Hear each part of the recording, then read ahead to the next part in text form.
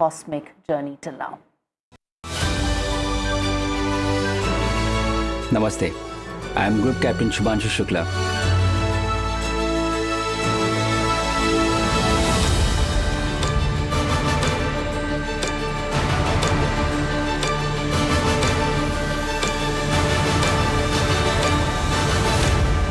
India's big cosmic leap, finally set to become reality after repeated delays. Indian astronaut Group Captain Shubhanshu Shukla could fly to space in just a few hours on board the Axiom-4 mission. This will mark India's return to human spaceflight after more than 4 decades, since Wing Commander Rakesh Sharma flew on a Soviet mission in 1984. Shukla's maiden flight aboard SpaceX's Dragon spacecraft will make him the second Indian in space. There have been repeated delays on this particular Axiom-4 mission, which are sometimes called Mission Akash Ganga.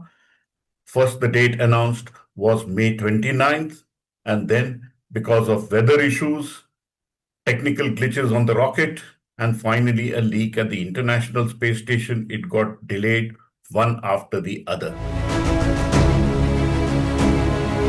The Axiom-4 missions, operated by Houston-based Axiom Space in partnership with NASA, is a commercial venture that will carry a 4-member international crew aboard a SpaceX Dragon spacecraft.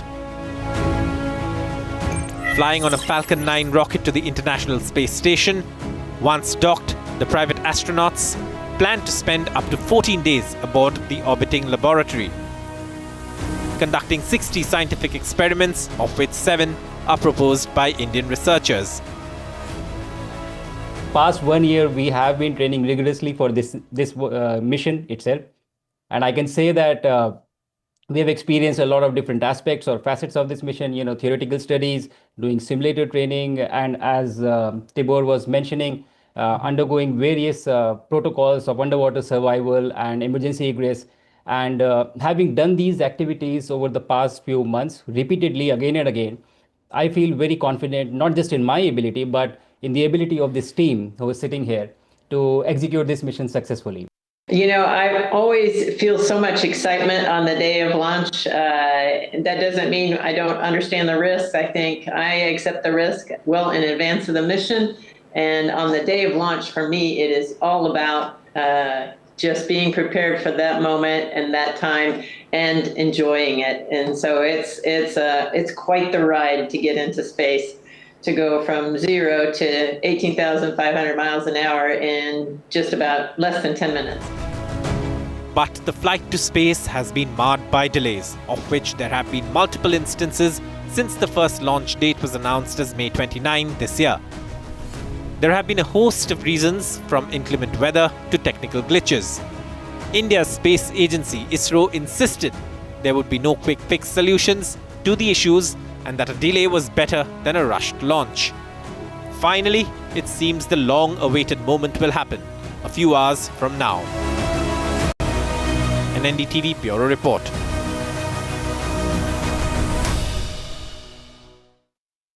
All right, India's Shubhanshu Shukla, who will be one of the 4 astronauts in this Axiom-4 mission. Pallava Bagla spoke with him about the significance of this, the importance of this mission, and what it feels like to be the second Indian to be in space after 4 long decades. Listen into a slice of that conversation. Group Captain Shubhanshu Shukla, this is your first sortie into space. How confident are you of pulling it off? And also, how confident are you about having a happy landing or a happy splashdown? Thanks a lot. Namaskar, Baglaji. Thank you for your question. You're always humorous, and that lights us up here back in Florida. Yes, this is my first sortie to space. And the past 1 year, we have been training rigorously for this mission itself. And I can say that we have experienced a lot of different aspects or facets of this mission, theoretical studies, doing simulator training, and as Tibor was mentioning, undergoing various protocols of underwater survival and emergency egress.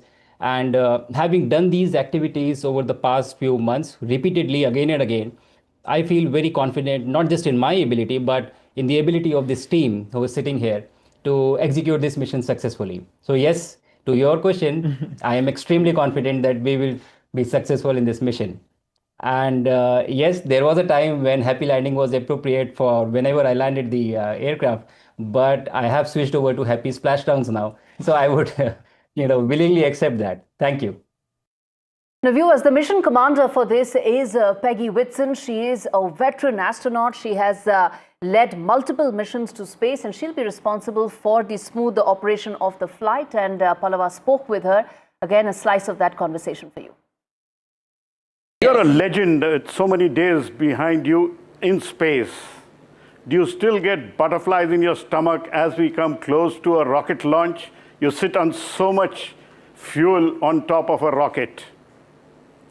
I always feel so much excitement on the day of launch. That doesn't mean I don't understand the risks. I think I accept the risk well in advance of the mission. And on the day of launch, for me, it is all about just being prepared for that moment and that time and enjoying it. And so it's quite the ride to get into space, to go from 0 to 18,500 miles an hour in just about less than 10 minutes. Dr. Whitson, Shubhanshu Shukla is with you. He's a pilot on board this mission. Obviously, a huge amount of interest over here in India. It's been so many decades since we've had an Indian up in space. Could you tell us about, how it's been working with him, how you've trained together? Any thoughts about your pilot on this mission? I am very proud of my pilot on this mission, and I think you guys should be too. He is an amazingly talented person, obviously with his background in military aviation. He's come in and embraced understanding all the Dragon systems, and he's a systems expert on everything about the Dragon, everything from the comm systems to the guidance and navigation. He is extremely knowledgeable, and on top of that, he has been learning the experiments that he will be conducting on board the International Space Station, and I know he's going to be extremely competent just because of his natural style. But what's most fun about Shubhanshu, Shuks we call him, is that he has a fantastic sense of humor, and I really enjoy how he fits into the team. He helps and assists the other crew members as well, so he's obviously a natural leader. And it works out phenomenally well. I'm very comfortable with the idea of flying in space with Shuks. Group Captain Shukla is the pilot on the mission. So what is the role of a pilot? You're the commander, he's the pilot. And who carries joy? The commander and pilot work together. So anytime we do commanding, it's done by both. Shuks will activate the command, and then I will execute it. So it's all a very integrated process. So he and I are working very closely through the procedures as we conduct them on board, and so it's very integrated. Our little 0G indicator is going to be over near Swadesh. And in seat 1, and we will show you once we get to space how well she floats.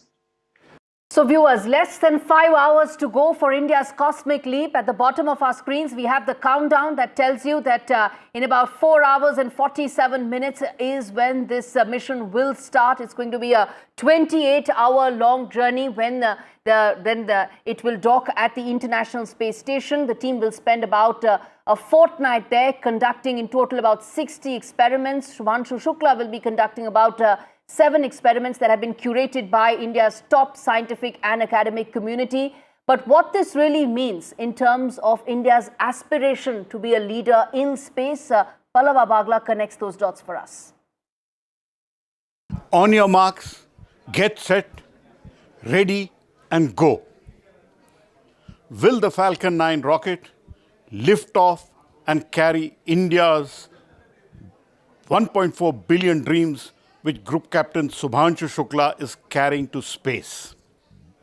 All eyes are on the Falcon 9 Crew Dragon, which will lift off from the Kennedy Space Center and will carry India's astronaut Group Captain Shubhanshu Shukla and 3 other crew members to space.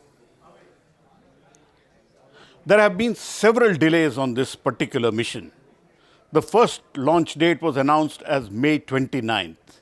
Since then, because of weather, glitches on the rocket, and finally glitches at the International Space Station have repeatedly delayed this human space flight, which will be India's second foray to the space by an Indian. If all goes well, after the rocket lifts off, in 8 minutes, Group Captain Shubhanshu Shukla, who's piloting this mission, would be in space and would create history for India. Group Captain Shukla will go to the International Space Station. He will spend 14 days at the International Space Station and conduct 7 India-specific experiments at this large football field-sized space laboratory. The Falcon 9 Crew Dragon is a highly reliable rocket, but these repeated delays have left concerns in the minds of people. Group Captain Shukla and his 3 crew members have been in quarantine for over a month. But if all goes well, Group Captain Shukla will create history. Indeed. Now, this is a liftoff that India is now awaiting, and viewers, in less than 5 hours, that liftoff will take place. Now, the Dragon spacecraft that is atop the Falcon 9, what really is it all about? Let's get in Parmeshwar Baba, my colleague, to tell us more about the vehicle that is set to now create history for the world and, of course, for India. Well, a wheel of cheese, 26 humans, 51 missions, and 1 very persistent billionaire.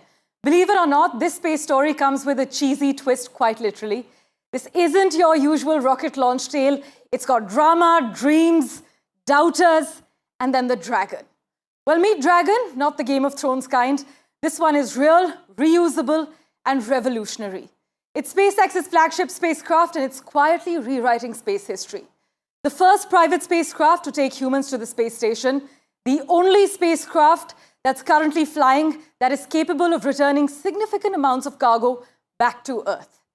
Well, it's completed 51 missions, 46 visits to the International Space Station alone. 10 human space flight missions have been accomplished, carrying 26 humans. It's also capable of carrying up to 7 passengers to and from Earth's orbit and beyond as well. On the Dragon's capsule's first test flight back in December 2010, you must note, it carried a wheel of cheese into orbit. Dragon's record includes 31 total reflights as well. And in terms of the build, well, it's almost 8 meters high and 4 meters in width. Dragon has a bell-shaped forward compartment that is pressurized and a cylindrical rear compartment called the trunk that is unpressurized. In fact, a pair of solar arrays that power the spacecraft are attached to the trunk as well. Now, in terms of the load that it can carry, Dragon can actually carry 6,000 kilograms of supplies to the International Space Station. Now, Elon Musk has said that he named his spacecraft Dragon after the fictional Puff the Magic Dragon from the hit song of the music group Peter, Paul and Mary. Musk, in fact, said that he used the name because many critics considered his goal impossible when he founded SpaceX back in the 2000s.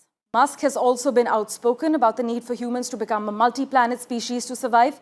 Eventually, he plans to modify this Dragon spacecraft to one day land on the surface of Mars.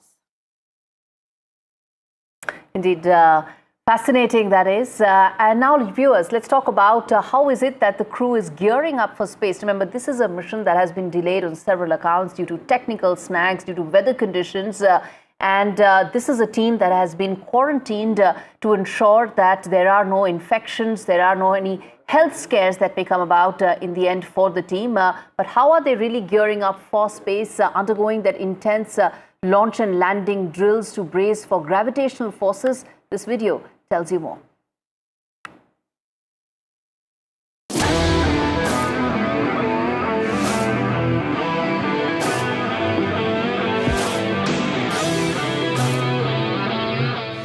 here in Philadelphia today doing preparations for sensations that we will feel during a launch, ascent, and then a descent as we re-enter the Earth's atmosphere, and then also if we did an emergency launch escape profile. So any of these are really good for a person who's never experienced spaceflight to get the sensations of what does it feel like. So the centrifuge training is not something that is new to me. I have been a fighter pilot and we are exposed to this kind of training regularly in our profession, and we do the training at frequent intervals. And centrifuge is a good way to experience that and expose the crew to these G loads before they finally experience it in the flight itself. A couple of months ago, during the Honor program, it was still part of our selection. I did these profiles. It was huge fun. I got to experience the whole experience. I know how it acts on my body. So based on that, I'm not calculating with any surprises today. But of course, every day is different. So we will see how it goes. This test in the centrifuge made me excited about the spaceflight, that's for sure. But what I would say is, because I had a chance to experience this before, I think I will be much more ready for the flight in the real rocket.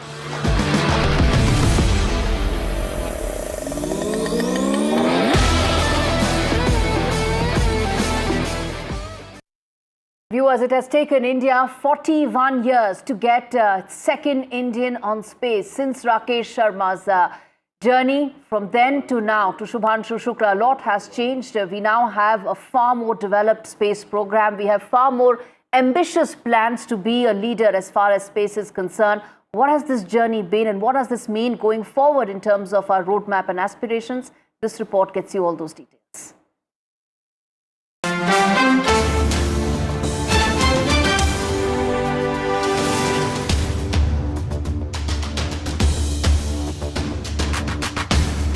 In 1984, an Indian Air Force pilot left Earth and entered legend. Rakesh Sharma's flight into space wasn't just a mission, it was a movement. 41 years later, another Indian pilot is strapping in and lifting off.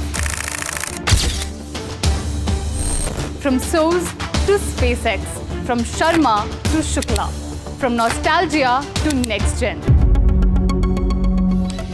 He launched from the Baikonur Cosmodrome on 2nd April 1984 aboard Soyuz T-11.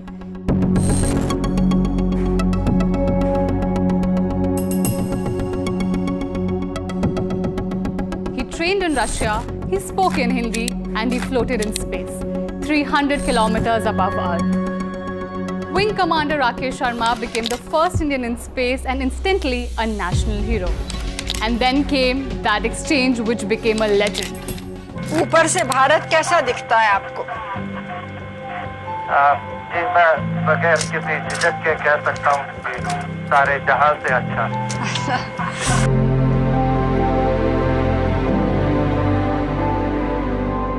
सारे जहां से अच्छा दोस्ता। That wasn't just an answer, it became India's space anthem. 41 years of waiting. India didn't stop exploring space. We launched rockets, we reached Mars, we built satellites. But for 41 years, no Indian returned to space. No one followed Sharma until now. Meet Shubhanshu Shukla, an IAF test pilot just like Sharma, fiercely trained, laser-focused, and now India's newest astronaut.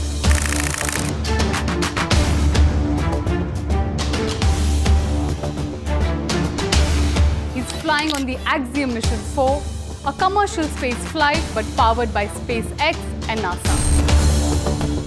Axiom calls him wicked smart, India calls him a comeback.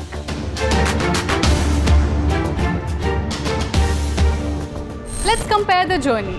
Sharma flew on Soyuz manual systems, Russian commands. Shukla will fly on Crew Dragon touchscreen controls, AI-backed monitoring. In 1984, we had one astronaut and one mission. In 2025, we have one goal to become a space power.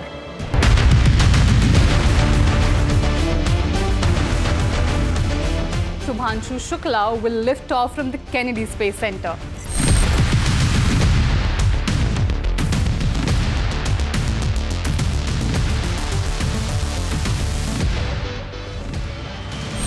But for us, this is personal.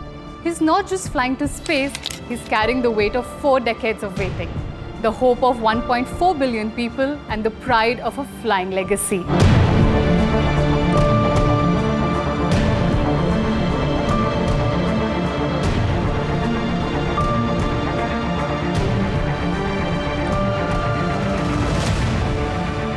This isn't just a space mission, it's a national moment, a bridge between past and future.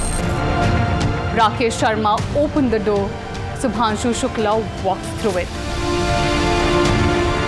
Rakesh Sharma told us India looked beautiful from space. Shubhanshu Shukla will look down and see how far we've come.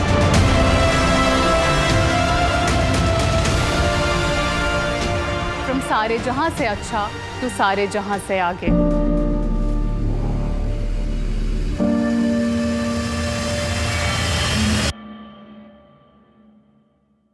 It was in 1984, viewers, that Rakesh Sharma became the first Indian to fly to space aboard the Russian Soyuz. He spoke to Pallava Bagla about what it means now for Shubhanshu Shukla to take that journey forward for India's next space mission. Listen into a slice of that conversation. India has great ambitions in space. Today we have over 50 satellites. We've had more than 100 launches. And we have great plans. Prime Minister Narendra Modi has given India a roadmap to go up to 2040, 2047. Gaganyaan, followed by Bharatiya Antariksh Station, whose model you see here, and then landing an Indian on the moon by 2047. Who better to tell us about India's roadmap than Wing Commander Rakesh Sharma, who flew to space in 1984 on a Russian mission. And he called India, what did you call India, sir, from there? Same, which even today it is, Sare Jahan Se Acha. It is still Sare Jahan Se Acha? Absolutely. And it's going to get even better. Lovely. He called it Sare Jahan Se Acha when Prime Minister Indira Gandhi asked him, and he still thinks so. So, about the human space flight program, we have first the development of Gaganyaan, which is happening. You have been involved with it. How is the development happening? Is it keeping good pace with technology? Oh, yes, indeed. It's very current from the technology standpoint. And so many inputs have already come in. And that is why I think we'll make sure that it's going to keep improving. And all of whatever we've learned from wherever we get the gyan, is going to be utilized, and which is all to the good. So, Gaganyaan, in your opinion, progressing well, step by step, yes. Slowly but steadily? Certainly. That's the way to go, because we are opening the envelope, and that's how testing is done. Yes. You were trained in Russia. You've interacted with our 4 astronaut designates. Is the training up to the mark? You see, they've had the same kind of training before they started in Bangalore. So therefore, I would say they'd be better prepared because they've learned the basics in Moscow at the Yuri Gagarin Space Center. That's where you trained? That's where I trained. This is the one, huh? Lovely. Yeah. You can show it. That's the Yuri Gagarin. Yeah. Lovely. Yes. What proud moment. I've seen your picture there. Yeah, so now that they are back, they are training on the vehicle which they will be going up in from Sriharikota. So that's the part of the training they are now busy with. In between, of course, Shubhanshu has gone to the US to get an insight onto how systems work on the International Space Station. And that information will be utilized in the Bharatiya Antariksh Station. And we have 5 modules, and by 2028 we may have the first module in space. And we also have right behind us the new generation launch vehicle, exactly. a heavy lift launcher which ISRO is making. Yes. All right. In addition, as far as we keep a very close watch on this entire takeoff. Viewers, it's also important to tell that what are the kind of experiments that will be conducted by Shubhanshu Shukla. There'll be 7 experiments that have been curated by the Indian academic and scientific community that will focus on whether or not some microgravity experiments can be conducted there. And in addition to that, there will be 5 that ISRO and NASA will jointly conduct on the 14-day time that the team will be in space. How significant those experiments will be, what would be the kind of learnings that it will lead to, and how that will aid India's space journey going forward are some of the questions that we are likely to get answers to through this entire Axiom-4 space mission. And that was put forth to Ajay Sood, Professor Ajay Sood, the Principal Scientific Advisor to Government of India, and Pallava Bagla spoke with him. Listen in. India's astronaut Group Captain Shubhanshu Shukla is ready to fly to the International Space Station. He studied at the Indian Institute of Science, Bangalore, and I have with me Professor Ajay Kumar Sood, the Principal Scientific Advisor to the Government of India. He, myself, and Shubhanshu, for full disclosure, we share the same alumnus. Thanks a lot for speaking to me, Professor Sood. Professor Sood, what is your message for Group Captain Shubhanshu Shukla as he is ready to take this important flight and make history? First of all, my very best wishes and congratulations to Shubhanshu on this historic milestone in his very distinguished career from the test pilot to an astronaut, which is happening anytime soon. As you mentioned, I had the privilege to meet all the 4 astronauts, Indian astronauts and their families, when ISC invited me. Which is the Indian Institute of Science. Indian Institute of Science, to meet them. And really, we had a wonderful conversation with Shubhanshu and the team and their wonderful family. So it's really a great moment. It is also a moment to reflect India's journey on this science and technology path. We have, if you look at from the way Vikram Sarabhai started the space program to where we are now, from Chandrayaan 3 to our Gaganyaan, all this really reflects our aspirations, our ambitions, and our commitment to science and technology. And especially in these last 11 years, the tremendous progress which has happened in all fields of science, including space science, have been phenomenal. This is not only a journey of Shubhanshu. It is really a journey of all our aspirations to the space. And there we really are setting the stage to even go higher. So this is a wonderful moment, and I really congratulate all the people who are part of it.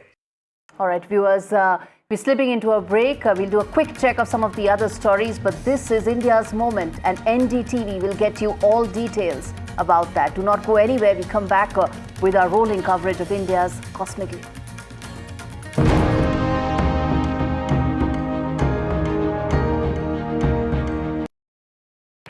Is your business future ready?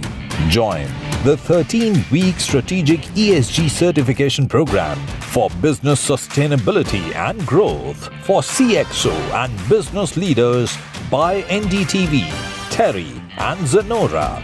Master global ESG frameworks, gain real-world tools, and lead with impact. Starts July 13th. Enroll now and power your business with sustainability. Do you really know the company you invest in? What is the real picture behind presentations and claims? Is the outlook as rosy as the company claims? Know Your Company, powered by NDTV Profit Research, shines a light on the biggest stock market movers.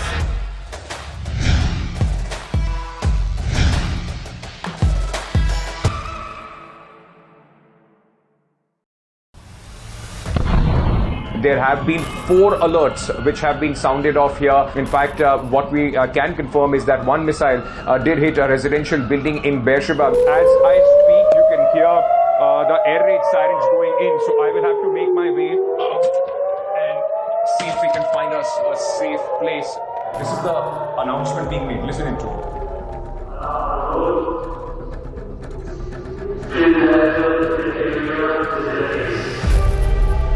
We are coming to you live from this location which was hit in Beersheba, a residential high-rise.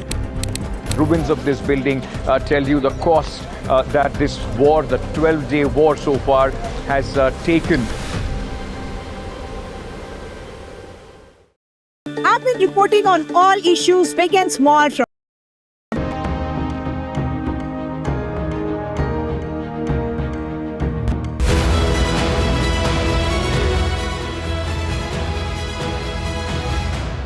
Shuks, good luck to you and the rest of the crew.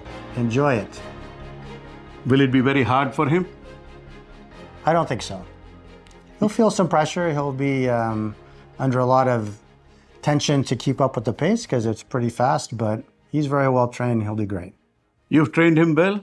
Very well. 10 months under your tutelage and under the Axiom Space, you've seen him close. Will he make an outstanding astronaut? I have no doubt that he'll do great. Will there be a happy landing for him? Happy splashdown. A happy splashdown for Group Captain Shubhanshu Shukla.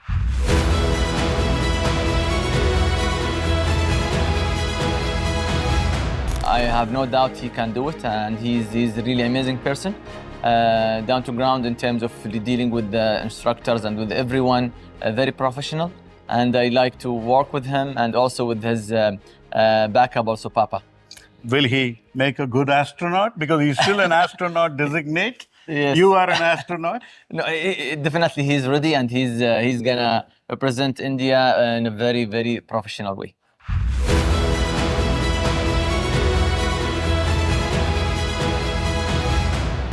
Will Shubhanshu Shukla make a good astronaut? Oh, I think he will. I think the 4 astronaut designates from India, they're fantastic people. Have you interacted with all of them? Yes. I was lucky enough to meet them a while ago. They were having some training in different locations across the world, and then I was also training for my second mission, and that's how we met. And we've been being friends ever since. So even now and then we exchange, text messages, and we give ourselves some news. Shuks came to Cologne, EAC, the home of the European astronauts for training. And if things go well, I'll be at the launch cheering for him. Any message for Group Captain Shubhanshu Shukla, who's a fighter pilot, an extremely well-trained test pilot from India, as he goes into space? Yeah, absolutely. I would say trust your training, because sometimes, it's still an unexpected environment that he hasn't been in, that you haven't been in. So trust your training like you've been doing your whole life. Do the right thing, keep calm if things don't go the way it's expected. It's space, it doesn't always cooperate, and enjoy the ride. Try to make yourself some good memories. Look at the Earth, take pictures of your activities, of your crewmates, and it's gonna go super fast. So be really conscious in trying to imprint those memories on your brain, because you're gonna need them when you come back.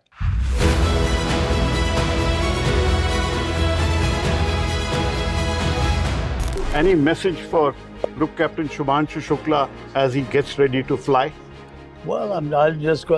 I tell Shubhanshu all the very best, happy landings, and look forward to whatever you're going to see. You'll come back a changed person, is what I'm going to. Did you get changed?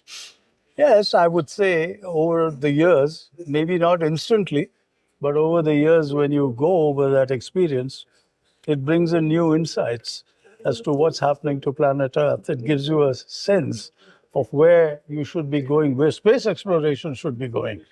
So that it does change you.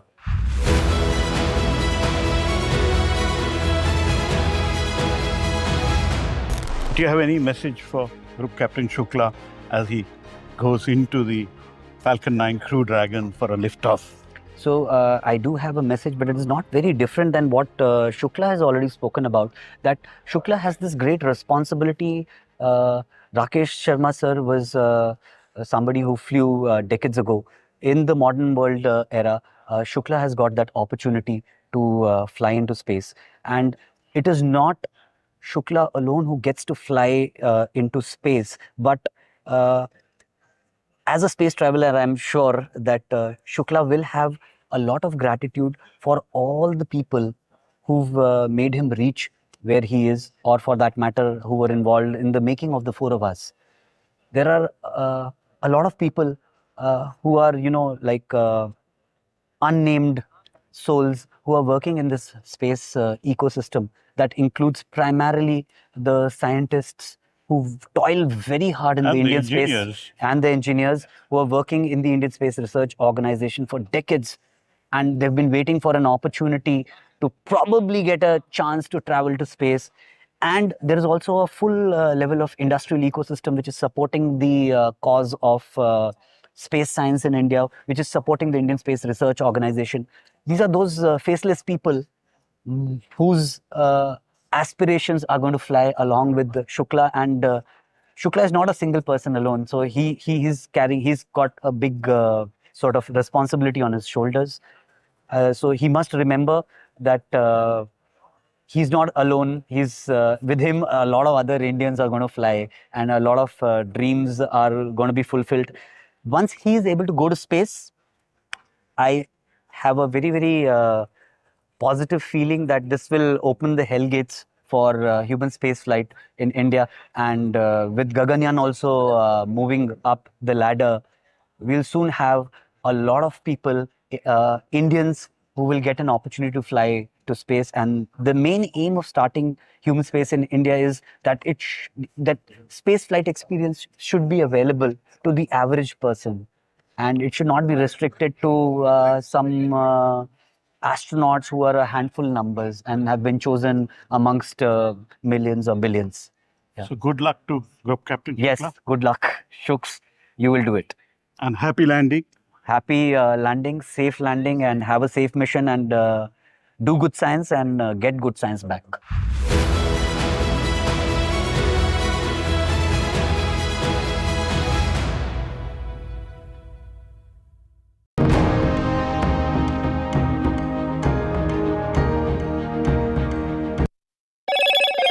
Hello, Moto. Motorola, India's leading AI smartphone brand.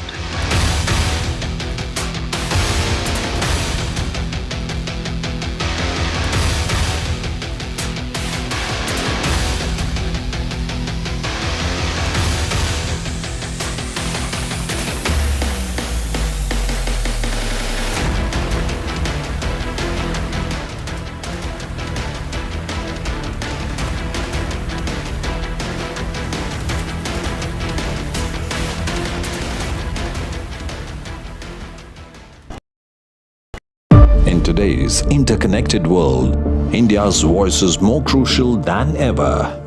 When India speaks, the world listens. At NDTV World, we are that voice, bringing you intelligent and insightful news from India and beyond.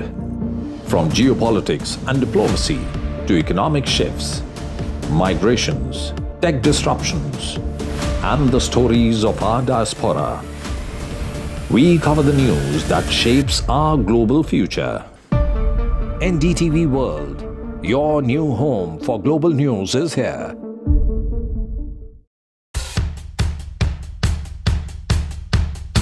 The markets move fast. And so should your portfolio.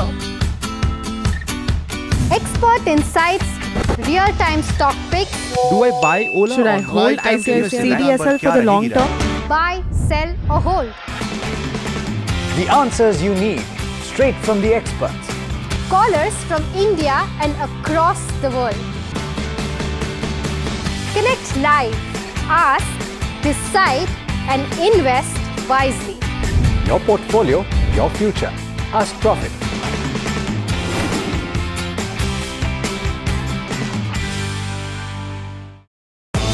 सज गया है मंच, शिरकत करेंगे जाने माने कलाकार। NDTV का क्रिएटर्स मंच है आपके लिए तैयार। शामिल होंगे लेजेंडरी राइटर जावेद अख्तर, अपनी कविताओं से युवाओं के दिलों पर राज करने वाले कवि कुमार विश्वास, समय से परे की फिल्म बनाने वाले डायरेक्टर इम्तियाज अली और best selling writer Chetan Bhagat. यहाँ फन और एंटरटेनमेंट मिलेगा साहित्य से, नई रचनाएं, नई सोच, नया मंच। NDTV लाया है आपके लिए क्रिएटर्स मंच। आप भी जुड़ें NDTV नेटवर्क पर।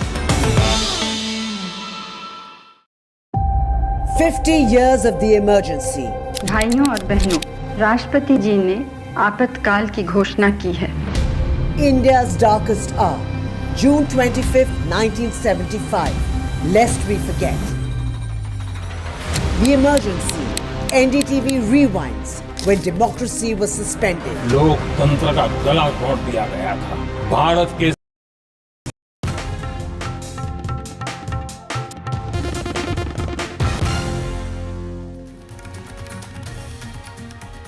All right, viewers, a quick check of some of the other stories coming in this morning. First up, Tamil actor Srikanth has been arrested for allegedly buying cocaine.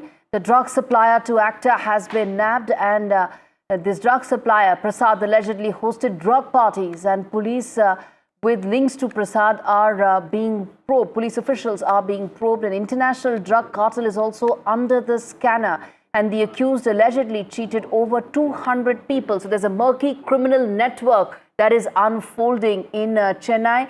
To know more about this, let's quickly get in Sam Daniels in terms of the significance of this and also the next step as far as the probe is concerned.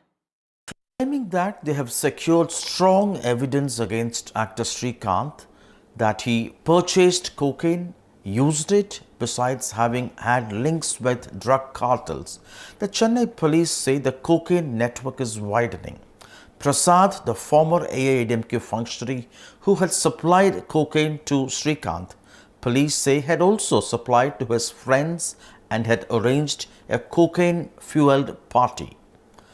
Besides this, police say Prasad also had indulged in blackmail and in a job racket to the tune of 2 crore rupees, cheating around 200 people, promising them government jobs. One more person, Ajay Vandayar, Prasad's friend, police say, had indulged in land grab, particularly intimidating NRIs having properties in Tamil Nadu and taking over their properties illegally by forging documents.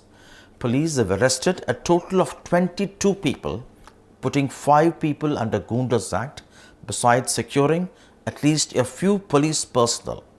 Investigation is underway and the case appears to be only getting murkier. In Chennai with Suresh, Sam Daniel, for NDTV.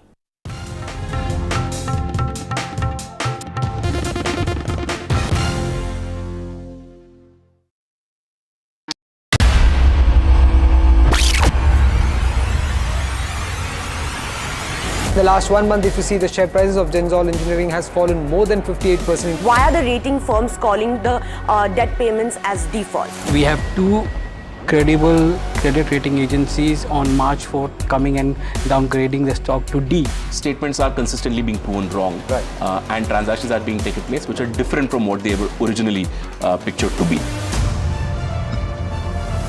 The company claimed it would roll out 6,400 electric vehicles. But what it has rolled out is a shocking scam. Funds meant for the project were funneled allegedly back to the promoters, the Junkie brothers. What is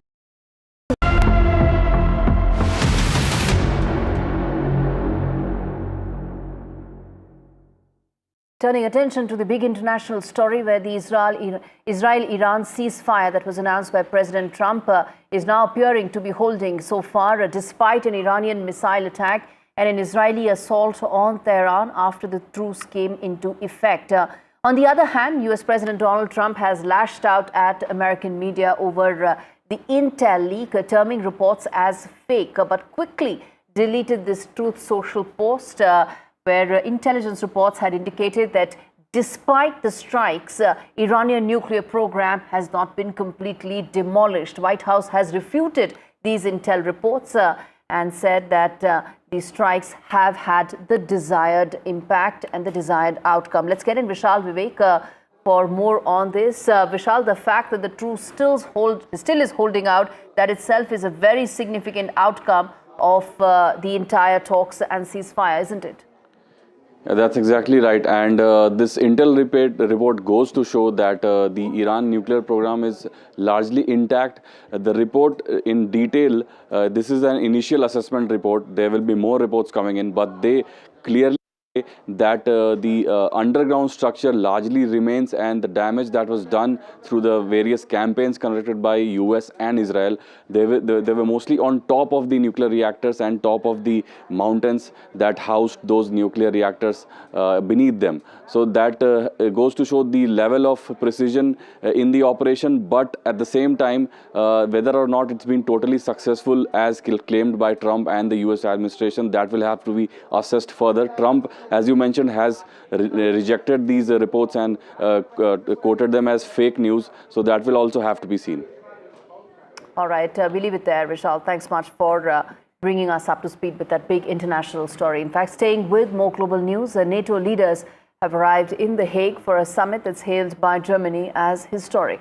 Now, this is a summit that's aimed at securing peace in Europe for future generations. NATO allies are poised to approve a major hike in defense spending under intense pressure for Donald Trump. But Trump has all along been saying that if Europe wants more security, they've got to pay for it. Washington, it will not be spending more on European security. That will mean 5% of GDP by 2032 has to be spent by European countries on defense, which is currently at just about 2%. Let's quickly get in a word from AP on this, a move that is likely to significantly ramp up defense spending by European countries.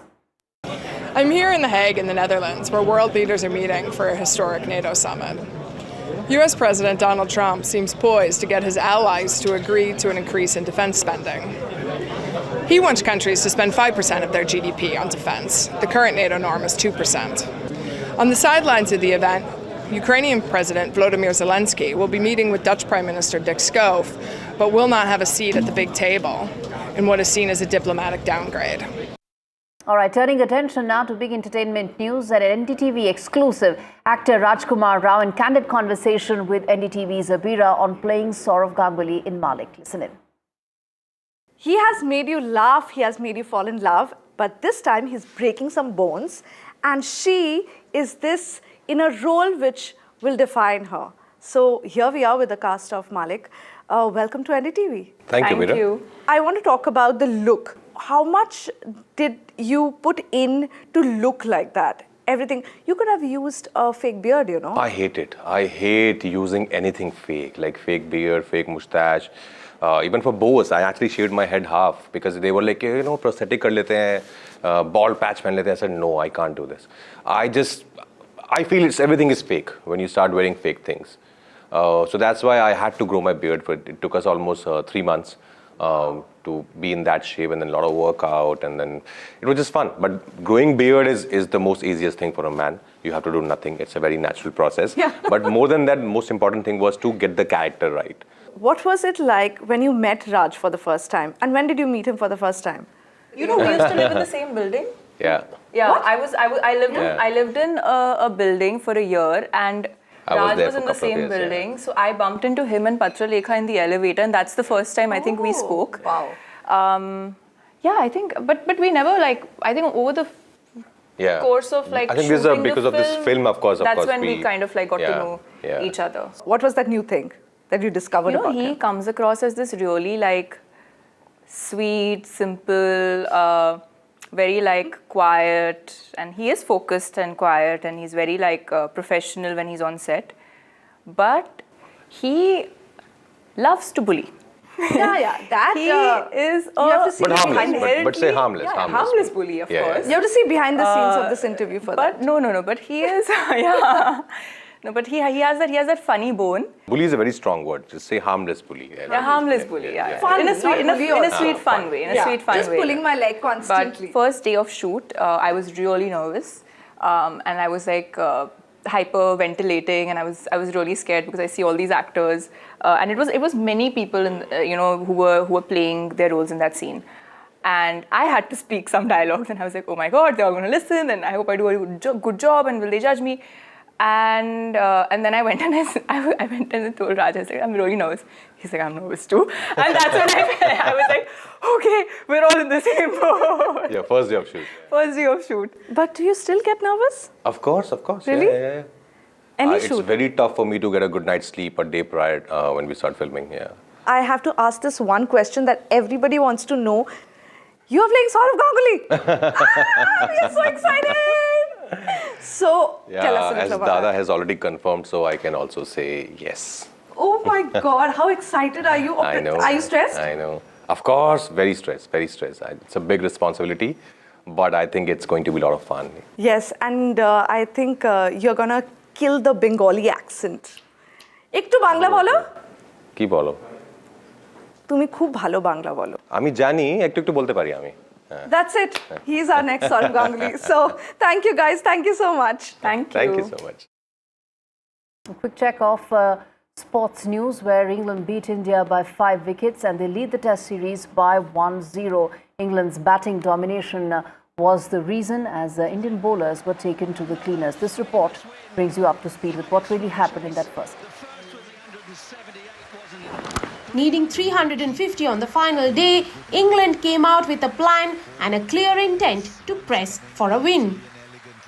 The Indian bowlers were made to sweat as they had a wicketless first session.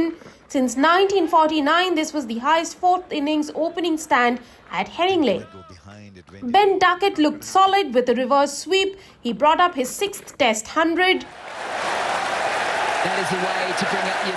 Rain gave India a breather in the second session, but shortly after the resumption, Prasidh Krishna got India double breakthroughs in the form of Crawley and Pope. Duckett continued to play shots all around the wicket as Sanjay Manjrekar said that the pitch had gone off to sleep. He scored 149. When he went, England needed 118 to win. 2 wickets in 2 balls shortly after put Shardul Thakur on a hat-trick. India sensed a twist, but England needed just 102 for a win at tea. Ben Stokes' reverse sweep had not been convincing of Jadeja, and he top-edged one to Gill in the gully region. When he went, England were 302 for 5. In walked Jamie Smith with a job at hand. India did not bring in Jasprit Bumrah with the new ball and let England have a field day. Joe Root notched up a half-century on his home ground. He remained unbeaten on 53 to fashion a fantastic 5-wicket win for England. The hosts took a 1-0 lead in the series.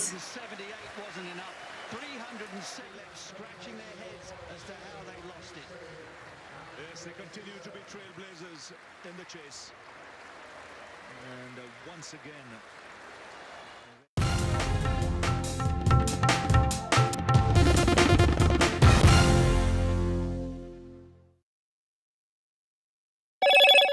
Hello, Moto.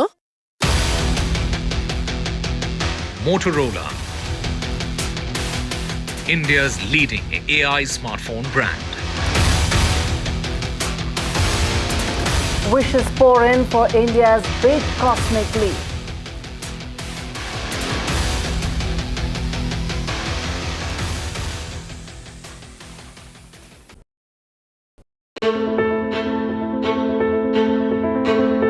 News is not just headlines, it is what impacts you. And news should never be mistaken for noise. What matters is the reality. Accurate, in-depth, and with the right perspective. For over 20 years, I have been a journalist, and never has clarity mattered more than now. At Newsnight, we go beyond the surface. We dissect the details, challenge the narratives, and bring you the unparalleled clarity you deserve in a world clouded by misinformation. We are bold, we are direct. Newsnight, for the news in your interest. Only on NDTV 24/7. If it matters to you, if it matters to you, if it matters to you. It matters to India. It matters to India. And it matters to me. And it matters to me. India Matters with Shivaru. Only on NDTV 24/7. How often have you turned away from debates that descend into endless fights? We bring you a show where every question is answered, where every debate finds its resolution, where every story finds its conclusion, where opinions collide but facts prevail, where stories unfold with insights and trust. When the noise ends, the last word begins.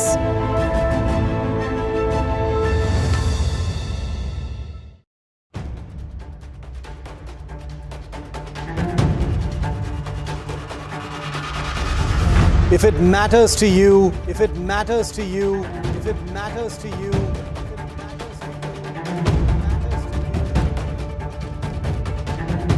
it matters to India. It matters to India.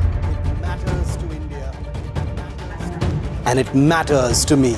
And it matters to me.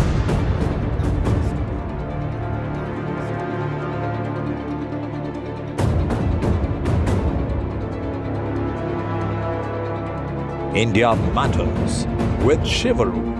Only on NDTV 24/7. Is your business future ready? Join.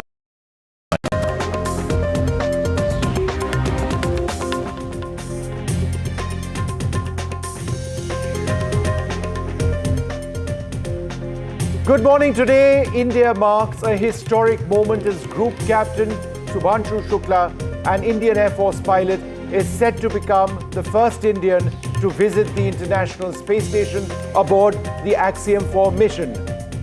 It launches at 12:01 p.m. this afternoon from NASA's Kennedy Space Center in Florida.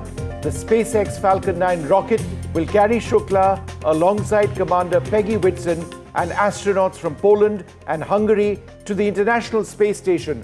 After multiple delays because of technical issues and weather concerns, the mission is now cleared for liftoff.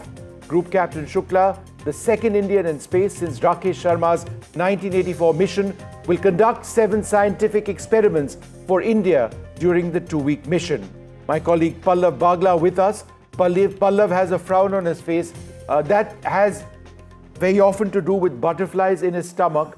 But as you will notice in the next couple of hours, that smile will become larger and larger. And once that blast off is done, then anything is possible. But be that as it may, let's face it, excitement, anticipation, and tension, because it's not easy. Space launch never is, no matter how many times it's happened. And there have been concerns on this mission prior to its launch. We'll spend a lot of time talking about that.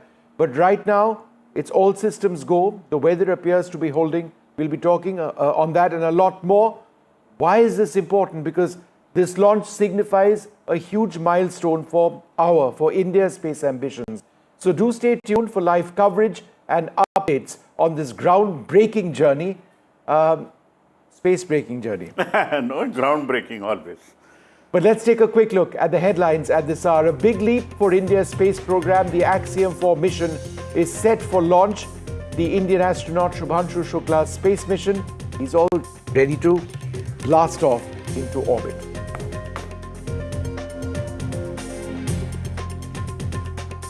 Wishes pour in for India's big cosmic leap from all across India and indeed the world. The Israel-Iran ceasefire appears to be holding. A report says the strikes didn't destroy Iran's nuclear program. But we've got new satellite imagery on NDTV, which we should be coming up with in the next 1 hour, going beyond what you see on your screens, which seems to suggest that, in fact, the hits are fairly substantial. The Tamil actor Srikanth's arrest linked to a cartel. The arrest uncovers links to a crime syndicate. It could be a job racket and land grabbing These are what the allegations are which are emerging. There is technology available for Pallav's favorite Tirupati laddus. A UPI-enabled kiosk, not one but many, have been launched at Tirumala. Pilgrims can pay with UPI and then they get their laddus.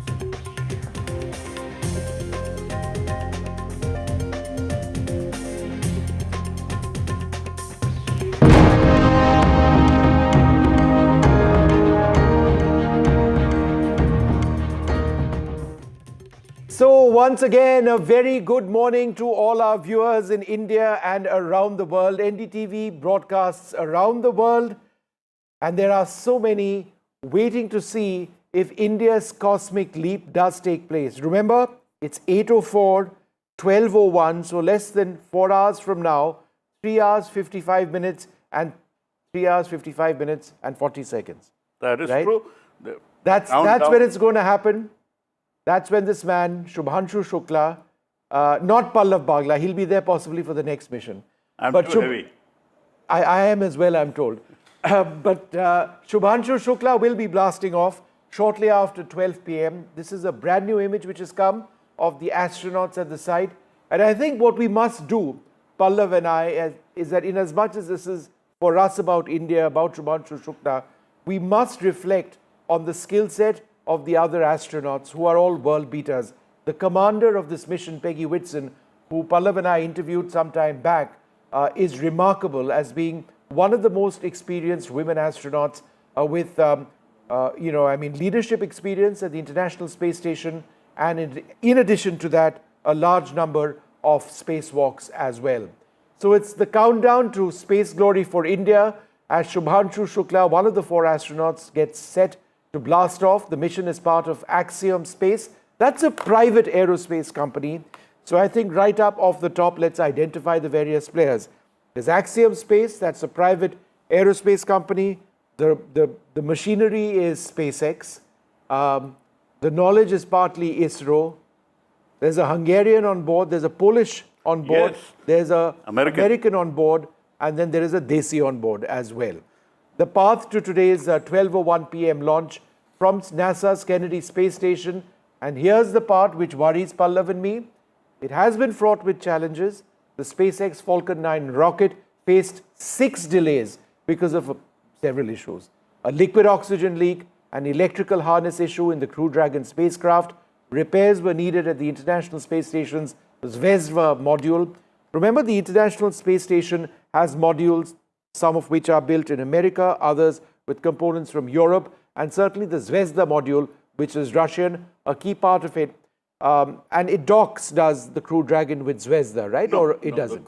The Space Dragon, as it goes to the International Space Station, will dock with Harmony, which is the American module, and there are no issues there. In fact, today there was an update that the Zvezda model, they have reduced the pressure to make sure. So what was the problem with this? Because that was a reason for the delay. Yes, one of the last reasons for the delay was that there was a pressure signature on the Zvezda, the Russian module. There was a puncture on it many years ago, and that was giving them some trouble again. And NASA and Roscosmos were not willing to have extra people on board, because it's always better to be safe on Earth than sorry in space, till they had fixed what was the issue on the Russian module. I don't think it has been fully fixed, but they have decided to go ahead with the launch. And today morning they said they're reducing the pressure on the Russian module by a little bit to make sure that the pressure doesn't leak. But at the same time, that part is sealed off. That's not going to interfere with this mission. It will launch dock with Harmony, which is the American module, and things should be all right. And we have... All right, well, Pallav, we've got Max Massimino, a former NASA astronaut, joining us. Thanks, Mr. Massimino, very much for being with us. So it's a huge day. For us over here in India, it's extraordinary because it's going to be 4 decades plus, more than 40 years since an Indian went up into space. But in terms of this mission itself, there have been delays in the past. That is a part of space flight, we know that. But are you confident from the basis of what you're hearing that this is going to go ahead just fine? Can you hear me, Max? All right, we don't have that audio with him. We'll get it up in just a little while from now. But the point that I was mentioning is that despite the setbacks which have taken place, which Pallav briefly alluded to, Group Captain Shukla, joined by Commander Peggy, Whitson, and astronauts from Poland and Hungary, have been cleared for liftoff. They'll be conducting 7 experiments during the 2-week mission. It marks a proud moment for India's space program. Max Massimino back with us. Thanks very much, and a good morning to you. It's morning over here in India. There have been a couple of delays. That's not unusual in space flight, but are you confident on the basis of what you're reading and what you're hearing, weather-wise and tech-wise, that it's all systems go at this stage? Well, you never really know, and I apologize. I couldn't hear you for a while. My first name's Mike. You can call me that. Anyway, I was down for the launch a couple weeks ago. I was down there hoping to get to see the crew launch. Peggy Whitson is a very good friend of mine. She was my astronaut classmate, and I was down at that launch 2 weeks ago, ready to see it, and we kept thinking we were going to see it, and then we didn't. So as far as my confidence level is, as you get closer, the chances of going are greater, but you never know until the rocket lights. Right, and could you tell us a little bit about Peggy Whitson, your experience and having worked with her? No, she's great. She's been a good friend of mine. I've known her nearly 30 years, and we met as astronaut classmates back in 1996. And she's very accomplished as an astronaut. She has more time in space than any American. She's commanded the International Space Station. She was also the first civilian to be the chief of the astronaut office. So she was my boss for a while too, and she's a very good friend. She's a very accomplished astronaut, really good leader, a lot of fun to be around. And the crew is great. I mean, they were all real astronauts. This isn't a tourist flight. Each of them are real astronauts from their own countries. So I think it's a very exciting group of people, and all the countries involved, including, of course, India, should be very excited about the mission coming up. And hopefully they'll launch in a couple hours. And the launch itself, there's obviously tension attached to that. The first couple of minutes are critical. Could you run us through the process of the launch itself, let's say the last 1 hour, and then the launch itself? What exactly happens? Well, it's a lot of checking things, making sure the weather holds where it's supposed to be, making sure the spacecraft is working, the rocket, everything checks out. The crew will be fine. They'll be there inside the spaceship waiting. Probably talking to each other, getting very excited, but concentrating on what's going to be happening and hoping for the best. Most of the work is done by the ground crew, the people who are getting ready to launch the rocket.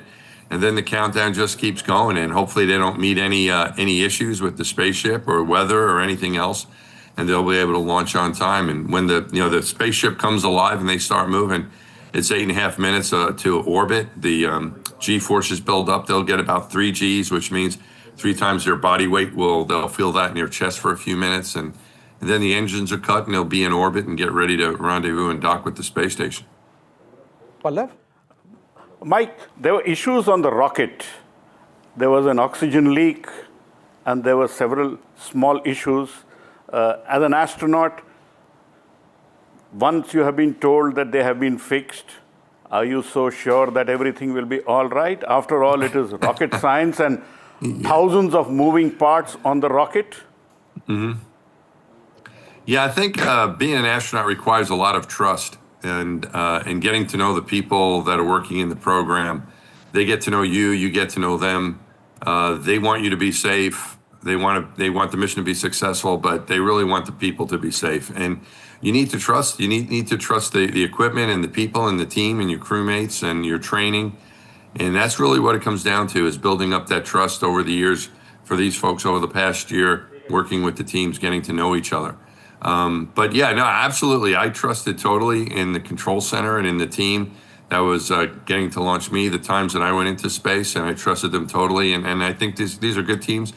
The SpaceX, NASA team, and all the different different agencies involved here really want the astronauts to be safe. So as an astronaut, when your team tells you the rocket's ready to go and everything is fixed, yeah, you trust in them and you believe them and you're ready to go. How frustrating is it to wait indefinitely? There have been 5 or 6 delays already, and then you're prepped, you're ready to go, and then things sometimes get delayed. Weather, tech, you come out. In this case, there were substantial delays because of a liquid oxygen leak, which needed to be fixed properly. ISRO said that they wanted a proper fix, not something necessarily just done easily on the pad. And so for crew members, that must be really frustrating because you don't really know when you're going to blast off, right? You never know. And once you enter quarantine, that's kind of like the big mark. You get in there about a week ahead of time and you stay in there as long as you're within a week of launch. So my flights, my first flight was, we went into quarantine. We were delayed 1 day. My second flight, we went off on time, so we weren't delayed at all. We had other delays before the flight, though. I was delayed for a year pretty much before I went into quarantine. And that was kind of okay. I think the difference here is that they went into quarantine, which means they're living in a separate facility at the Kennedy Space Center in that area. They have limited access to people. They have to, they want to stay healthy, so they're limited access to people who might have germs. Everyone has to be checked out by the doctor. And you're kind of out of society. You're kind of living off, in this quarantine facility for typically about a week. But once you get delayed, you have to stay there. And if you don't get delayed more than a week, you're going to stay there. And so I think that's what happened to them, is that they kept getting delayed a couple days at a time, so they never left quarantine. So I think it probably was a little frustrating for them. I did exchange some text messages with my friend Peggy Whitson to see how she's doing, and she's doing absolutely fine. I think that's part of being an astronaut, is that you understand that this can happen and you don't get upset by it. You don't complain about it. You just say, okay, it's a couple more days on Earth, a couple more days to see my family, to talk to my crew, to watch movies, to do whatever they're going to do. So I think, they probably want to go, but I think they're making the best of it and understand that, the sooner you go to space, the sooner you come back. So, in some ways, there's no real rush to get there, but I think they're all ready to go. No, but I'm just curious, half a sec, Pallav, you said meeting families, but then if they're in quarantine, they aren't in physical proximity to each other, right? It's a bit of a distance. Yeah, they're around each other. They can be around people who are checked out by the medical team. So, in other words, if you have a family member that's going to come and see you, or a friend that's going to come see you, they can't be ill. They'll get checked out by the doctor, and then they can come in contact with you. You can see them. So they can see people, but it's limited. It's not very many people, and there are not a lot of people around them. But they're instructors, they're good friends, some of their family members. Usually it's limited, one guest at a time. They're around other people, but they're not around crowds of people, and they're not out in the public. They're in the quarantine, so people come to them. Astronaut Mike, yes, Commander Peggy Whitson is a seasoned astronaut, but we have 3 rookie astronauts on this flight. They've been 4 weeks in quarantine. Is that the longest period people have been in quarantine at the Kennedy Space Center? And what would have this quarantine done to their minds? Because they need to be mentally and physically fit to be able to undertake this lovely journey to space. Yeah, they'll be fine. I don't know if it's a record or not. It's the longest one I've heard of.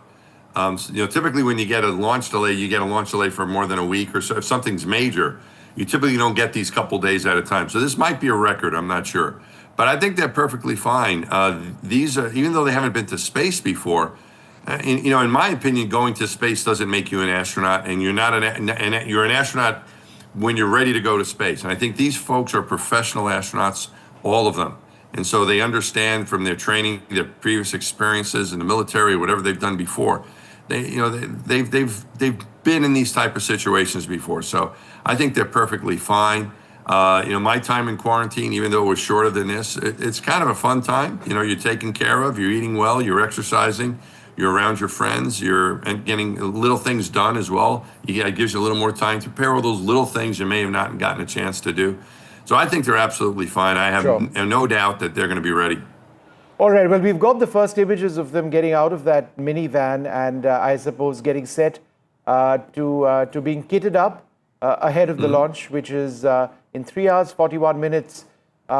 Max, you would know better what's happening. Mike, you would know better what's happening right now.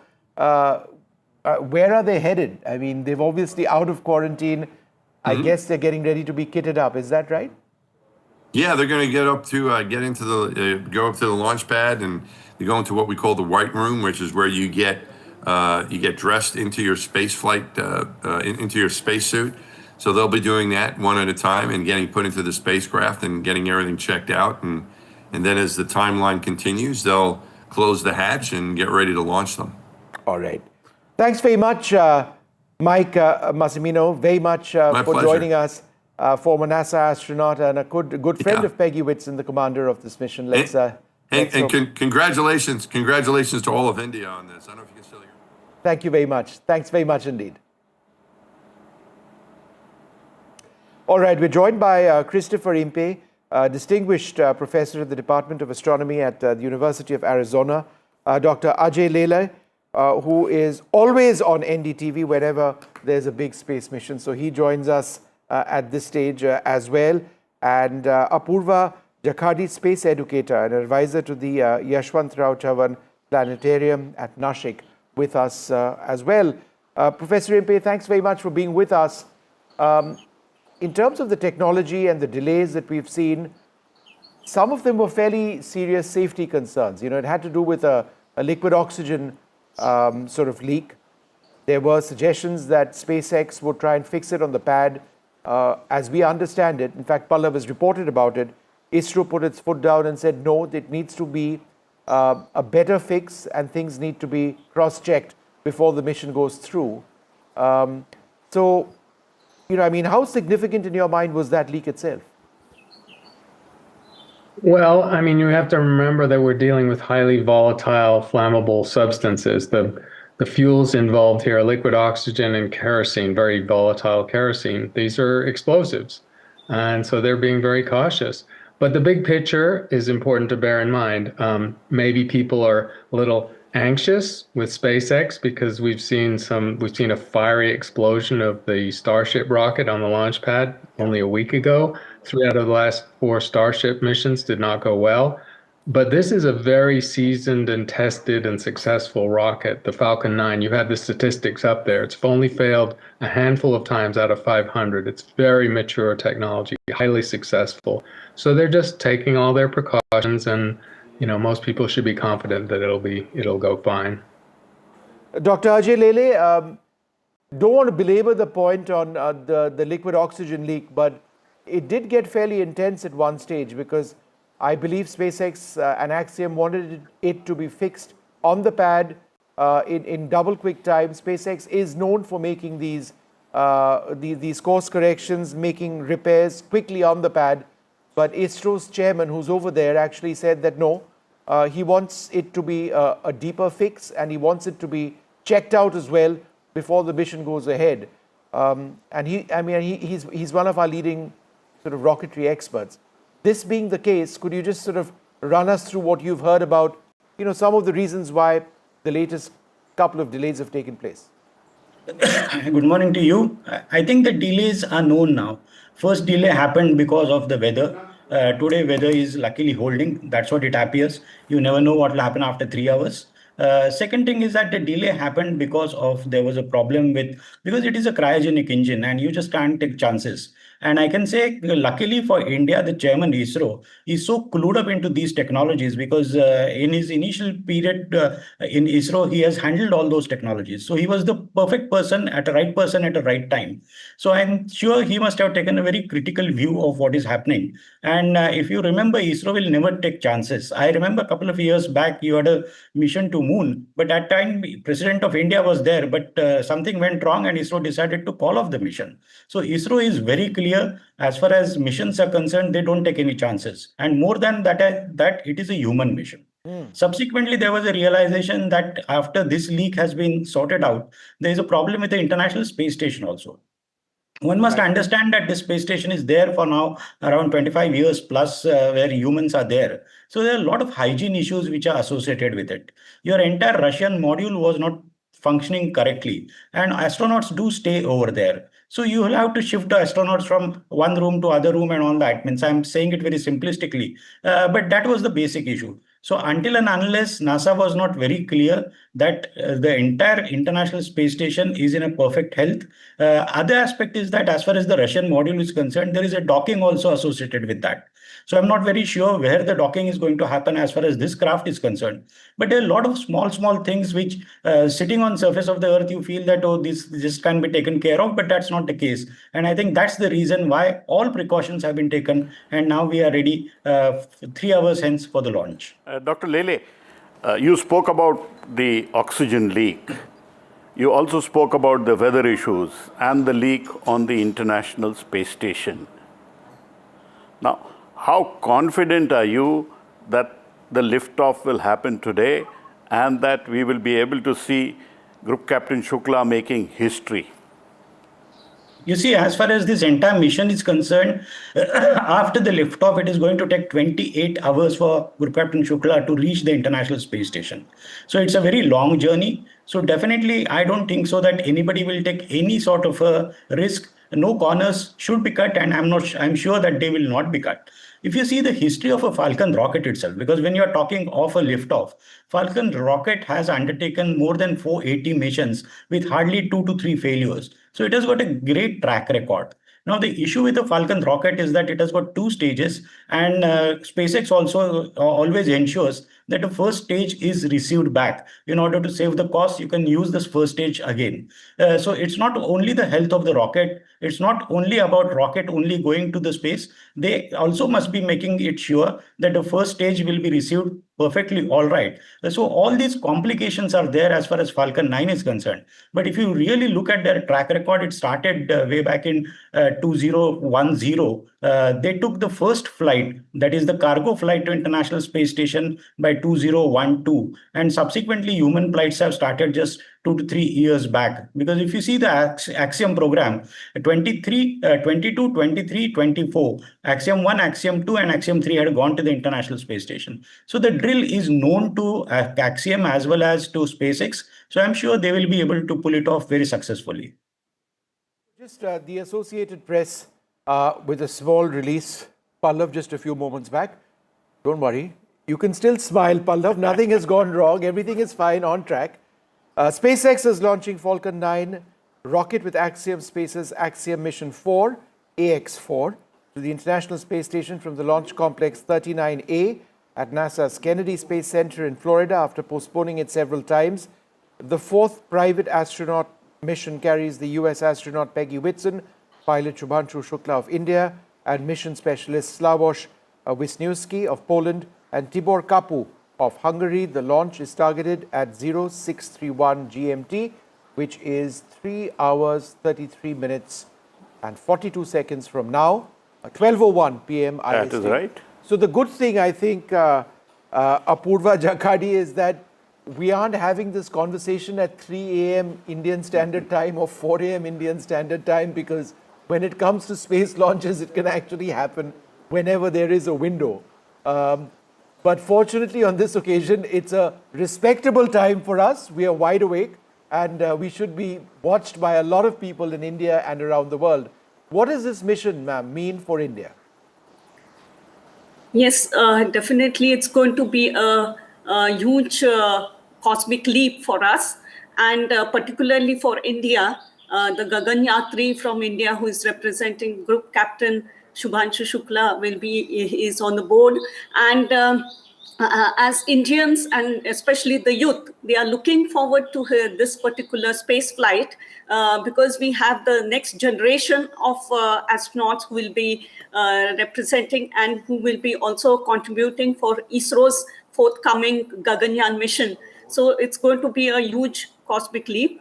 And as far as the forthcoming mission, we all are looking forward to this. It's an international collaboration, we know that. And when there is an Indian on board, the spirit is very high.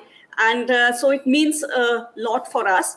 And I would definitely say that this roadmap of Shubhanshu Shukla is going to set an example for our youth, because they are all looking forward to this particular space flight. All right, Pallav. Now, this is the first step for India's Gaganyaan program, and I have called it the first step we are learning how to crawl. Beyond this, what is the roadmap looking like for India, and does that excite you, Professor? Yes. Yes, I mean, it's... Professor Impe, please. Sorry.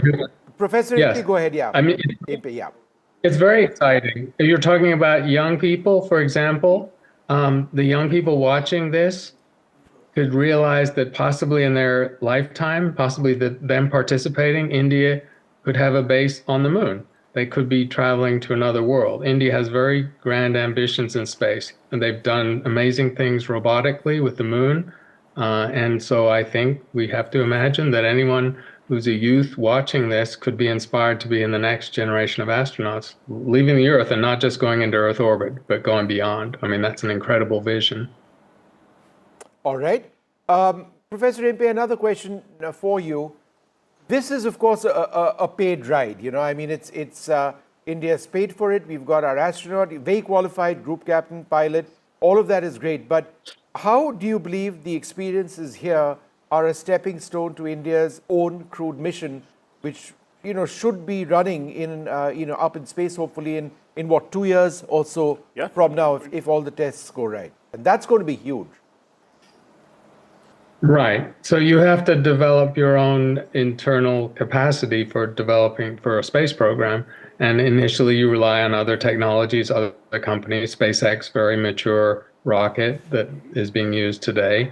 But India's already been developing its own space program. And, you know, I'll say the average age of a NASA engineer is in the upper 50s. And I'm pretty sure that the average age of the space engineers in India is in their 20s or 30s. So these are young, energized people. They've learned their trade and they're looking to the future. So yes, you build your own capacity as a country with grand ambitions in space. India has the resources to do it, has the motivation to do it, has the talent to do it. And so I'm very pleased to look forward and watch what happens in the next decade. All right, so just a few more details now coming in. Feeling pride for Axiom Space and more than a little fear of missing out, seeing off the AX-4 crew just before they head up to the suit-up facility is the commander of the mission, not the commander on board the spacecraft, Peggy Whitson, but the overall commander of the mission. We've got a lovely picture up of the crew. That's going to be up on your screen. We've got a different angle of that shot. Let's have that tweet up in just the next few moments as well. But what you see on your screen now is from, I think, about 20 minutes back, 15, 20 minutes back, when the crew got off that minivan to get to the place where they suit up, the suit-up facility, as it were, and they seem pretty relieved to be out there because they've been waiting for a huge amount of time. Ajay Lele, that's not been easy, has it? You know, I mean, a mission being called off so many times does put some sort of pressure on the crew. It takes a great deal of leadership, and Peggy Whitson is an exemplary astronaut. But her task would have been to ensure that her crew deals with these delays, right? And is fit, not just physically, but in their minds, to deal with any further delays and then deal with actually getting the mission done, right? That needs a lot of leadership. Definitely. If you see the entire trajectory of the astronauts going to the International Space Station or even otherwise going to space, most of them are with the Air Force background. In our case also, you say from Sunita Williams till Rakesh Sharma till Group Captain Shukla, everybody is an ace pilot, everybody is a test pilot. So what happens is that when you are in the business of aviation, you always go through all these challenges of a bad weather, engines malfunctioning, systems malfunctioning, getting delays for many days. People have got stuck on airfields, particularly airfields like Srinagar and all that. When weather goes bad, people get stuck over there for more than 1 week, 10 days, 15 days also. So these people are inherently trained into all those activities. So if you really ask me, their mindset is perfect in this. Means for them, this is not new. They have gone through this in their career on aviation for many years. Now it's just a step ahead where they are entering the career in basically becoming an astronaut. And you look at the type of a training which Group Captain Shukla has gone. He first underwent a training in Russia. Then subsequently, India has established its own center also to train astronauts in Bangalore. They were training over there. And since he was supposed to go on a SpaceX mission, separate type of a training is required. Hence, he was getting trained in US also.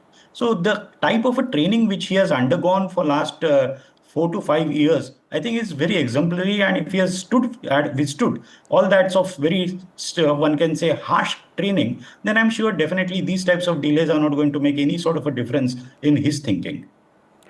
Certainly, it should not make a difference, and we have been told repeatedly, Commander Peggy Whitson told NDTV that he is wicked smart, and his own crew have said that he has a great sense of humor, right? Extremely qualified, and all of that. Here's a young man who is really keen to get this mission going.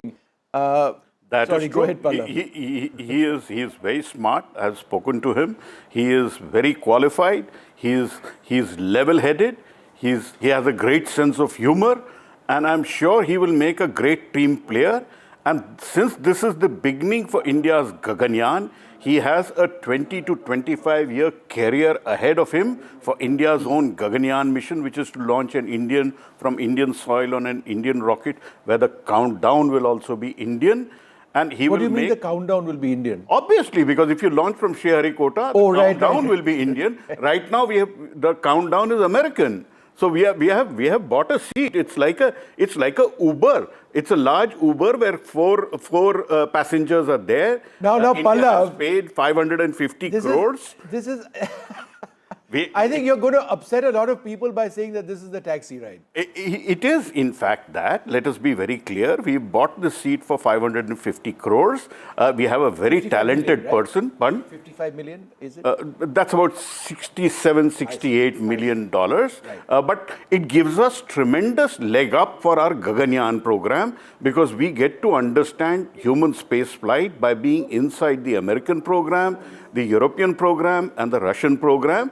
And that's be a great learning for India's own Gaganyaan. So a great beginning. It's not money which has just been spent without thought. There is a great thought which has gone into it, but it is an American countdown. What we need is an Indian countdown on an Indian rocket, and that is what will give both you and me great pride if we are there to report Professor Impe, as you can see, there is pride and nationalism sort of oozing out of the NDTV anchors this morning. You'll have to sort of take that into account. But I think it reflects a genuine sense of enthusiasm in this country. And I think one of the most defining features of India's space program, and Pallav and I, Professor Impe, have been doing this for the last decade, covering various aspects of India's space program, is it's ignited so many young minds. The fact that you've got young students from regional engineering universities and colleges, getting into advanced aerospace engineering, various aspects of aerospace engineering, getting into extremely difficult competitive examinations, trying to get into the Indian Space Research Organization. You've got a fledgling private sector aerospace industry, which is, besides anything else, doing wonderfully well in the development of drones, not just for military purposes, but for other purposes as well. You've got an evolution of technologies, not just in the government sector, but also in the private sector when it comes to rocketry.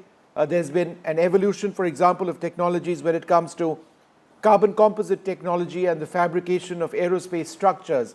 So I think a lot of what is happening now in the country is part of that sense of enthusiasm and ambition that India sees as part of going to space. I think that's where it all comes from. So in that context, Professor Impe, what are your thoughts about what India can potentially achieve given the ISRO program that we've seen so far? I think the human aspect of spaceflight is important. It creates an emotional connection. It's sort of we know we can be with the Indian astronaut up in space. We can project our emotions, our feelings, our aspirations onto them. But what India has already achieved in robotic spaceflight is very impressive. And we all know, in those of us in the space sector, that it is easier and cheaper and more reliable and safer to do things robotically with technologies to do unmanned missions to the moon, and India has had enormous success already in that. So I think that's maybe the thing that will persist into the future. Yes, humans in space are important, but humans are fragile, they're delicate, they have to be maintained, they have to be protected, their lives are valuable.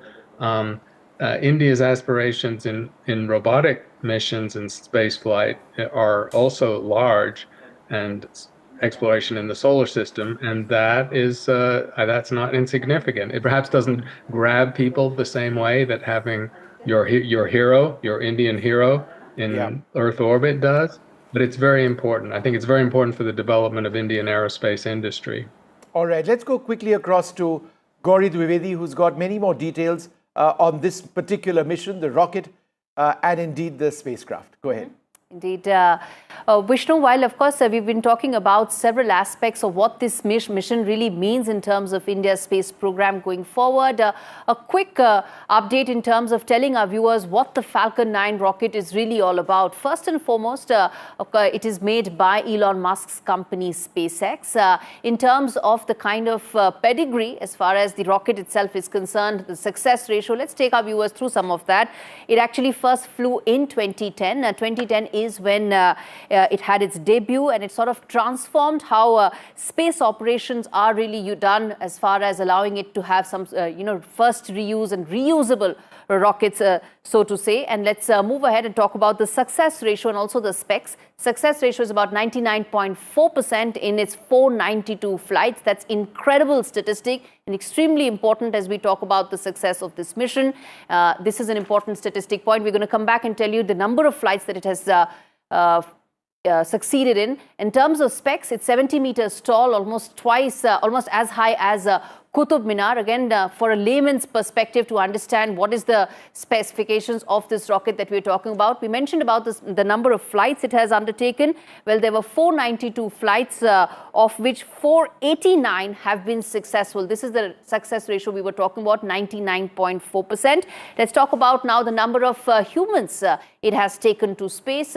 10 human flights, 26 humans it has taken to space. This started from 2020 onwards when NASA gave the approval for the first human space flight, the first since 1981. And last important point is that it uses cryogenic oxygen and rocket-grade kerosene. Back to you, Vishnu, in the studio. All right, thanks very much for that. Dr. Lele, would you like to run us through, your thoughts on the rocket itself, in as much as we've seen a couple of failed missions recently with SpaceX rockets. This one is fairly reliable.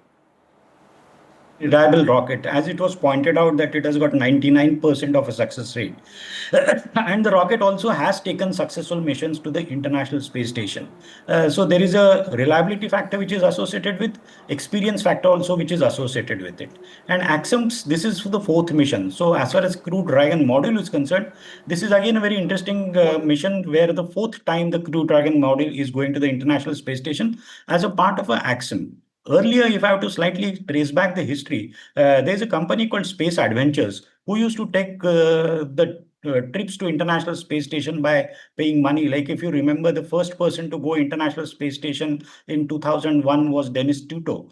So he paid around $20 million at that point in time for the Soyuz seat. So people have gone to International Space Station by paying money, and there's no harm into it, because in today's world, if you have to learn something, definitely you have to pay money for it also.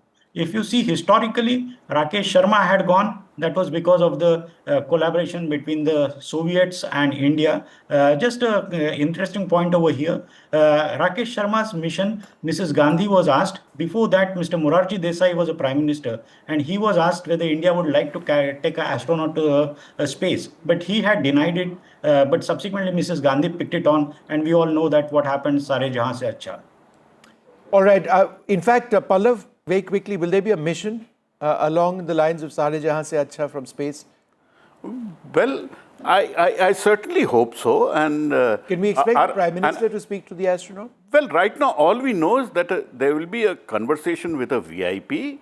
And normally in India, when we mention a VIP and we mention space, the love and affection which Prime Minister Narendra Modi has for the space program is which he well directly known. oversees. He directly oversees as the minister. I'm sure we will see a conversation between Group Captain Shubhanshu Shukla and Prime Minister Narendra Modi happening in the next few days after the launch. Sure. And there will also be two conversations between Group Captain Shubhanshu Shukla with his own school, which is the City Montessori School in Lucknow, where he studied for 12 years, and also with experts and other school children and college students in Trivandrum. That is well known now, but the VIP name is not known, but I'm reasonably sure that Prime Minister Narendra Modi would have a conversation, and we'll probably have a Sare Jahan Se moment, or an even bigger moment than that, because he is a space buff who loves, and he's given India the roadmap till 2040 on space program, giving 33,000 crore rupees for the Indian space program for the human space flight. So he has a vision, and I'm sure he will have a conversation. And it would be, I had asked the former administrator of NASA when he came to India last, Bill Nielsen, that on this Axiom-4 flight, if Prime Minister Narendra Modi decides to become the astronaut and not send one of our astronauts, and he goes, and Bill Nielsen, he himself is a politician, he's a senator. He said NASA would welcome that. Yeah, but Pallav, let's not get ahead of ourselves. It takes a little bit to be an astronaut, sustaining 3Gs for a period of time, all the physical, the rigorous training. I think our Prime Minister is good on earth at this juncture. Let's leave it at that. But what I think would be interesting to know is the Crew Dragon spacecraft itself. That's where this crew is going to be on. It is, it's not the payload, but it is the structure atop the Falcon 9 rocket. My colleague, my colleague Parmeshwar Baba has this report on the Crew Dragon. Well, a wheel of cheese, 26 humans, 51 missions, and one very persistent billionaire. Believe it or not, this space story comes with a cheesy twist, quite literally. This isn't your usual rocket launch tale. It's got drama, dreams, doubters, and then the dragon. Well, meet Dragon, not the Game of Thrones kind. This one is real, reusable, and revolutionary. It's SpaceX's flagship spacecraft, and it's quietly rewriting space history. The first private spacecraft to take humans to the space station, the only spacecraft that's currently flying that is capable of returning significant amounts of cargo back to Earth. Well, it's completed 51 missions, 46 visits to the International Space Station alone. 10 human space flight missions have been accomplished, carrying 26 humans. It's also capable of carrying up to 7 passengers to and from Earth's orbit and beyond as well. On the Dragon's capsule's first test flight back in December 2010, you must note, it carried a wheel of cheese into orbit. Dragon's record includes 31 total reflights as well. And in terms of the build, well, it's almost 8 meters high and 4 meters in width. Dragon has a bell-shaped forward compartment that is pressurized and a cylindrical rear compartment called the trunk that is unpressurized. In fact, a pair of solar arrays that power the spacecraft are attached to the trunk as well. Now, in terms of the load that it can carry, Dragon can actually carry 6,000 kilograms of supplies to the International Space Station. Now, Elon Musk has said that he named his spacecraft Dragon after the fictional Puff the Magic Dragon from the hit song of the music group Peter, Paul and Mary. Musk, in fact, said that he used the name because many critics considered his goal impossible when he founded SpaceX back in the 2000s. Musk has also been outspoken about the need for humans to become a multi-planet species to survive. Eventually, he plans to modify this Dragon spacecraft to one day land on the surface of Mars. Well, one of the most inspirational Indians has been Rakesh Sharma, the India's first astronaut in space. Pallav has had the opportunity of speaking to him. Let's listen in. India has great ambitions in space. Today we have over 50 satellites. We've had more than 100 launches, and we have great plans. Prime Minister Narendra Modi has given India a roadmap to go up to 2040, 2047. Gaganyaan, followed by Bharatiya Antariksh Station, whose model you see here, and then landing an Indian on the moon by 2047.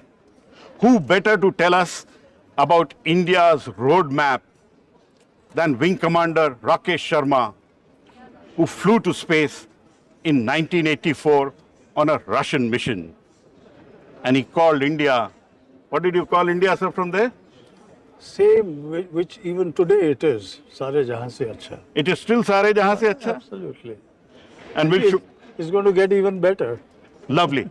He called it Sare Jahan Se Acha when Prime Minister Indira Gandhi asked him, and he still thinks so. So, about the human space flight program, we have first the development of Gaganyaan, which is happening. You have been involved with it. How is the development happening? Is it keeping good pace with technology? Oh yes, indeed. It's very current from the technology standpoint. And so many inputs have already come in. And that is why I think we'll make sure that it's going to keep improving. And all of whatever we've learned from wherever we get the gyan is going to be utilized, and which is all to the good. So, Gaganyaan, in your opinion, progressing well, step by step, slowly but steadily? Certainly. That's the way to go, because we are opening the envelope, and that's how testing is done. Yes. You were trained in Russia. You've interacted with our 4 astronaut designates. Is the training up to the mark? You see, they've had the same kind of training before they started in Bangalore. So therefore, I would say they'd be better prepared, because they've learned the basics in Moscow at the Yuri Gagarin Space Center. That's where you trained? That's where I trained. This is the one, huh? Lovely. Yeah. You can show it. That's the Yuri Gagarin. Yeah.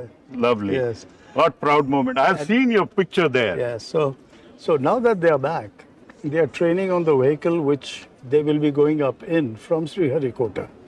So that's the part of the training they are now busy with. In between, of course, Shubhanshu has gone to the US to get an insight onto how systems work on the International Space Station. And that information will be utilized in the Bharatiya Antariksh Station. And we have 5 modules, and by 2028 we may have the first module in space. Yep. And we also have right behind us the new generation launch vehicle, exactly. Heavy lift launcher, which ISRO is making. Yes. I think those points are absolutely critical, because in as much as we are focusing on the Axiom mission today, it's ultimately India's Gaganyaan mission, which is our first crewed mission, following which there's going to be an Indian space, an Indian space station as well.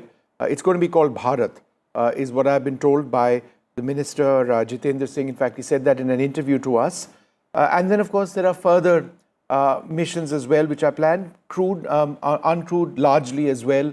There'll be another mission to the moon in the Chandrayaan series. So let's see how it all goes. But our focus now is on Axiom Space. Shubhanshu Shukla, the Indian astronaut, kitting up. But there's been a lot of hard training that's gone into this, including G-force training. Let's take a look.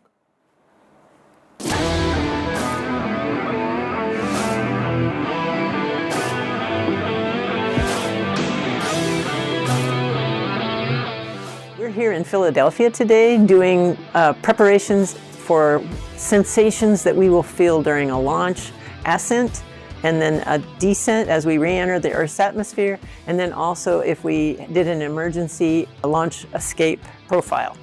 So any of these are really good for a person who's never experienced spaceflight to get the sensations of what does it feel like. So the centrifuge training is not something that is new to me. I have been a fighter pilot, and we are exposed to this kind of training regularly in our profession, and we do the training at frequent intervals. And centrifuge is a good way to experience that and expose the crew to these G loads before they finally experience it in the flight itself. A couple of months ago, during the Hunar program, it was still part of our selection. I did these profiles. It was huge fun. I got to experience the whole experience. I know how it acts on my body. So based on that, I'm not calculating with the surprises today. But of course, every day is different. So we will see how it goes. This test in the centrifuge made me excited about the spaceflight, that's for sure. But what I would say is, because I had a chance to experience this before, I think I will be much more ready for the flight in the real rocket.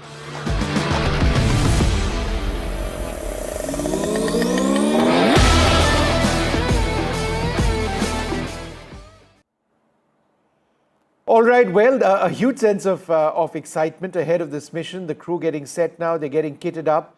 3 hours, 6 minutes before the Axiom mission blasts off with Shubhanshu Shukla, a Polish, a Hungarian and American astronaut. The American astronaut Peggy Whitson, the commander of the mission, extremely experienced. She's commanded the International Space Station and she is the right person for this critical mission which has been delayed on quite a few occasions. What we're going to do at this stage is take a short break and then come back to you with the very latest, including hopefully some weather updates and the status of the mission. There have been delays. We don't anticipate any today, but we'll be checking in. Stay tuned.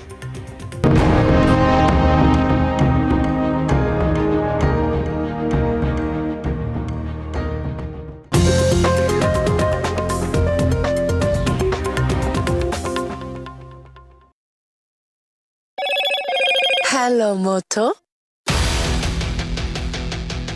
Motorola, India's leading AI smartphone brand.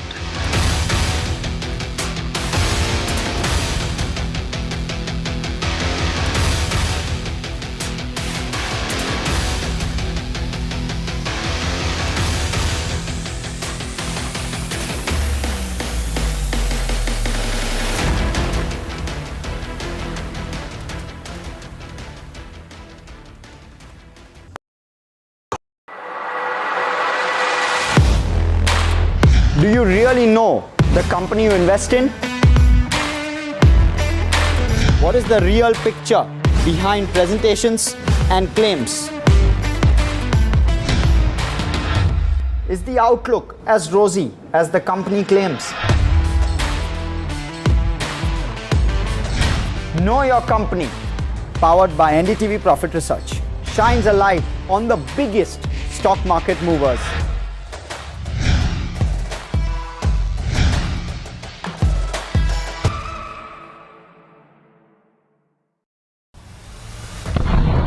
There have been 4 alerts which have been sounded off here. In fact, what we can confirm is that one missile did hit a residential building in Beersheba. As I speak, you can hear the air raid sirens going in. So I will have to make my way out and see if we can find us a safe place. This is the announcement being made. Listen into it.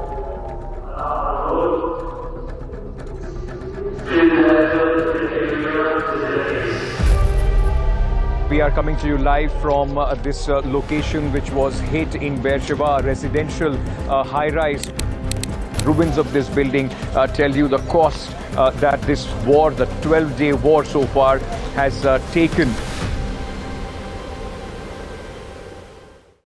I've been reporting on all issues big and small from Andhra Pradesh, Telangana, rest of South India, bringing you all the action, all that you need to know, all that you want to know. The energy of maximum city is infectious. I'm bringing that energy in our news coverage from financial capital Mumbai. Covering from the southernmost part of India over the last 23 years, I bring in-depth and 360-degree coverage from the Dravidian heartland. The land of Mishti, also known for its bitter politics. I have seen much water flow under the Howrah Bridge, covering Bengal in all its vivid colors. India's IT capital is always bustling, a city full of startups, stories and surprises. And I keep you ahead on all the Bengaluru buzz. In today's interconnected world, India's voice is more crucial than ever. When India speaks, the world listens. At NDTV World, we are that voice, bringing you intelligent and insightful news from India and beyond. From geopolitics and diplomacy to economic shifts, migrations, tech disruptions, and the stories of our diaspora. We cover the news that shapes our global future. NDTV World, your new home for global news is here.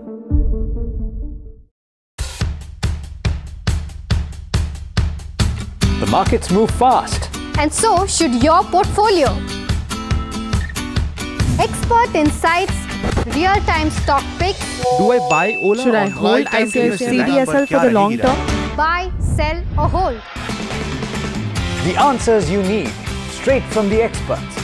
Callers from India and across the world. Connect live, ask, decide and invest wisely. Your portfolio, your future. Ask Profit.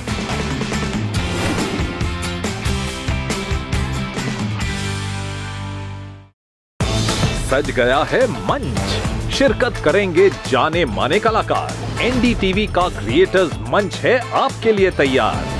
शामिल होंगे legendary writer Javed Akhtar, अपनी कविताओं से युवाओं के दिलों पर राज करने वाले कवि कुमार विश्वास, समय से परे की फिल्म बनाने वाले डायरेक्टर इम्तियाज अली और best selling writer Chetan Bhagat. यहाँ फन और एंटरटेनमेंट मिलेगा साहित्य से, नई रचनाएं, नई सोच, नया मंच। एनडीटीवी लाया है आपके लिए क्रिएटर्स मंच।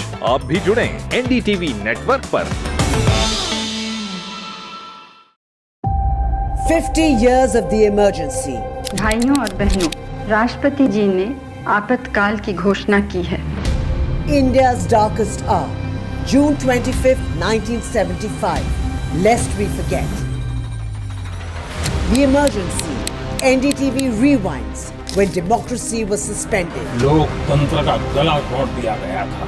भारत के संविधान निर्माताओं की तपस्या को मिट्टी में मिलाने की कोशिश की गई।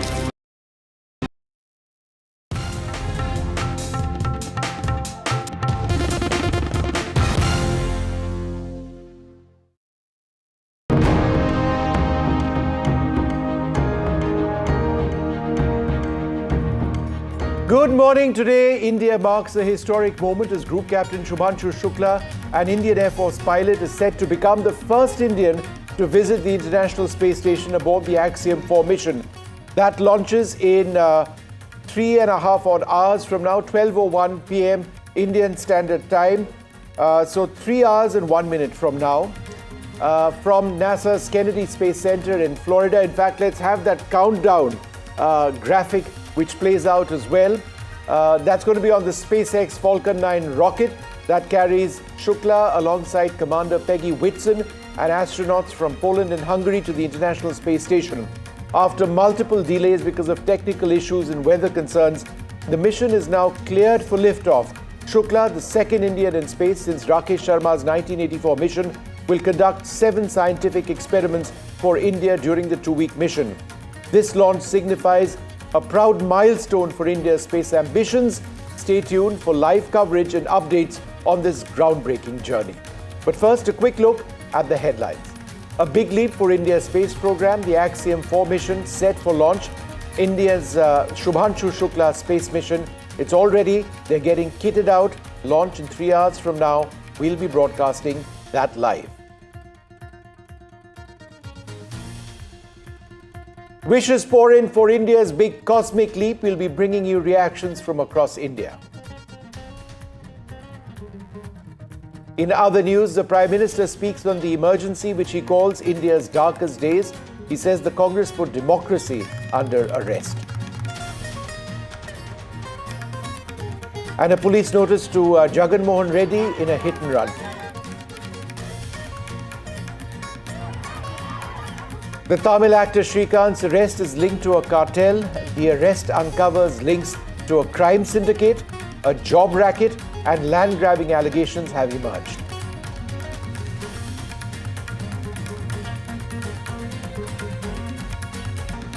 And there's tech for Tirupati Laddus.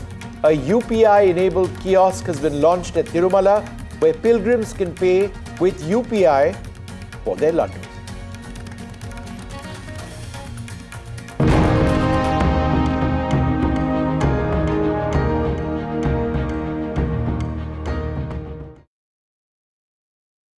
Well, hello and welcome once again. I'm joined by my colleague Pallav Bagla as the countdown to space glory for India begins.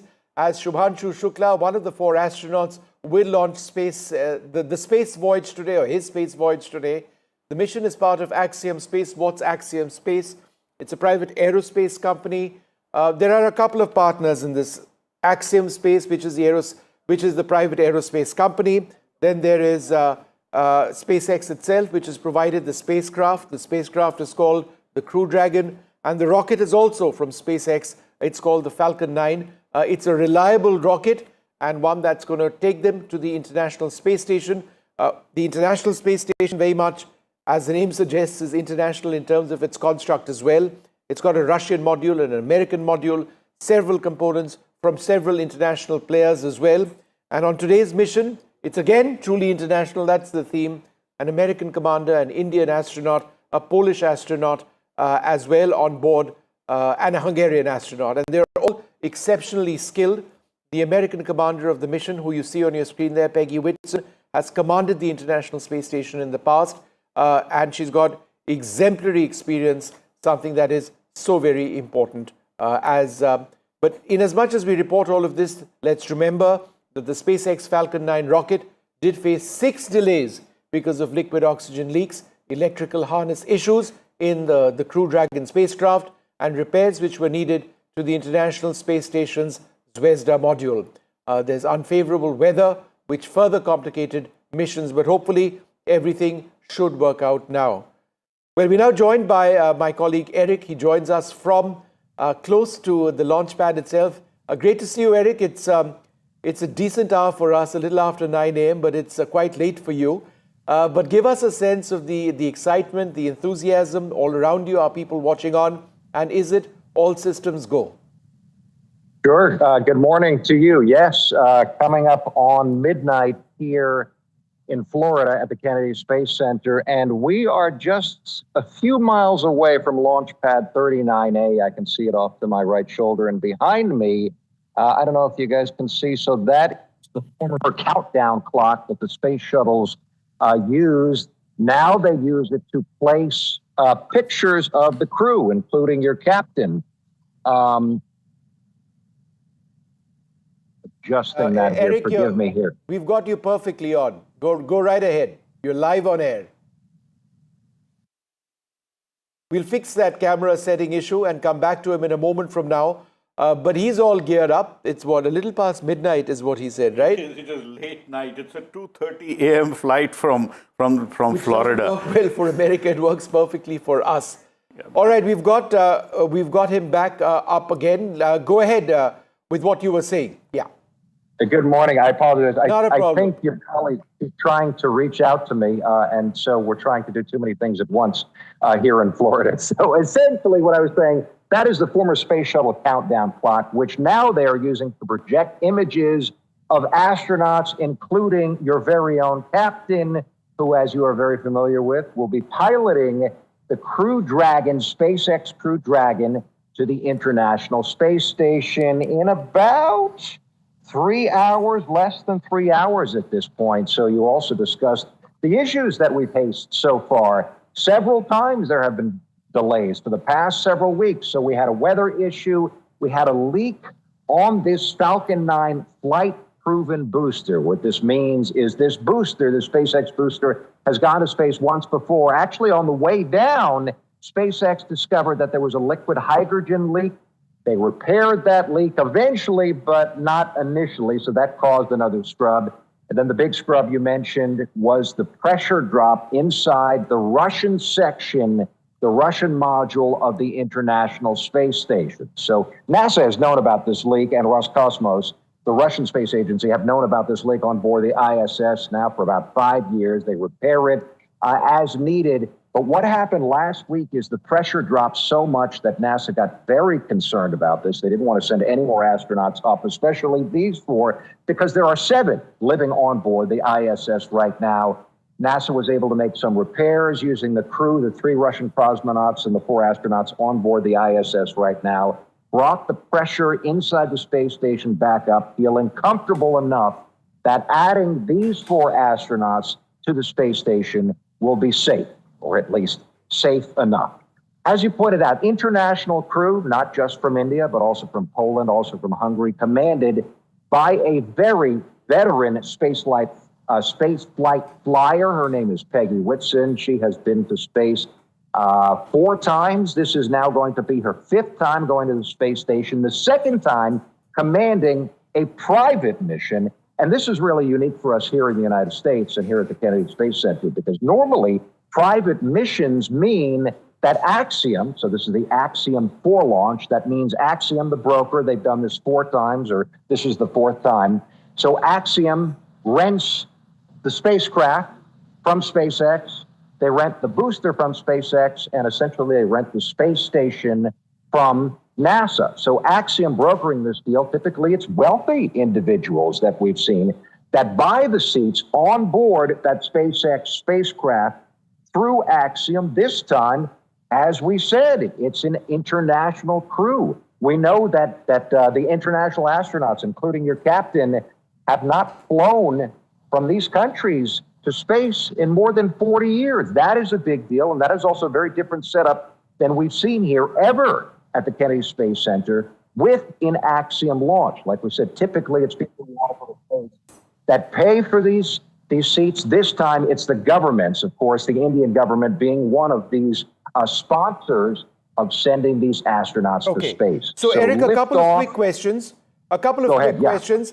For starters, what's the weather like? Is that a cause of concern today? And number 2, we've seen several technical issues in the last couple of weeks, which has delayed this mission. Have all of those been resolved? Yes and yes. So the weather's fantastic tonight, actually. As you may know, here, especially on the east coast of central Florida, we get a lot of thunderstorms. We're in the tropics, very tropical climate. Rains here pretty much every single day during the summer. We have no issues on the radar that NASA is working right now. And it's not even rain that NASA doesn't like so much. It's really clouds that have the potential to cause lightning strikes. None of that in this area currently. We're not expecting. In fact, our weather squadron, U.S. Air Force Weather Squadron up the coast here from the Kennedy Space Center just a little bit, they have predicted a very, very high probability of successful weather come launch time. The other thing you brought up is some of these issues that NASA and Axiom and Roscosmos have all been working. None of those popping up tonight. So far, we have been cleared to launch. We're waiting to see, though, more pictures of the astronauts. Looks like. And just another quick question to you. You know, there was a liquid oxygen leak, which was one of the big concerns, which took place earlier on. And, you know, the ISRO was absolutely clear that the mission forgive me, your colleagues are calling me again here. I don't know if you're losing my signal. Are you still with me? You are live on air. I apologize for that. I'll tell my colleagues, but you're being watched by millions right now. So we will look into our colleagues calling you in a little while, but do answer the following question, which is this: that liquid oxygen leak, which was a cause of concern. ISRO put its foot down and said it needed to be a deep fix, not a solution on the launch pad alone. Therefore, could you share any further details on the nature of that leak and how it was eventually fixed?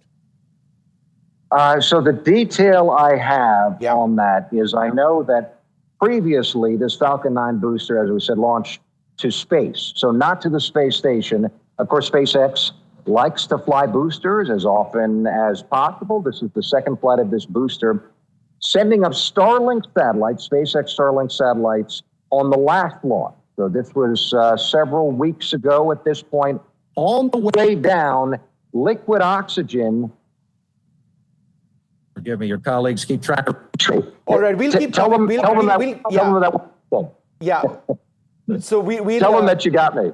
Yeah. So we'll come back to you in just a little while from now as we sort out those issues. But thanks so much for being with us, Eric. It's wonderful to track all of the developments, and we'll keep coming back to you. We're also joined by Air Vice Marshal Deepak Gore. He's a consultant in aerospace medicine. Thanks so very much for being with us. Medicine is obviously such a key part of every mission that takes place. And medicine means so much. You know, I mean, there's the psychological health of the astronauts, which is so important in a situation like this. In your opinion, sir, given the fact that we've seen so many delays, how important is it for them to be psychologically fit dealing with the delays and getting set for the mission. Thank you, Vishnu, and good to be here on the show this morning. Yes, psychology plays a very important role in the assessment, so to say, of all the prospective astronauts. And when we started evaluating them sometime 6 years ago, I think it was July of 2019, we put them through the grind. It took a few months for us to select four initially, and then later we were asked to select 12 pilots who went to the Yuri Gagarin Cosmonaut Training Center.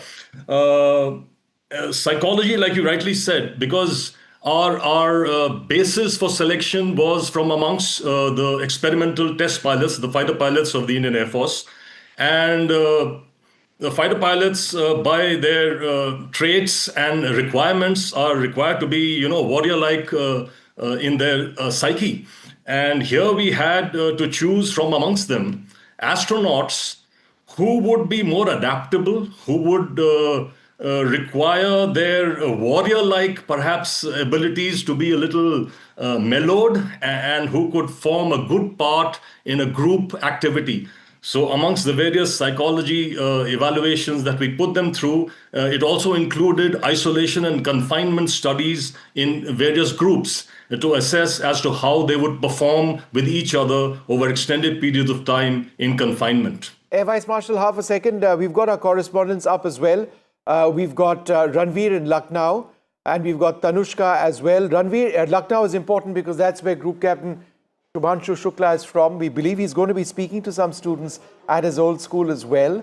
But can you give us a sense of the enthusiasm, the excitement that you see around you with just 2 hours and 45 minutes left for this historic mission to blast off? Obviously, the excitement is very high. Shubhanshu, who hails from Lucknow, is an alumni of City Montessori School, and we can see a huge excitement in his school, City Montessori. I'll show you this hall, a huge hall where a big screen has been installed by the school management, and in presence of Shubhanshu Shukla's family, the school teachers, administration, and along with some students, this hall will witness the historic launch of Axiom-4 mission. I am joining with the dean of this City Montessori School. Ma'am, I just want to know that what are the preparations, how's the excitement level being the faculty of this City Montessori School where Shubhanshu studied a few years back. So how's the excitement? The excitement is very, very, very high. We've been preparing for this event for almost 2.5 months now. Our children have been, there were several activities as a precursor to this big launch. Our children have written poems, drawn a lot of artwork. I'm seeing some of the paintings. Are these made by the students of the school? Absolutely. These are all made by the students of the school. And we had an entire festival called Vyomotsav. Even the name was coined by a student. We had an interesting activity for the students to coin the name, and the name Vyomotsav was given by a student of Rajen Nagar campus. And in Vyomotsav, we had a lot of activities. Children enjoyed a lot, and there were a lot of takeaways also. I'm also seeing some demo of Falcon 9 rockets and other things. So can you brief all these preparations? Yeah. So this is a... Hello. This is a rocket, and these are all mock-ups. And the most interesting thing for us would be the cupola. Sorry, the cupola is here, and that's a defy gravity room that we have created for our students. When you go in space, there is this motion, the notion of defying gravity. So it's an exciting mock-up of a defy gravity room. Where children can take some photographs, and then it feels as though you have defied gravity. I can show you some poses which are here. If you could look here. These are the pictures of the students. These are the pictures. They could enjoy it like this, and this is how a defy gravity photograph would look like. I also want to know this Mission Control Center, a demo of the Mission Control Center. So this is for the students to understand how the Mission Control Center works. Absolutely. So this is a mock-up of a Mission Control Center. We have we have computers here, and each of the computers, on each of the computers, we have a particular website, which takes you. I'd like one of the students to. Can you sort of So he is a scientist and she is a technologist. Yeah. So again, one needs to understand that it's not only pilots who go to space. They're not scientists. You have to have an artist in space. Huge faces behind the mission. Yes, you have to have a doctor also for space. So we are connecting with this entire thing with the launch of STEAM education also. STEAM meaning science, technology, engineering, art and technology. Yeah. Let's go outside the hall where some of the students are carrying some demos of their project work, I guess. Yeah. So again, during this Vyomotsav, we had children make robots. We had children make Mars rovers. So you can see some of their models here. Yeah. So these are some of the models that children have made during the festival. Would you like to explain your model? I'll also ask you that how's the excitement level? Are you excited for today's launch? Yes, sir, very much. Yes. Shubhanshu Shukla. Shubhanshu Shukla is he's our inspiration. He's a captain of. In a video message, Shubhanshu said that if his visit will inspire a single student, he'll consider his visit as a success. Are you inspired? Of course, sir, because being a CMS alumni, he's from our school. We feel a lot of proud and we feel very excited that he's going to the space, and it's a dream for many children. So you can see the excitement level and the preparations going on in City Montessori School in Lucknow.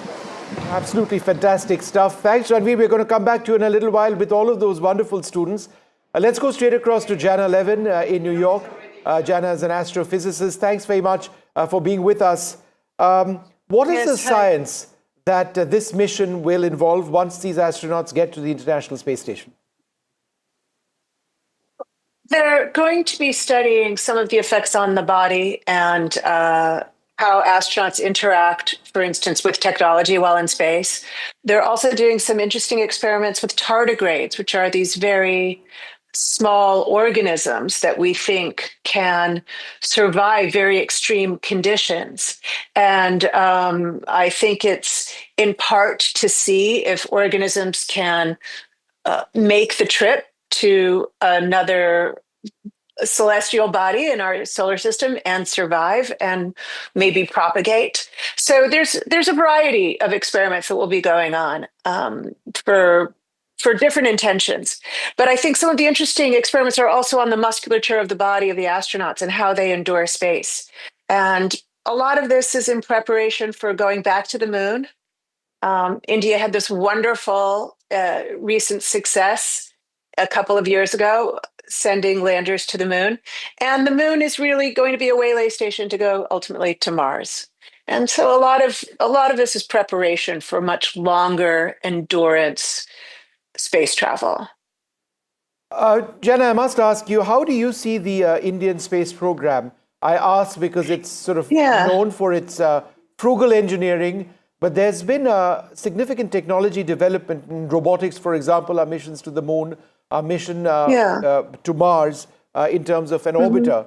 There's a crewed mission which is going to blast off in a couple of years as well.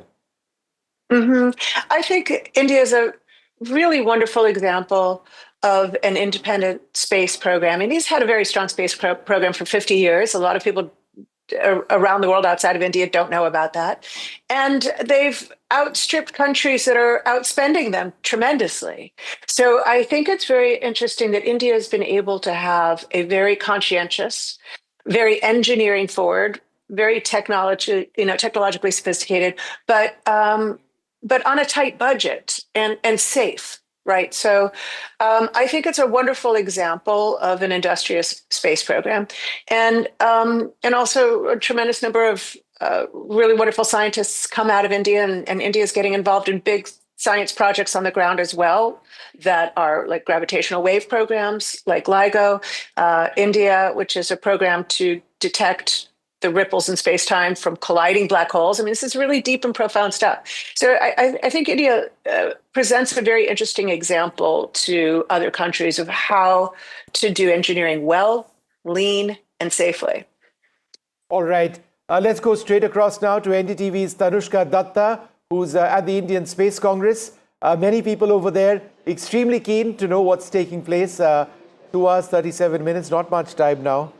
Pallav Bagla is so nervous at this stage that he's got this frown on his face. We need to get him out of that frown every few minutes. That is true. See, these are anxious moments, Vishnu. We have our own Indian astronaut and 3 other anxious. crew members. I rest my case.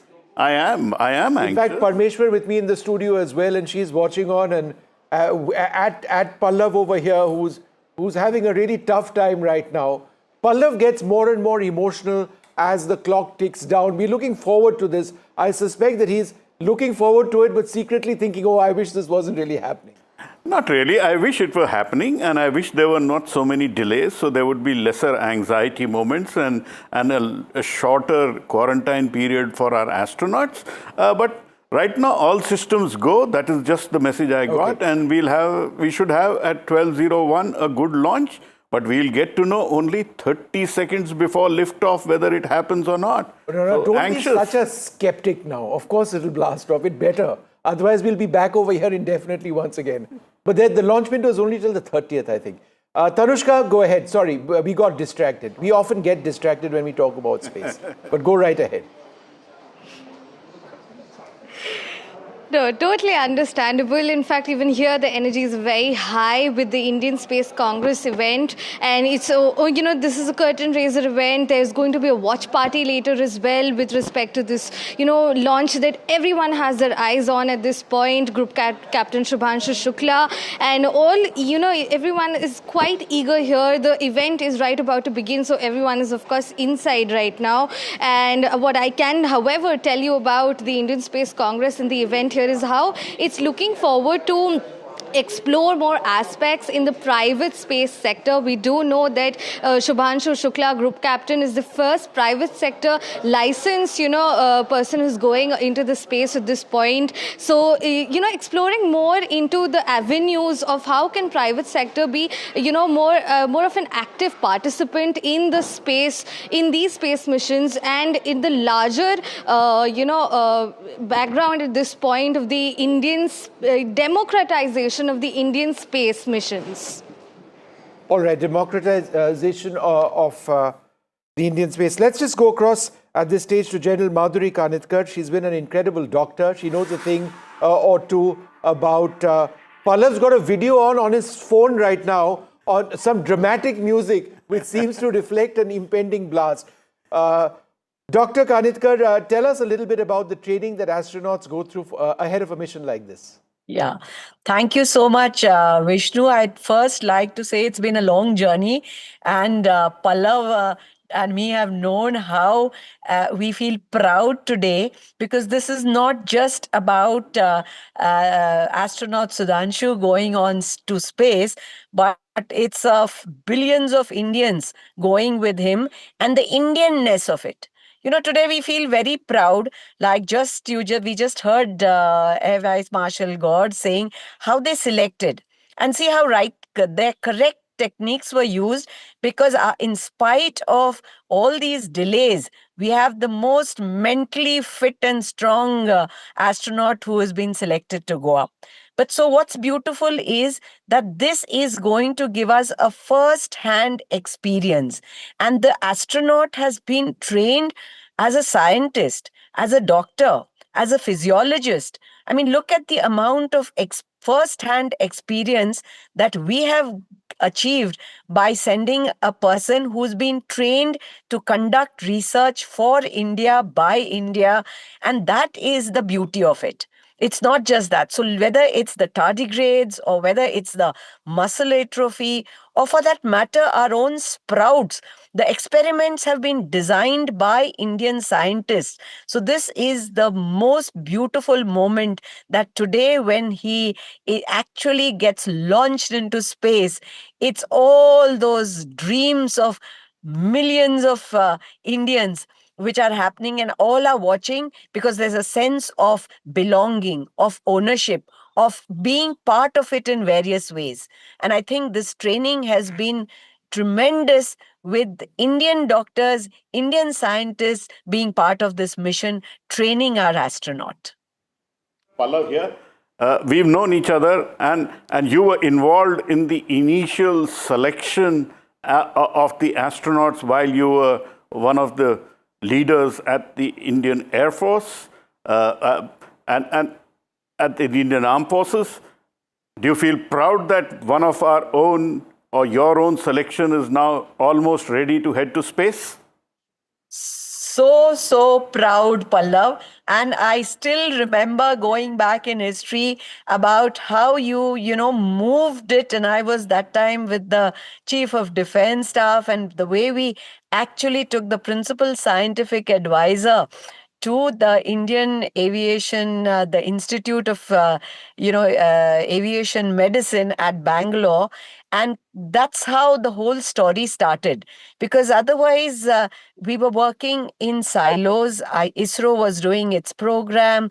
The aviation medicine had capability, but joining the two and that working out is tremendously making me feel so proud to have been given a small, there's a saying in Marathi, Kharitsa, like in that famous Ramayana where the squirrel did its little bit to make that pool. And that little bit that I could contribute makes me feel I'm going up in space today. And I'm waiting with a half a bated second, breath. ma'am. I'm coming back to you in a little while. Let's go straight across to NDTV's Sam Daniel. He's got a lot of young minds around him. This is ultimately about inspiring young people in the next generation of space enthusiasts. Sam is also a space enthusiast. Sam, go ahead. Thank you, Vishnu. We come to you from the IIT Madras's S. Ramakrishnan Center of Research in Fluid and Thermal Sciences. In fact, they do research in the thermal aspects of the spacecraft. Thank you all very much. With me, a cross-section of students, including research scholars and a professor. Shubhanshu Shukla is all set to lift off. What kind of excitement among you who pursue research in this field? Axiom-4 mission is a historic milestone for India as well, as it marks the first Indian, Shubhanshu Shukla, going to visit the International Space Station. And he's the second Indian to visit the space after Rakesh Sharma, commander. Which is after 41 years. It's a great source of inspiration for students like us. What would this mean for India in terms of what would we learn, gain? This mission gives India direct experience in human spaceflight through the participation of Shubhanshu Shukla. This gives real-world insights into crew operations, safety protocols, and scientific experiments in microgravity, all of which are invaluable in planning and execution of Gaganyaan mission. Shukla will conduct experiments in production, food production and microgravity, health monitoring and materials testing. How important are these? These are very important experiments, and this is going to be a first time that India is going to have their own set of data for microgravity experiments. So as a researcher, it's a very proud moment for all of us. It costs more than 500 crore rupees. Many would say in a country where still quality education, healthcare is missing in several areas. Do you think this money could have been better spent that way? No, actually, as a developing country like India, we should also invest on R&D research and development. So basically, it's not a Axiom-4 mission is a very crucial step towards India, because it basically it is a major key role for the India in the international and commercial space mission. So India is growing to that role. So it's a very proud moment for us an Indian. So we should also invest in R&Ds. As a researcher, what are the aspects you will be keenly watching? See, first of all, the thermal aspects, how they maintain the re-entry in the environment, in the atmosphere. That is very interesting for a thermal engineer as myself. But the thing is, as a student and also as an engineer, we are also an Indian. And the thing is, it is the space, out of the space economy, we are just, even though we are the fourth biggest player, it is just 2% economy we are handling. Right. So the government aims to go to 10% economy. So obviously we'll incorporate private players like how the US has done. So this is how we'll be our approach to the space mission. Professor Arvind, when can India hope to have its own flight like this, its own space station? We are already having this mission Gaganyaan planned up. I think the first phase of this mission will be later this year, and then the manned mission is scheduled in early 2027. So one aspect of this mission, Axiom mission, is that the important takeaway is the experience, because Shubhanshu Shukla is also going to be part of the Gaganyaan mission. So the experience that he is going to see in the microgravity environment, docking with the space station, looking at the space station infrastructure and getting adapted to that environment will be very valuable valuable for designing and planning our own Gaganyaan mission, and also plans for the Bharat Antariksh Space Station, which is going to come up somewhere in the mid of 2030s. So it's overall a very, very valuable experience. Thank you so much for your time, Professor. Team IIT Madras working on thermal research, helping the ISRO on their spacecraft, tracking this development closely, and they can't wait to watch the liftoff. Vishnu. All right, Sam, thanks very much for joining us. We'll keep coming back to you as well, just to get an idea of the enthusiasm. And I'm told, and I'm getting messages of so many people watching this broadcast, really interested to know about this mission. It's now, 2 hours, 26 minutes to go before the Axiom Space mission with India's Group Captain Shubhanshu Shukla blasts off. There are 4 astronauts on this mission. They are being kitted out right now. The rocket is all ready. The weather conditions are absolutely fine. But let me go back to Air Marshal Deepak Gaur, who joins us at this stage. Air Marshal, in terms of the learning experiences from this mission, how would they be applicable or useful for our own Gaganyaan mission? Very much, Vishnu. As we speak, our head of the Department of Space Medicine of IIM Bangalore, Group Captain Punyashrok Biswal, he's already there in the US. He's going to be monitoring Shubhanshu as he goes up in the spacecraft and then into the ISS. He's going to have several online meetings with Shubhanshu while he's in space. And then he's going to be actually supervising and monitoring his splashdown recovery, and then thereafter learning as to how NASA and Axiom go about rehabilitating the astronauts once they are back. So this entire gamut of activities is going to be learnt on hand, on job by our head of the Department of Space Medicine for this mission, which will be very useful in the coming Gaganyaan program. All right, let's go straight across to NDTV's Parmeshwar Bawa, who's got a lot more on the spaceship, which is going to take Shubhanshu Shukla and the others to orbit and the International Space Station. Well, thanks always, Vishnu and Pallav sir. Just imagine living in a house that flies 400 kilometers above Earth. It's bigger than a 6-bedroom house, and it's been continuously inhabited for over 2 decades. The International Space Station, it's often described as man's greatest achievement. It's a spacecraft, but it's also a laboratory, and perhaps most importantly, a home, hosting up to 10 people at any one time, all floating 240 miles above the Earth's surface. It's built and operated by 15 countries, including the US, Russia, and Japan. In fact, it was started back in 1998 as a base for all sorts of space-based research. As I mentioned, though, it's larger than a 6-bedroom house, so it actually moves incredibly fast as well. The space station orbits the Earth 16 times a day and travels at 28,000 kilometers per hour. That's equivalent to 10 times the speed of a bullet on Earth. In addition to the 6 bedrooms, it has 6 sleeping quarters. In fact, we'll just pull that up for you. In addition to the 6 sleeping quarters, it also has a gym and 2 bathrooms. Many will actually tell you that one of the first questions that come to mind when thinking of life in outer space is how do you go to the toilet and how do you eat? But there are 2 space toilets on the ISS, which astronauts strap themselves into to use. In fact, their urine is even filtered and turned into drinking water. They do have a 360-degree view bay window. It's really big, the size of a football field, to be precise. And despite the fact that it floats in space, the International Space Station actually weighs a whopping 460 tons. As I briefly mentioned, it's run by a partnership of 5 space agencies, which is a rare collaboration between 5 space agencies. 15 countries operate the ISS, including the United States, Russia, Japan, and members of the European Union. It's continuously occupied since the year 2000, November 2000 to be precise.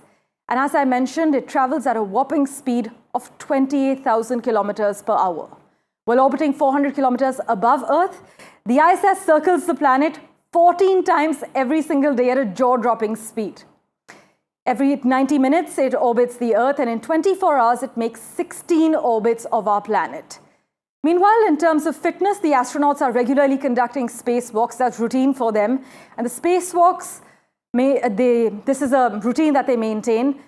Meanwhile, in keeping communication with all those on home ground, you must note that all residents of the ISS have laptops, and they can even connect to the internet to keep in contact with their family, with their friends, also watch live TV. So this isn't just a science experiment, as Vishnu and Pallav Bagla have been reporting.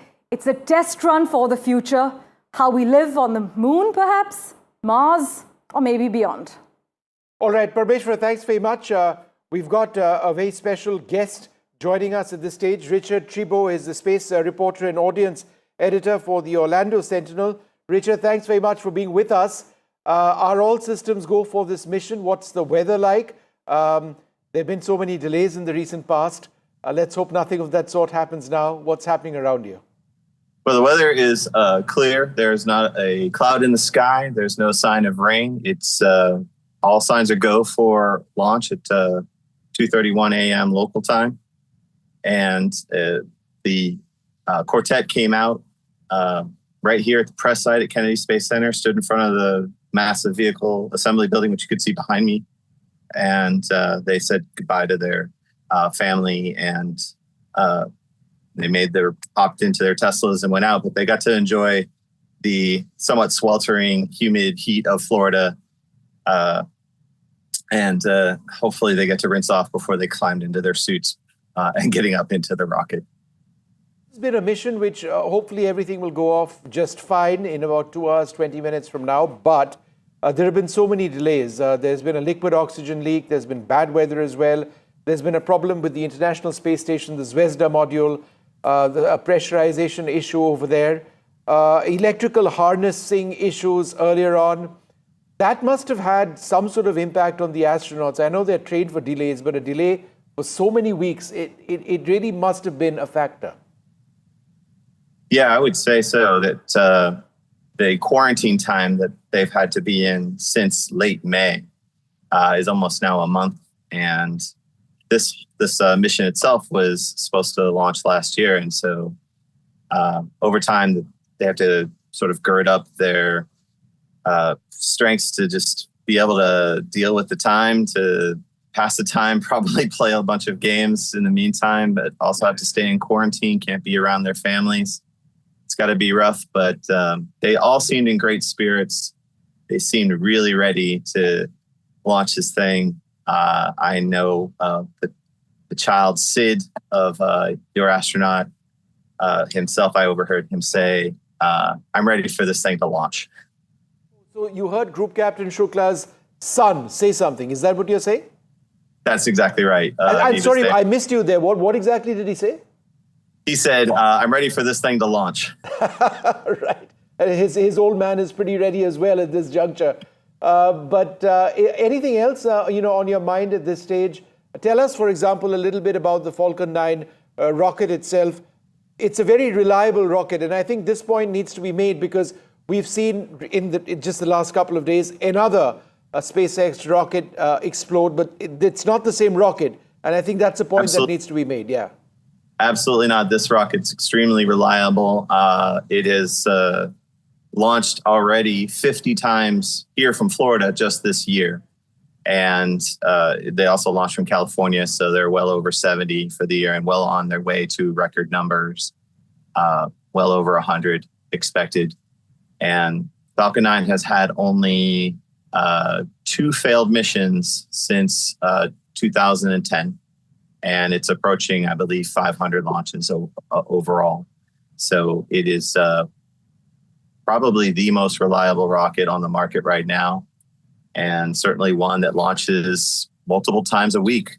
We get to see it quite often. There's another launch tomorrow afternoon. So this one will go up, and then there's one right behind it. Not with people on board, but they get a lot of them up there. Can you tell us a little bit about what you saw when the astronauts came out and took the Teslas? What was their mood like? How were the families looking up? You mentioned about astronaut Shukla's son Sid talking about it, but what was the mood generally with the rest of the astronauts?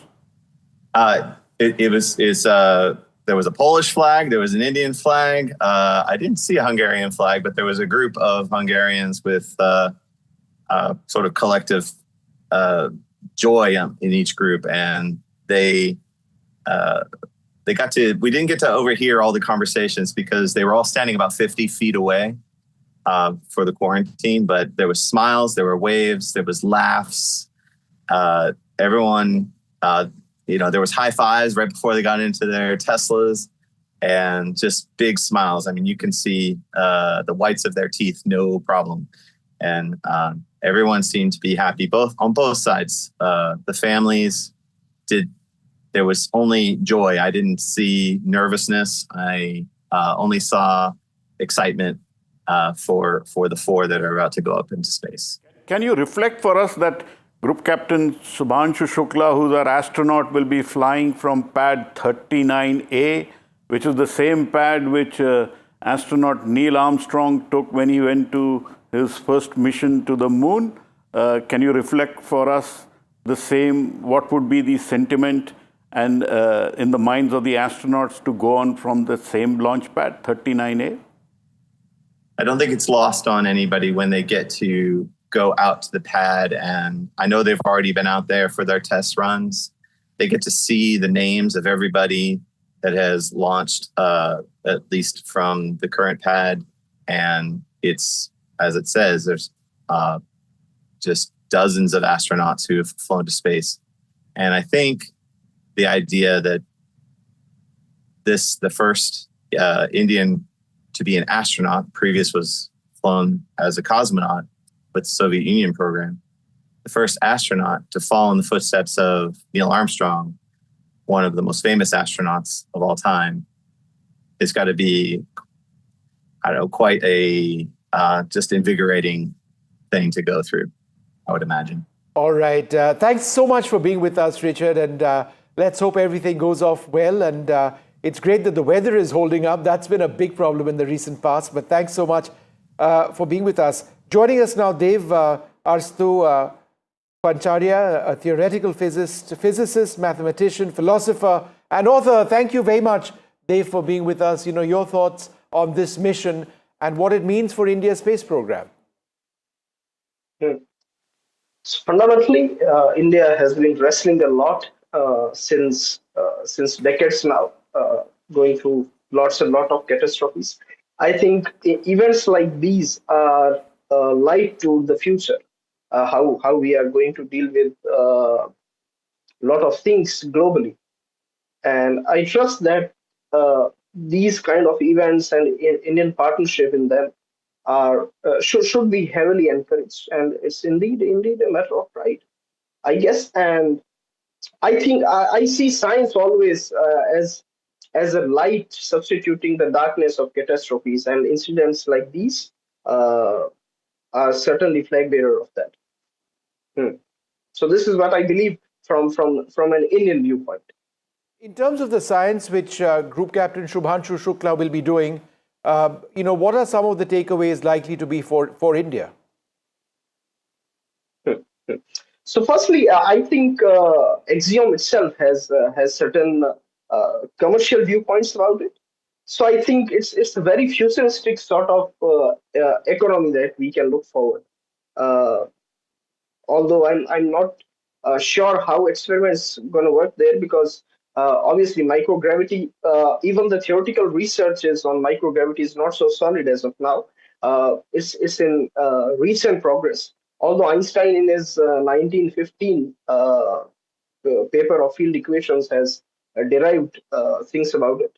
But still, the theoretical researches are under the process. So I think to experimentalize those sort of things and then to make them in a commercial model is quite Panglossian as of now. But I guess we should be heavily optimistic, and India might have future economies deriving I'll from tell you what space. we'll do just now. We've got some really interesting video up on the screen. So let's just talk about this. This is the astronauts. Let's have this up full screen. This is the astronauts training for the mission. We've been going through this footage. They're ready for all sorts of scenarios. There are emergency scenarios which they've been trained for perhaps more than anything else. That said, the mission is highly automated, and Group Captain Shubhanshu Shukla will not typically have a great deal to do in this mission until such time as the actual docking takes place. That's also a largely automated process. but it's the experience and the training to actually deal with any eventuality which is so very critical. We're going to take a short break at this stage, come back with the very latest.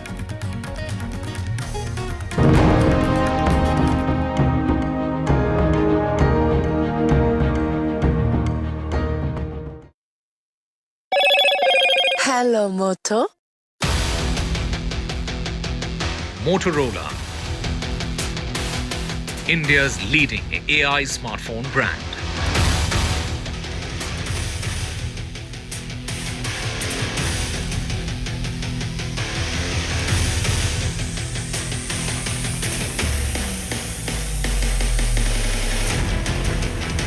A big leap for India's space program, the Axiom-4 mission. It's set for launch. The Indian astronaut Shubhanshu Shukla's space mission. Wishes pour in for India's big cosmic leap. From all over the world, a huge sense of anticipation ahead of this mission.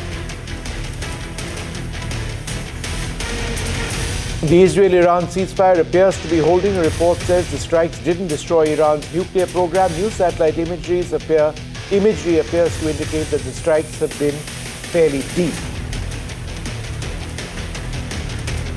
Donald Trump likely to meet the Ukrainian President Volodymyr Zelensky at the key NATO summit in Europe.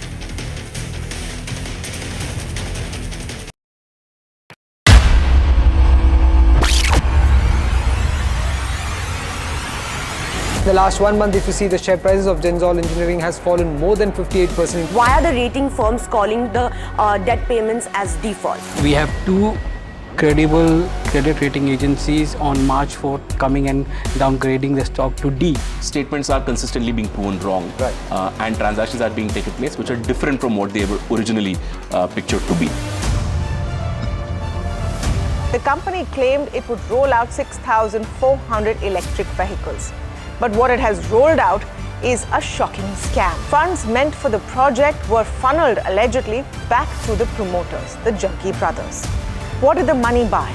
Not EVs, of course, but a lavish flat in Gurgaon's luxurious DLF Carmelias.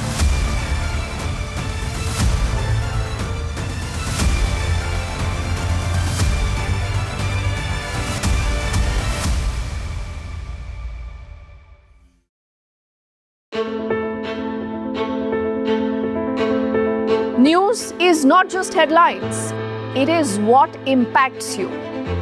And news should never be mistaken for noise. What matters is the reality. Accurate, in-depth, and with the right perspective. For over 20 years, I have been a journalist, and never has clarity mattered more than now. At Newsnight, we go beyond the surface. We dissect the details, challenge the narratives, and bring you the unparalleled clarity you deserve in a world clouded by misinformation. We are bold, we are direct. Newsnight, for the news in your interest. Only on NDTV 24/7. If it matters to you, if it matters to you, if it matters to you, it matters to India. It matters to India. And it matters to me. And it matters to me. India Matters with Shivaru. Only on NDTV 24/7. How often have you turned away from debates that descend into endless fights? We bring you a show where every question is answered, where every debate finds its resolution, where every story finds its conclusion, where opinions collide, but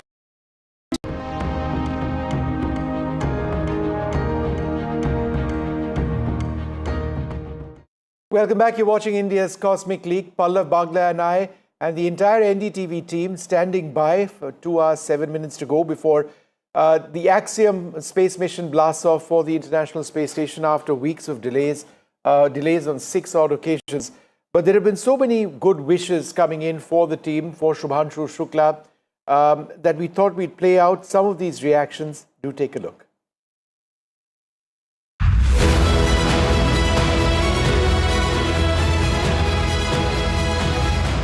Shuks, good luck to you and the rest of the crew. Enjoy it. Will it be very hard for him? I don't think so.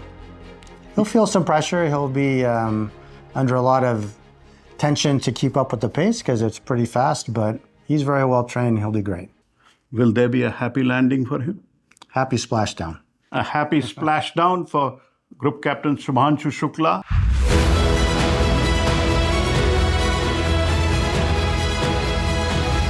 I have no doubt he can do it, and he's a really amazing person, down to ground in terms of dealing with the instructors and with everyone, very professional, and I like to work with him and also with his backup also, Papa.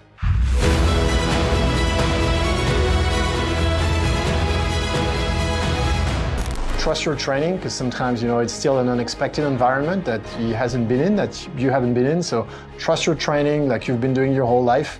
Do the right thing, keep calm if things don't go the way it's expected. It's space, it doesn't always cooperate, and enjoy the ride. Try to make yourself some good memories.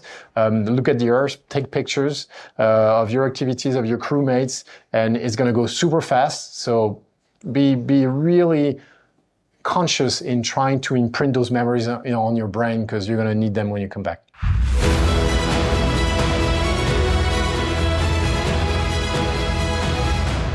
Do you have any message for Group Captain Shukla as he goes into the Falcon 9 Crew Dragon for a liftoff?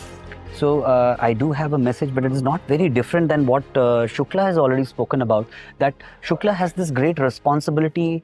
Rakesh Sharma sir was somebody who flew decades ago. In the modern world era, Shukla has got that opportunity to fly into space. And it is not Shukla alone who gets to fly into space, but as a space traveler, I'm sure that Shukla will have a lot of gratitude for all the people who've made him reach where he is, or for that matter, who were involved in the making of the four of us.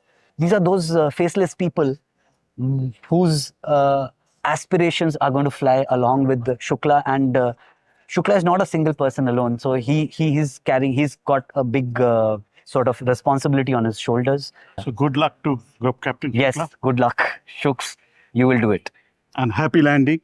Happy landing, safe landing, and have a safe mission, and do good science and get good science back.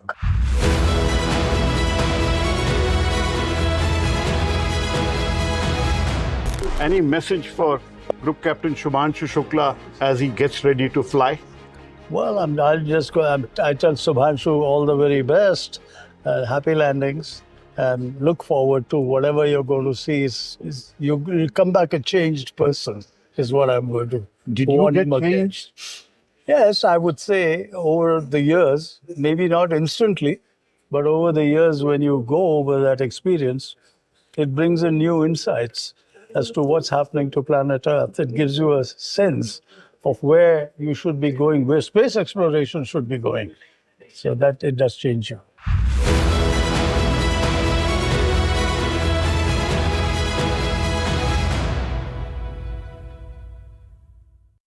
All right, so we've got a lot planned over the next 2 hours or so before this mission blasts off. It's all looking good so far. Fingers crossed. But we're going to take a short break, come back with the very latest. Please stay tuned.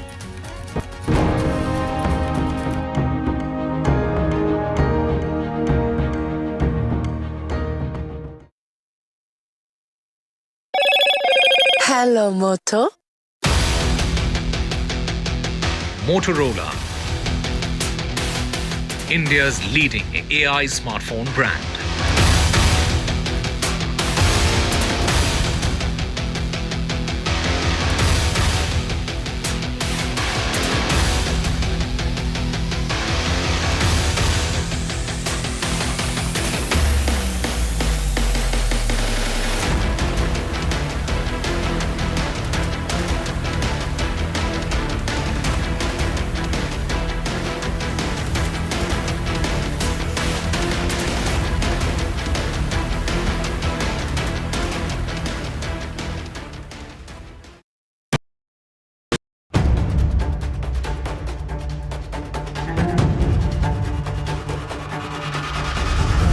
it matters to you, if it matters to you, if it matters to you,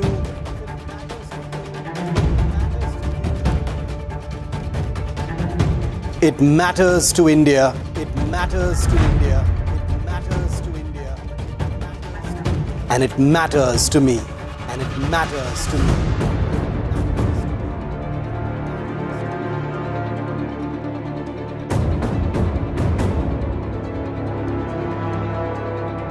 India Matters with Shubhanshu, only on NDTV 24/7. Is your business future ready? Join the 13-week strategic ESG certification program for business sustainability and growth for CXO and business leaders by NDTV, Terry and Zenora. Master global ESG frameworks, gain real-world tools, and lead with impact. Starts July 13th. Enroll now and power your business with sustainability. Do you really know the company you invest in? What is the real picture behind presentations and claims? Is the outlook as rosy as the company claims? Know Your Company, powered by NDTV Profit Research, shines a light on the biggest stock market movers.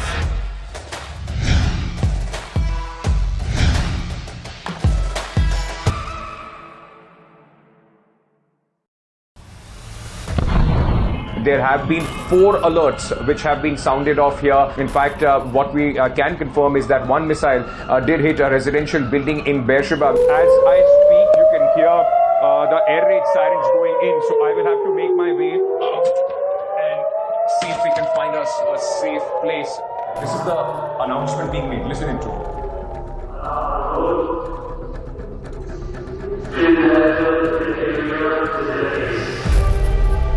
We are coming to you live from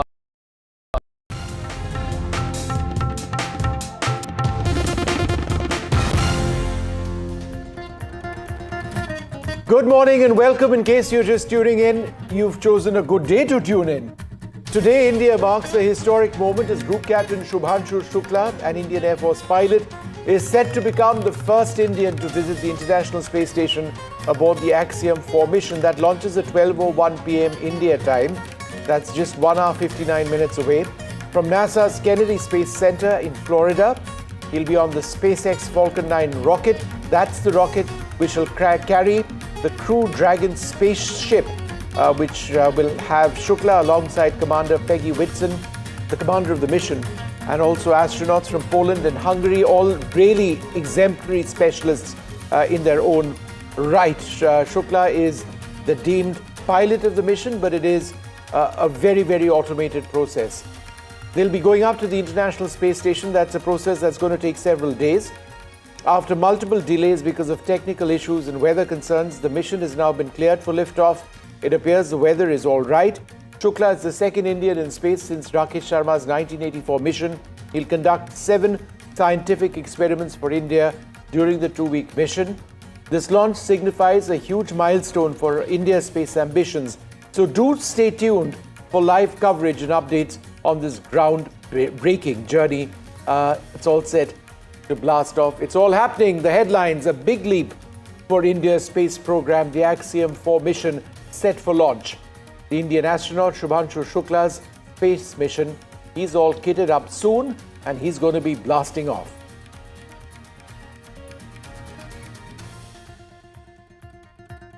The AX-4 crew is ready for liftoff. NDTV reports from the launch site in Florida. We are the only channel with journalists at that site.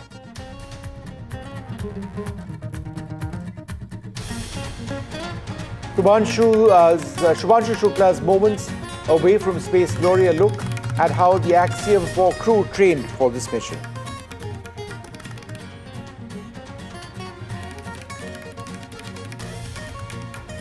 Lucknow hails India's space hero.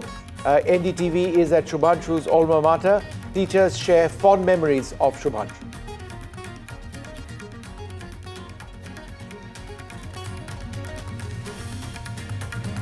A billion cheer for Shubhanshu. Shukla wishes for India's massive cosmic leap.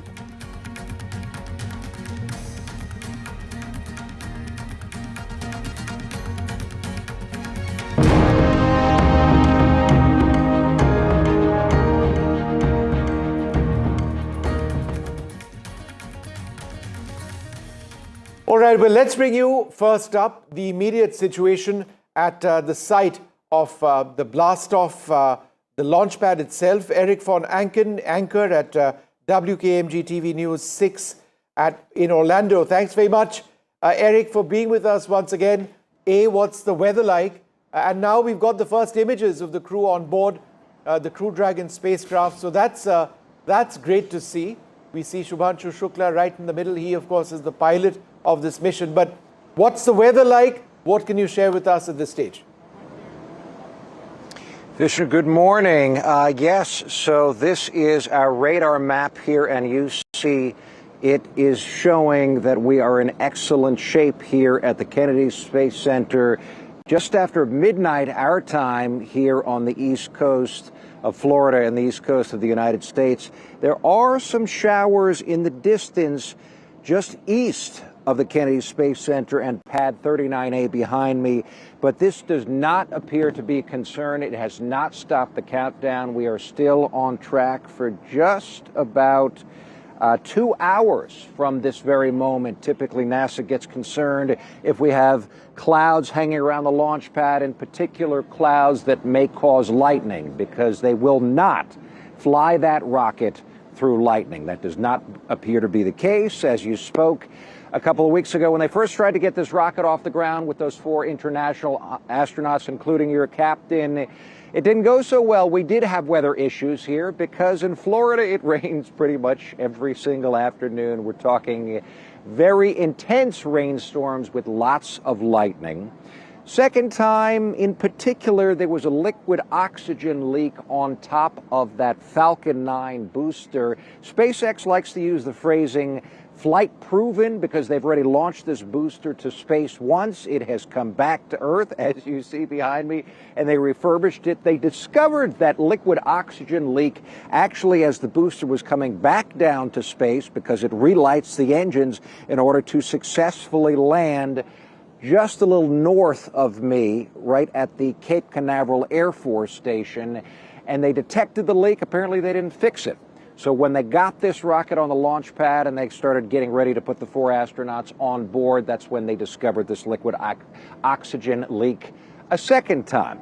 They did spend some time, several days, to repair it, but then, as you've spoken, Vishnu, about this serious leak on board the International Space Station, that stopped the show entirely. NASA was very concerned because the pressure inside the ISS dropped dramatically. They've had this leak for about 5 years. They would patch it, pressure would come back up, but this time the pressure dropped enough that NASA was very concerned, not just about the 7 men and women on board the ISS at this very moment, but of course adding 4 more to the ISS.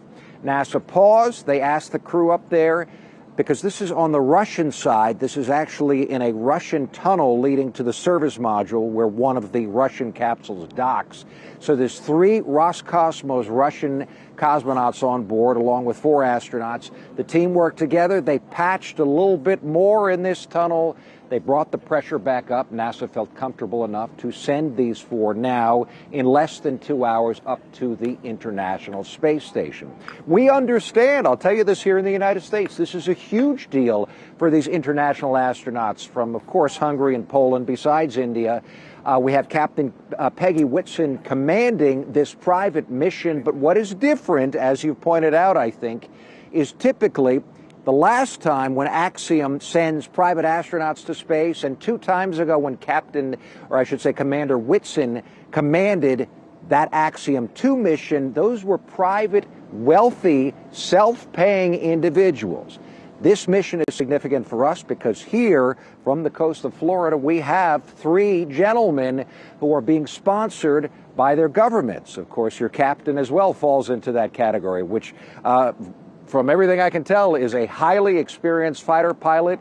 One of the comments I heard about him, you might have heard this as well, Vishnu, is that he has the ability to solve problems and issues that crop up when it comes to space flight, aerospace systems, especially even on vehicles that he's never flown on or been familiar with. I know he's been training since 2019. Of course, he went to Russia to start training with Roscosmos, and then it was announced, of course, that it would be flying on SpaceX, sponsored by the Indian government. But apparently his crew is very fond of him. They say that he is really, really sharp, and they're very glad to have him as the pilot because of his troubleshooting ability. Of course, besides his ability flying so many different aircraft as a test pilot, also being a fighter pilot, being familiar with these different All right, aircraft. Eric, I'm going to interrupt you for half a second. We've got a live feed coming in now from Axiom and SpaceX. Let's just listen in for a few moments. Missioned into the Indian Air Force fighter wing in 2006. He achieved the rank of group captain in 2024 and has over 2,000 hours of flight experience aboard aircraft including the Sukhoi 30 MKI, MiG-29, Jaguar, Hawk, and Antonov An-32. Our third crew member is mission specialist Sławomir Uznanski-Wiśniewski of Poland. He is representing the European Space Agency as a project astronaut coming from the reserve class of 2022, much like Marcus Want, who served as a mission specialist on AX-3 in January of 2024. A scientist by trade, Sławomir has earned his Master's of Science with honors from Łódź University of Technology in 2008. Additionally, he earned a Master of Science from Université de Nantes in France, as well as a graduate engineering diploma from Polytech Nantes in the same year.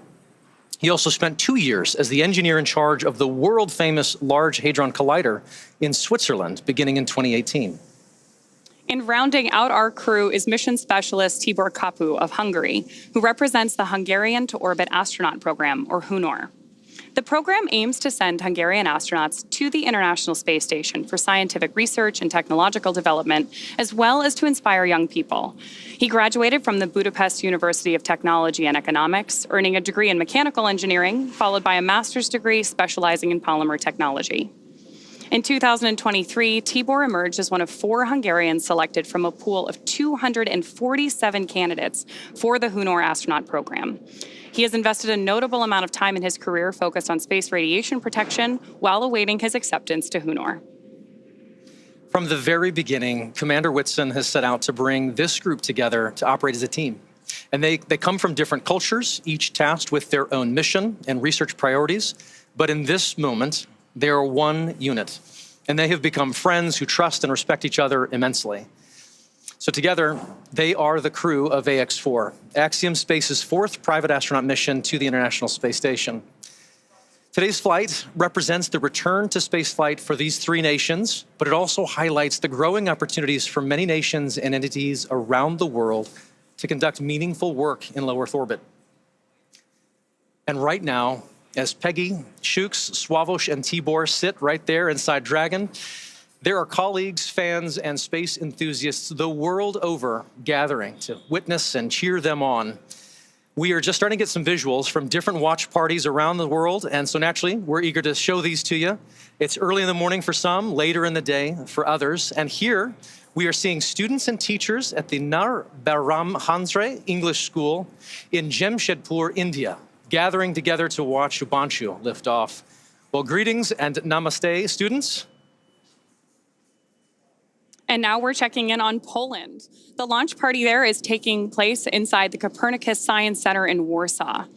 We're waiting for a viewer's perspective because the whole webcast is displayed on the planetarium's dome there. The event is organized by the Ministry of Economic Development and Technology, the Polish Space Agency, and the European Space Agency, so hopefully we'll get a chance to check in with them soon. Yes, we'll check with them again, I'm sure. As folks continue to gather at these watch parties, as well as others across each country, we look forward to sharing their excitement live again and again as we get closer to launch. Speaking of the excitement as we get closer to launch, I'd like to check in with John I again and get some updates from the launch pad. John? Well, right now, things are continuing to press on, T-minus 1 hour, 50 minutes. We have closed the side hatch, and we are getting ready to start the leak check. And we talked about the Dragon launch this SpaceX morning. For the side hatch, the reinspection noted a fiber right now we're as a listening to possible communications cause of on the back channels. issue we saw earlier. So we have obviously reclosed the side hatch, and we're stepping into Okay, the right side now, hatch leak Dragon, check we repeat. talked about an instantaneous As we window. are in We need pad an hatch efficient closed, orbit we to are get to going the space repeat station. our health check for launch escape system, so you can expect momentary flight computer state change again, followed by transition back to pad hatch closed. How copy? In your reinspection, you found the fiber, and we are looking forward to another flight computer transition like we had before as you repeat the leak check. Yep, that's a good readback. Yeah, we're listening to Peggy Whitson talking to the ground team at SpaceX. They're getting ready to start the leak check. When they were getting ready to close the hatch, they found a fiber across one of the seals. They cleaned that up. So we're going to press into the leak check now.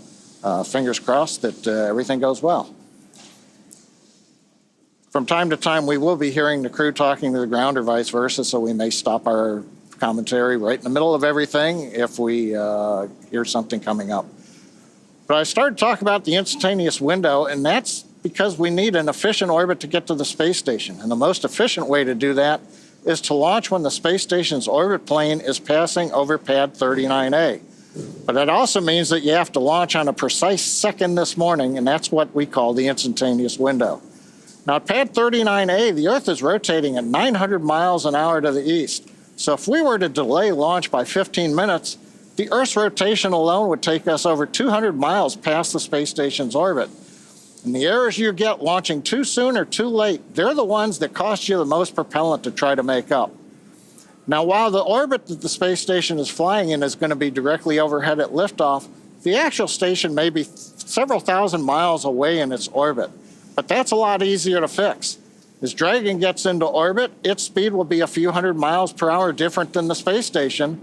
And so in several hours, we can make up a couple thousand miles without a problem. So overall, it's kind of like catching up to your friends on a highway. If you're on the same highway, you can speed up or slow down to catch up with the other automobile.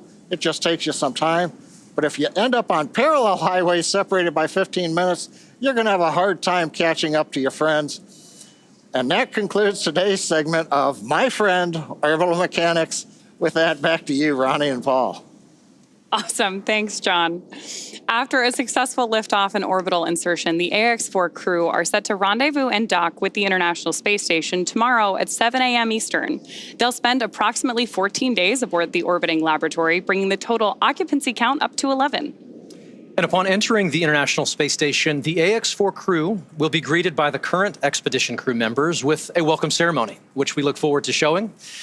This will be followed by a handful of onboarding exercises with the station commander, but then each crew member will immediately jump into their scheduled mission timeline. For the next 14 days, every minute of their workday will be scheduled with public engagements, science, research tasks, and a variety of activities that are unique to microgravity. To prepare for this endeavor, this crew has spent the last 10 months working with instructors and subject matter experts to learn every system they will be interfacing with on station. They have studied and practiced every experiment, reviewed and rehearsed every event, all to maximize their time in space. Collectively, this crew is undertaking the largest quantity of scientific research efforts of any Axiom Space mission to date, with over 60 research activities on their timeline, representing 31 different countries.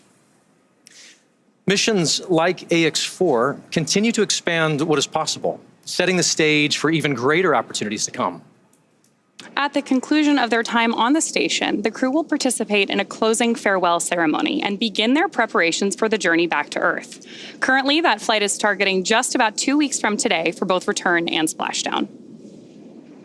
And so while the teams are progressing towards launch there on the launch pad, why don't we look back at what some of those efforts have been to get them to this point?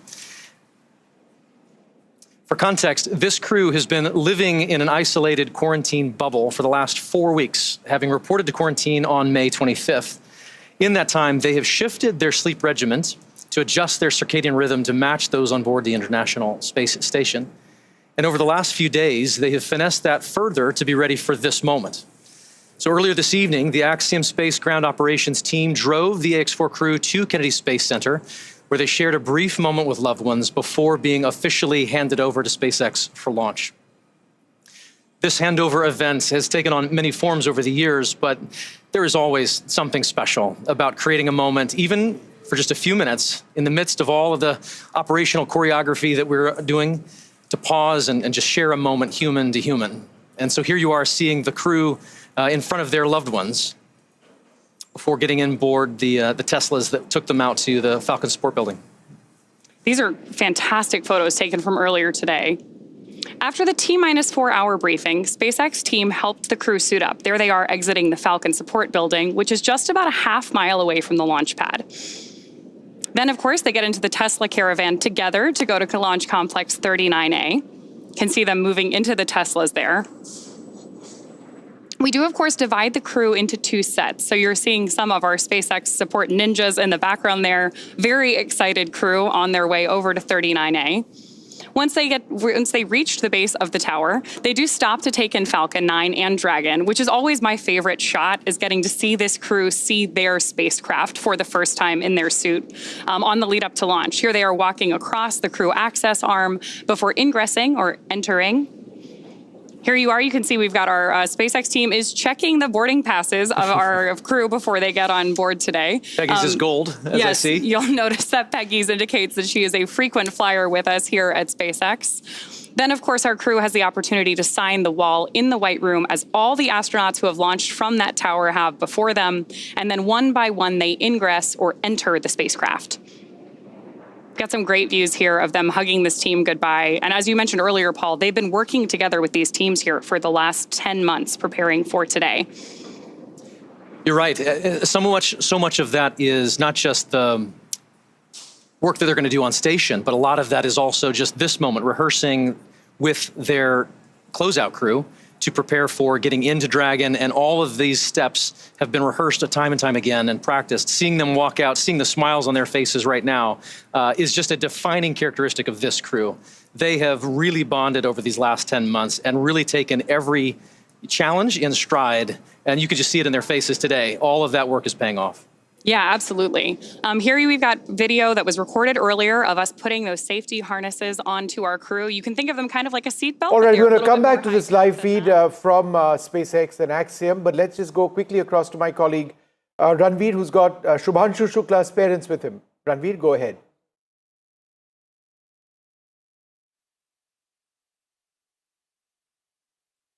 जिस city Montessori school में शुभांशु शुक्ला पढ़े हैं, उस school में आज launch को लेकर के बड़ी तैयारियां हैं और शुभांशु का जब परिवार यहां पहुंचा तो स्कूल के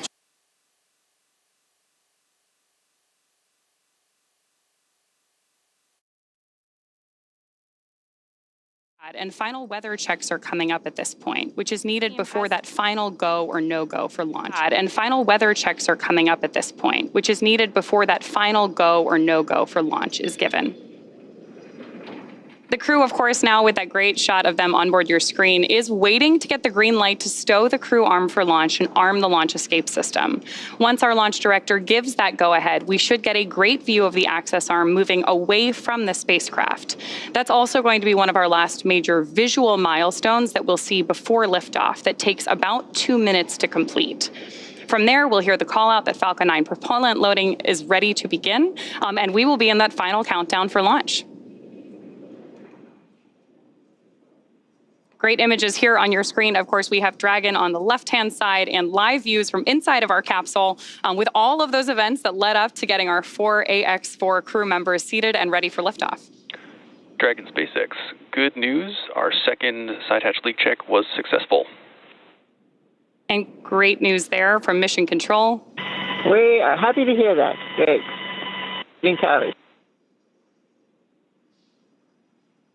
So as John mentioned earlier, we did do a second leak check today to make sure that that side hatch was closed properly.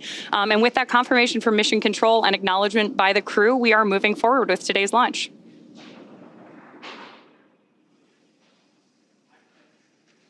Obviously, Peggy has been through this once before successfully, and it is a first time for the other 3 crew members. But just seeing each of them all together as a team there inside Dragon is a sight that, well, it's just rewarding to see. We've shared a bit about our crew members on this AX-4 mission, but to properly introduce them and the space agencies they represent, we're going to send you now out to Axiom Space's Sonia Gavankar-McKay, who's joining us from the press site at Kennedy Space Center in Florida. Sonia, you're only 3 miles from the launch pad. How is the energy out there?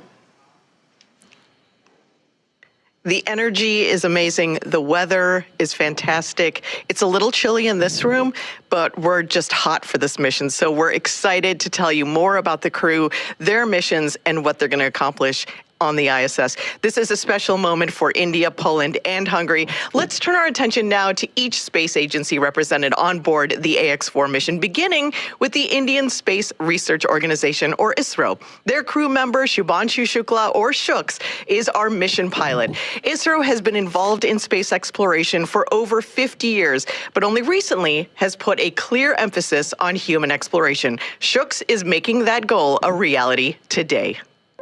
From the Indian Space Research Organization, AX-4 pilot Shubhanshu Shukla. Namaste. I'm Group Captain Shubhanshu Shukla. A fighter pilot for 15 years, he was selected as one of 4 Indian astronauts in 2020. Captain Shukla, are you ready for the ride?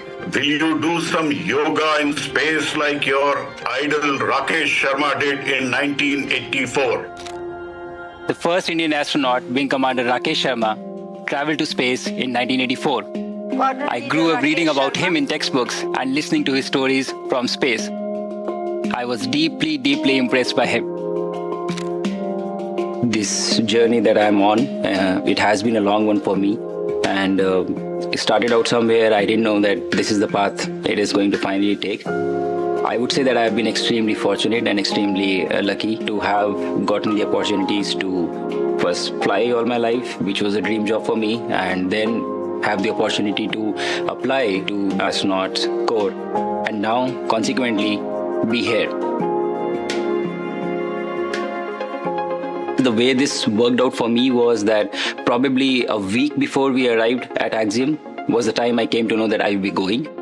I was extremely excited to be here. I was very, very happy because this was a possibility for me to actually fly to space. You don't know how to respond to such things. Shooks his wisdom. The knowledge that he possesses, he could be 130 years old. For me, having him as my pilot in the Dragon capsule is great. He already has that operational savvy. You know, he's just wicked smart when it comes to spacecraft technologies. He is very focused and he will basically go 1, 2, 3, 4 in a record time. I don't even know how he gets there so fast. The team that I'm flying with on this mission, it is fantastic. I do feel that, I have exceptional crewmates. I will have these crew members for this one flight, but post this mission, these are going to be my friends for life. It has been an amazing journey. These are moments that really tell you that you are getting to be a part of something that is much larger than yourself. I can only say how extremely fortunate I am to be a part of this. It is my sincere endeavor through my mission to inspire an entire generation back home in the country. I want to use this opportunity to ignite curiosity among kids. Even if this story, my story, is able to change one life, it would be a huge success for me. I'm Group Captain Shubhanshu Shukla, and I am the mission pilot for Axiom-4 mission.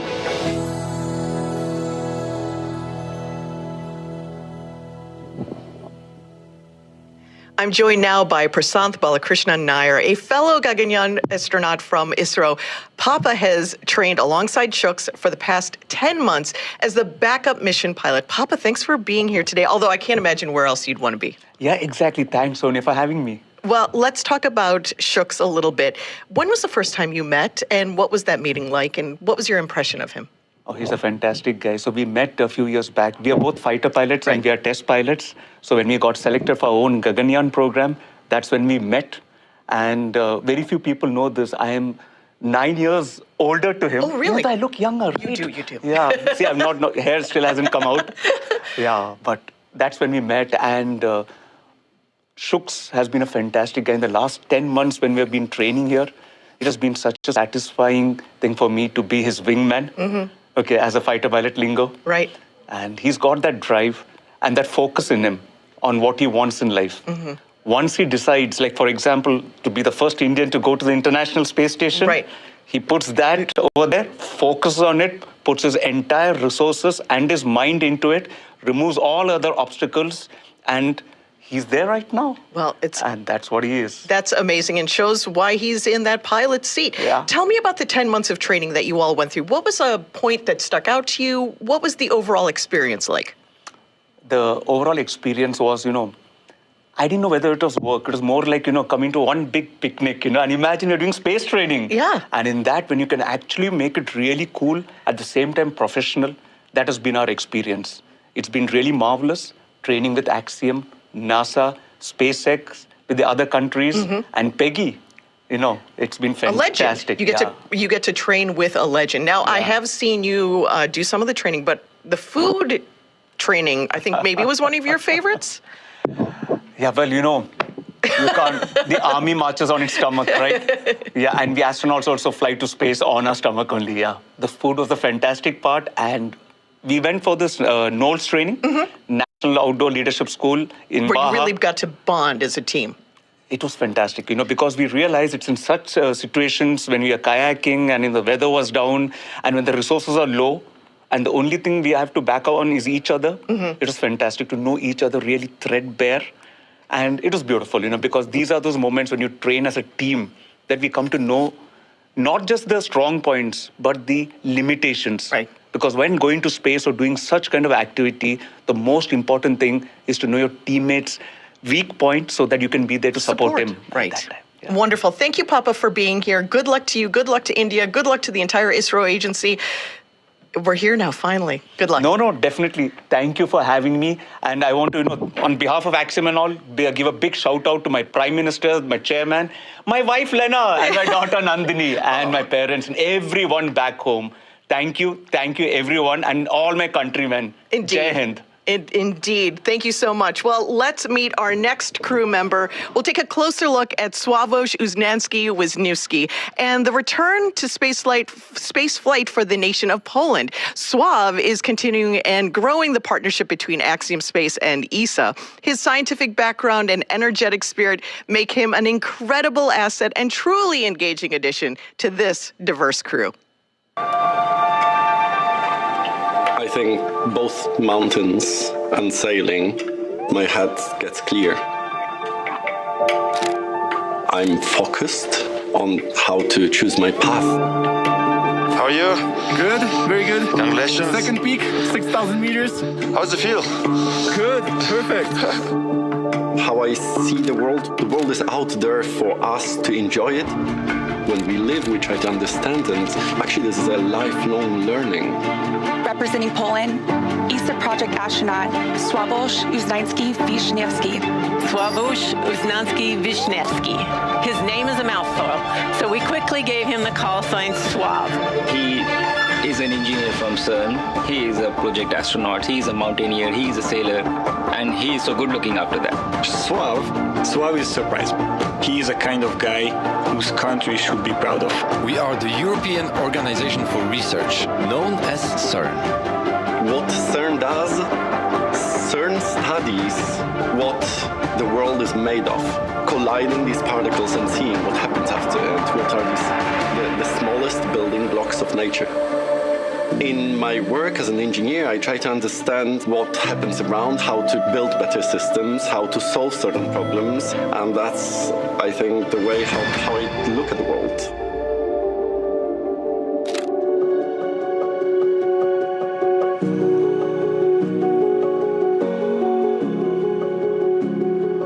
In Europe, we had 5 selections for astronauts since the beginning of the European Space Agency. I followed some of the astronauts, for example, Luca Parmitano, when he was changing the cooling system of the AMS detector, the CERN design. I had no idea if it was going to happen during my life or not. I was a scientist, but I was always waiting for this possibility. And the opportunity came up in 2021 to apply, and then Poland chose to pursue a mission in 2023. That was that moment where the whole journey of me being an astronaut started. After 50 years since General Mirosław Hermaszewski's mission, the second Poland space will be Sławomir Uznański. This mission to the International Space Station is demonstrating the capabilities, but it's also demonstrating the ambition that Poland wants to contribute at the global scale. Today, I represent Poland, but also I represent a generation of Polish people to be able to contribute to technology and science at the global level. Space is for everyone. I am Sławomir Uznański-Wiśniewski, ESA project astronaut from Poland.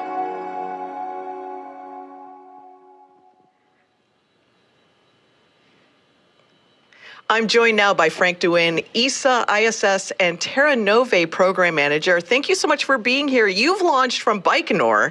How's it feel to be just yards from the clock here at Kennedy? Well, it feels great, of course, to be back here. We have, of course, launched already a lot of ESA astronauts here on SpaceX Crew Dragon missions, and so it's always great to be back. Especially on a launch day, right? Especially on a launch date, yes, certainly. And this is your ESA's second time launching a project astronaut with Axiom Space. It's a new concept. What kind of lessons learned did you get from AX3 the first time a project astronaut flew on an AX mission? Well, the lessons learned that we had, of course, is that these missions can be extremely successful for ESA and for our member states. We can do a lot of science on those missions, technology development. For example, during the mission here with Sławomir, we will have 13 Polish experiments that will be flying. It's not only about the science, it's also building industrial capability in our member states, gaining support for our exploration program. So these missions can be highly successful for ESA and for the member states that decides to implement them. And does it also grow the pool of astronauts in a unique way? What are you finding as the pool is growing? Well, the pool is growing a little bit, of course. The project astronauts, after their mission, they go back to their normal job. But of course, they remain astronauts. They remain advocacies for space, for education, for STEM. This is also a big part of this mission, inspiration. That we want to bring. If we want to fight climate change, for example, in the future, we need more and more engineers, we need more scientists, and this is needed for our society. So inspiration is also a very important part of this mission. So tell us a little bit about Sławomir. Why was he chosen? Why was he chosen for this mission? What do you think he's going to bring to the table during the mission and after? Well, Sławomir, in the first place, of course, is an excellent scientist. He has worked a lot in CERN as an engineer and a scientist, so he brings that aspect, of course, with him. He has a great personality. If you see pictures of Sławomir, he's always smiling, so that is also something that he can bring to a crew, but also to the European Astronaut Corps. And then again, in Poland, he's really a hero, he's really a star. And that's really great for the young kids that can look up to him and that can also invest their careers in science and in technology. So you think it's going to make a huge impact in Poland. What do you think it's going to do for exploration for the young people of the nation of Poland? Well, I think it's good for exploration and also for ESA, by the way, because through the mission of Sławomir, Poland is also engaging more in exploration, engaging more in the European Space Agency, bringing extra funds to us, so that's great. And again, we will build up industrial capability in Poland, which we all also need. If we want to go to a low Earth orbit economy, for example, we will have to build up more actors, more players that can work and that can contribute to this economy. And therefore, as well, this is a great endeavor. And of course, we will need young people in the future to do this. And that's why Sławomir and this mission will be a great success, I believe. Thank you so much, Frank. Thank you for being here. Good luck to ESA. Congratulations to ESA and the country of Poland. And I can't wait for this wonderful evening. Thank you so much for being here. Thank you very much for having me. Well, let's move on to our next crew member. It's Tibor Kapu.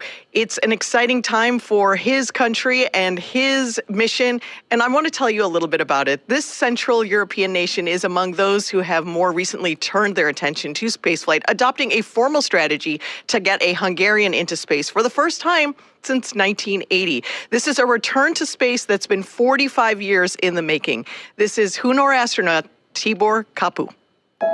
When I was watching Olympics with my mom, I remember that anyone who had a Hungarian flag on, on a jersey or on them, we were just cheering for them, like they were our own family members. These are the guys who we are all proud of. Spaceflight, in my eyes, is something similar. Tibor, what I really admire about about Tibor. He's an engineer also, but he has the enthusiasm that bonds our crew together. He is life. I describe him like that. He walks into a place, he walks into a room, and everything livens up. He's funny. He's the person that brings lightness to the team. He's an engineer like myself, so we have this in common, this connection. In addition to engineering skills, Tibor is a huge space buff. And if you are not motivated about spaceflight before you meet him, you will be a fan afterwards. It is actually coming from childhood. I remember, assembling so many sets of Legos. I did, Star Wars. I did all kinds of planes. I was looking for my place for a really long time. But for a long time, actually, I didn't even know what to do. I remember this really cool moment with my dad. He explained to me what does a mechanical engineer do, and that's when we discussed that, okay, I will be a mechanical engineer. It was great, I loved it, but I knew that I could do much more. I knew that I'm destined to achieve greater things. I was a rocket enthusiast for such a long time, but I didn't have a chance to work in that field. The selection process for Hunar, it was announced in 2021. I was extremely enthusiastic. It wasn't a question if I'm taking that opportunity or not. We did 14 months of rigorous selection process, physical and psychological and cognitive stuff. The whole thing took like 2.5 years. It's much harder than I thought, actually. May 26th was the anniversary of Bertalan Farkas flying to space. He was the first Hungarian astronaut. On that day, on that night, I was selected.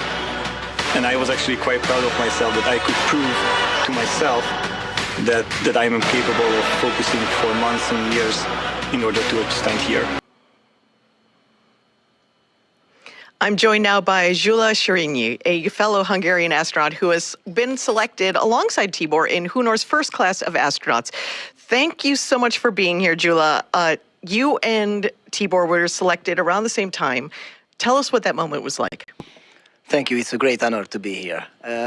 Well, it's a really interesting story because we had a really long selection process, and after the selection, we had 14 months of basic training in Hungary.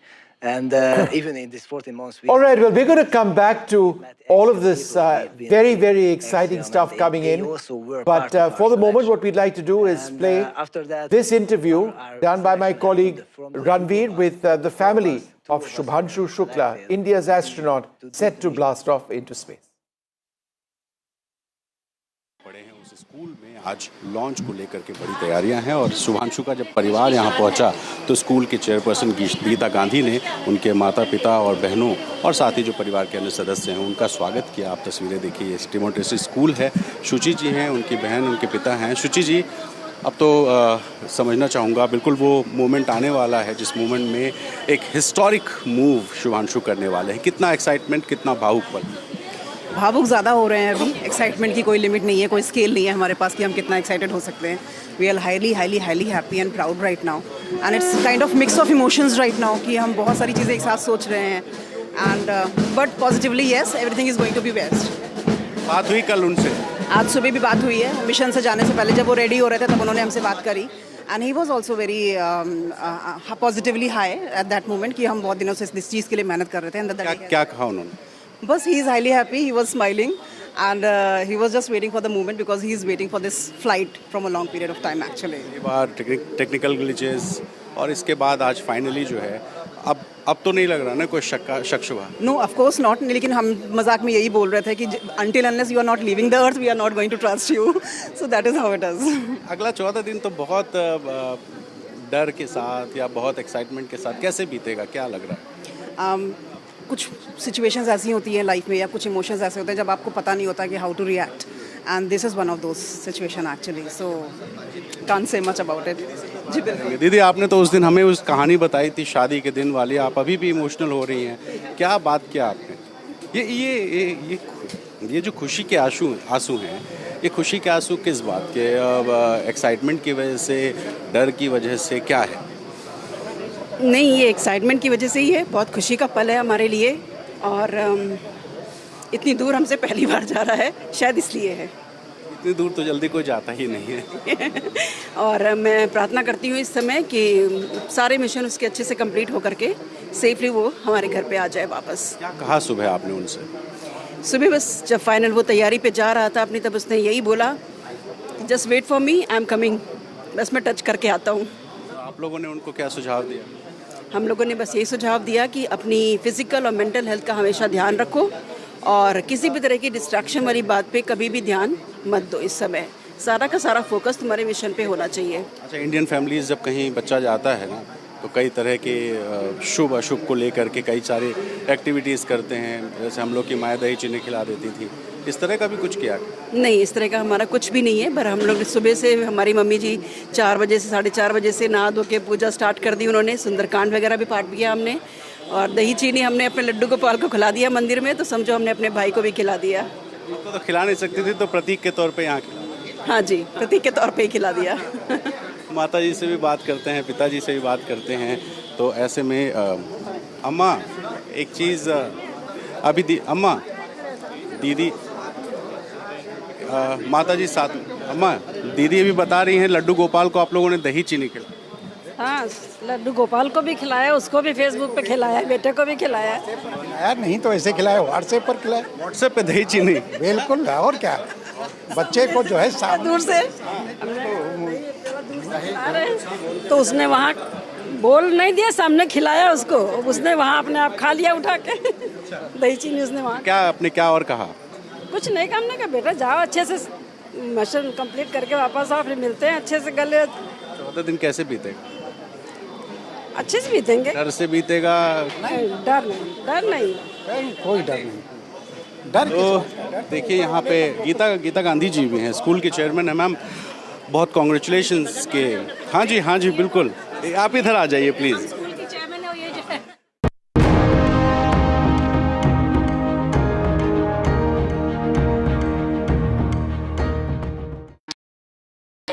I've been reporting on all issues big and small from Andhra Pradesh, Telangana, rest of South India, bringing you all the action, all that you need to know, all that you want to know. The energy of Maximum City is infectious. I'm bringing that energy in our news coverage from financial capital Mumbai. Covering from the southernmost part of India over the last 23 years, I bring in-depth and 360-degree coverage from the Dravidian heartland. The land of Mishti, also known for its bitter politics. I have seen much water flow under the Howrah Bridge, covering Bengal in all its vivid colors. India's IT capital is always bustling, a city full of startups, stories and surprises. And I keep you ahead on all the Bengaluru buzz. In today's interconnected world, India's voice is more crucial than ever. When India speaks, the world listens. At NDTV World, we are that voice, bringing you intelligent and insightful news from India and beyond. From geopolitics and diplomacy to economic shifts, migrations, tech disruptions, and the stories of our diaspora. We cover the news that shapes our global future. NDTV World, your new home for global news is here.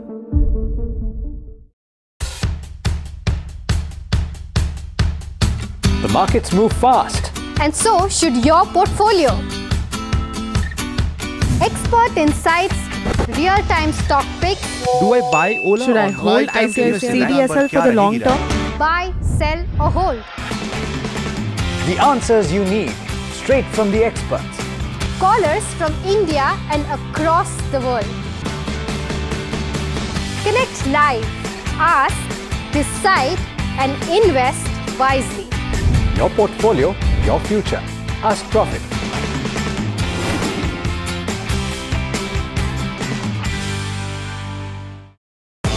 सज गया है मंच, शिरकत करेंगे जाने माने कलाकार। NDTV का क्रिएटर्स मंच है आपके लिए तैयार। शामिल होंगे लेजेंडरी राइटर जावेद अख्तर, अपनी कविताओं से युवाओं के दिलों पर राज करने वाले कवि कुमार विश्वास, समय से परे की फिल्म बनाने वाले डायरेक्टर इम्तियाज अली और best selling writer Chetan Bhagat. यहाँ फन और एंटरटेनमेंट मिलेगा, साहित्य से नई रचनाएं, नई सोच, नया मंच एनडीटीवी लाया है आपके लिए क्रिएटर्स मंच। आप भी जुड़ें एनडीटीवी नेटवर्क पर।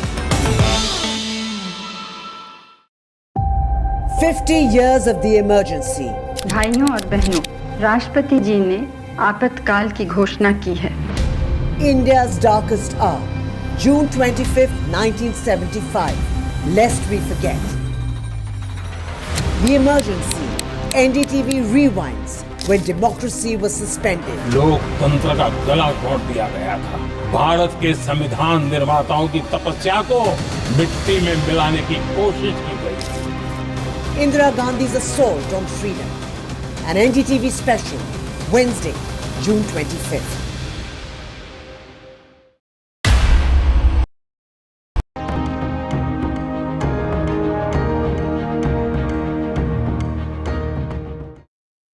Well, in a little more than an hour from now, it's going to be an incredible moment for India. India's big cosmic leap, with Shubhanshu Shukla getting set to blast off to the International Space Station on the Axiom-4 mission.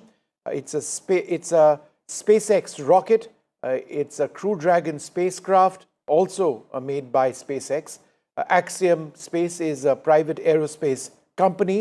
NASA is an important partner. And of course, ISRO is as well.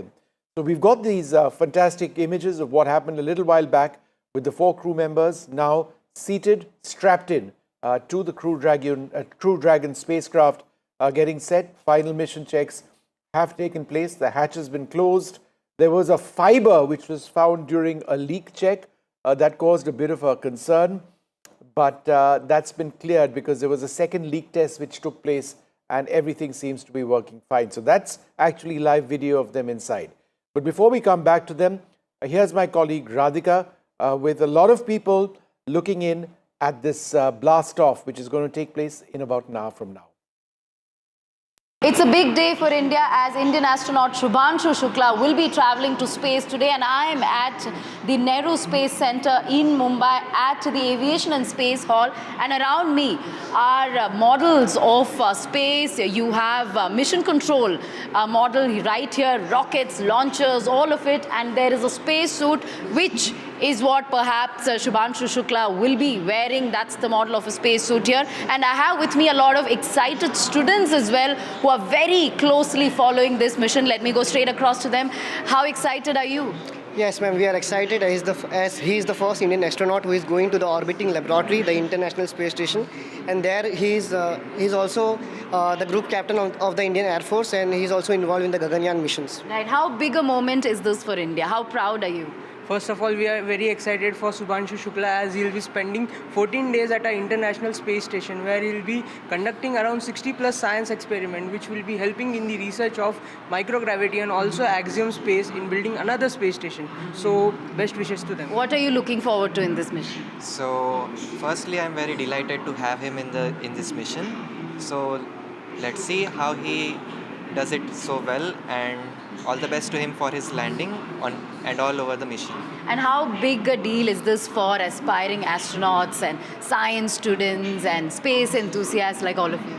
So it is a big day for humanity as a whole, because this is a time when human life is getting closer to revealing the secrets of space, and especially for India, it is such a big day that we have one captain going to space. And there will be several experiments which they will be conducting there, which will unravel a lot of mysteries of the space and human life. So what's the message you have for Shubhanshu Shukla? For Shubhanshu Shukla, he is representing our country, and he will really open so many opportunities for next generation of India. All right, let's just go back to live footage now, coming in from SpaceX. The crew on board the Crew Dragon spacecraft at this stage, going through various checks. Let's just take a look. Over the last 10 months to ensure the Axiom-4 crew and all those who support them are ready for their mission on station. Kicking off efforts at Axiom Space headquarters in August of 2024, this crew immediately began to familiarize themselves with the range of teams and systems and operations they would need to become proficient with in order to succeed. So from selecting the food they would eat and learning how to prepare it with the food warming and hydration systems on orbit, to understanding the tools and systems available to them throughout the station, Learning every seemingly small detail is critical to ensure mission success. While in Building 9 at Johnson Space Center, the crews learned and rehearsed routine operations, medical procedures, emergency situations, and media outreach engagements. All of these lessons built up to full-scale simulations that were run in coordination with ground teams at Johnson and around the world. And as the name of the International Space Station suggests, specific modules are owned and operated by different nations. The crew traveled to Japan to learn the systems of the Japanese experiment module, also known as Kibo. With hands-on training that culminated in a round of testing, the crew became certified to use Kibo for their flight. The crew then traveled to Germany to earn their certification for the systems in the European module, known as Columbus. As an ESA project astronaut, Sławomir had additional trainings at the European Astronaut Center. And beyond the specific requirements of each space station module, the crew participated in a range of efforts that would not only bond them into a crew, but also ensure they were physically and mentally prepared for any scenario. All right, about 1 hour, 6 minutes and 20 seconds to go for the blast-off of the Axiom-4 mission with Group Captain Shubhanshu Shukla on board. There are good wishes coming in from across the country. Let's listen in. A day in an altitude chamber to experience how their bodies react to different oxygen levels, and even around in helicopter underwater.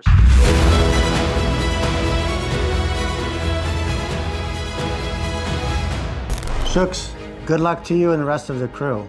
Enjoy it. Will it be very hard for him? I don't think so. He'll feel some pressure. He'll be under a lot of tension to keep up with the pace because it's pretty fast, but he's very well trained. He'll do great. Will there be a happy landing for him? Happy splashdown. A happy splashdown for Group Captain Shubhanshu Shukla.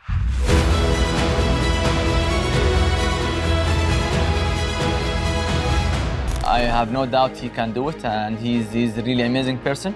Down to ground in terms of dealing with the instructors and with everyone, very professional. And I like to work with him and also with his backup, also Papa.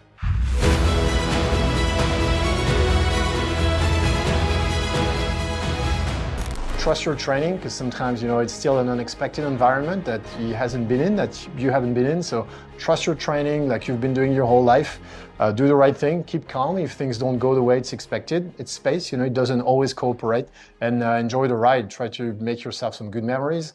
Look at the Earth, take pictures of your activities, of your crewmates, and it's gonna go super fast. So be really conscious in trying to imprint those memories on your brain, because you're going to need them when you come back.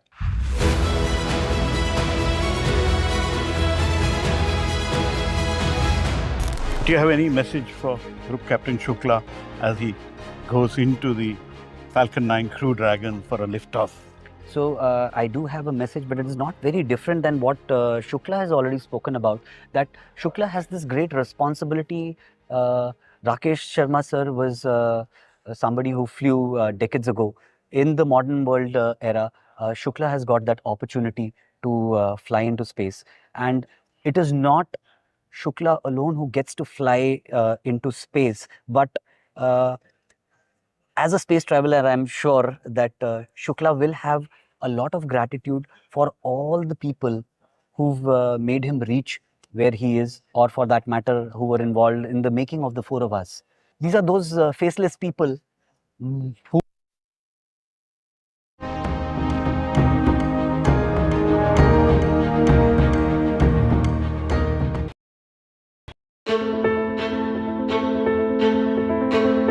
News is not just headlines, it is what impacts you. And news should never be mistaken for noise.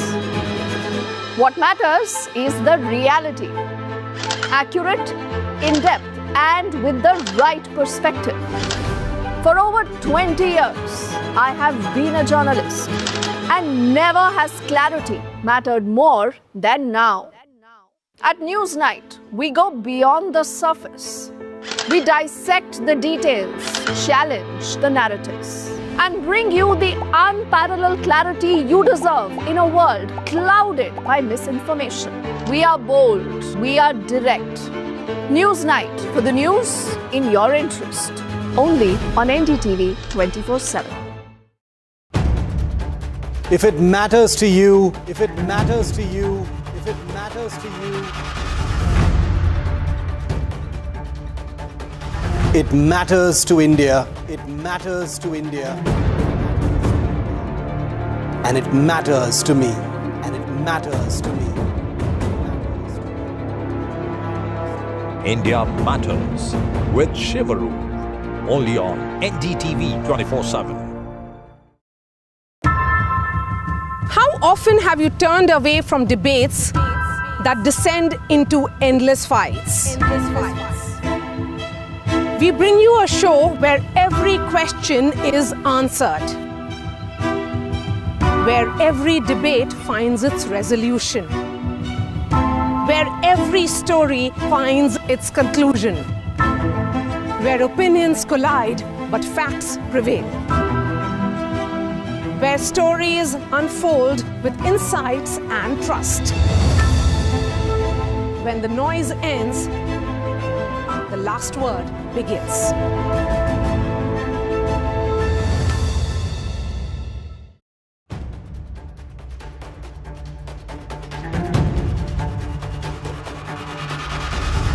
If it matters to you, if it matters to you, if it matters to you,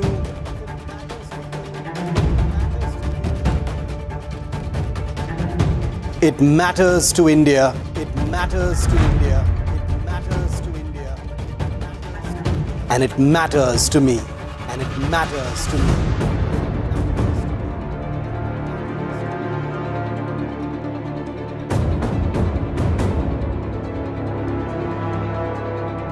India Matters with Shivaru, only on NDTV 24/7.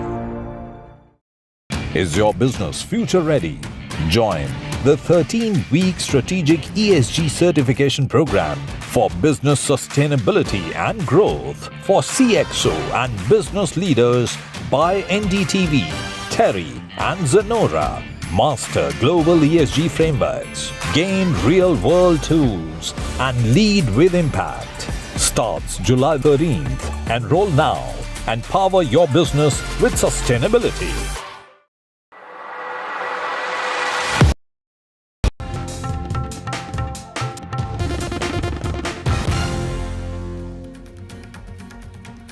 Good morning. Today, India marks a historic moment as Group Captain Shubhanshu Shukla, an Indian Air Force pilot, is set to become the first Indian to visit the International Space Station on board Axiom-4. That's the name of the mission. It launches in 59 minutes from now. Just 59 minutes. It's all going well according to plan. It blasts off, does the SpaceX built Crew Dragon capsule on board a Falcon 9 rocket, also made by SpaceX from NASA's Kennedy Space Center. Along him, his commander, Peggy Whitson, a very experienced astronaut, along with astronauts from Poland and Hungary. They get up to the International Space Station. There have been multiple delays, including a bit of a concern today when a fiber was found in a seal during a leak check, right, of the cabin, of the capsule itself. That's been subsequently cleared, and it's all systems go. Let's listen.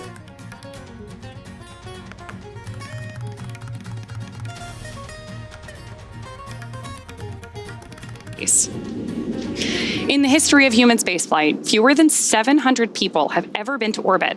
At SpaceX, we want to help create a future where not just hundreds of people, but thousands and ultimately millions of people can travel off Earth to live and work in space and on other planets.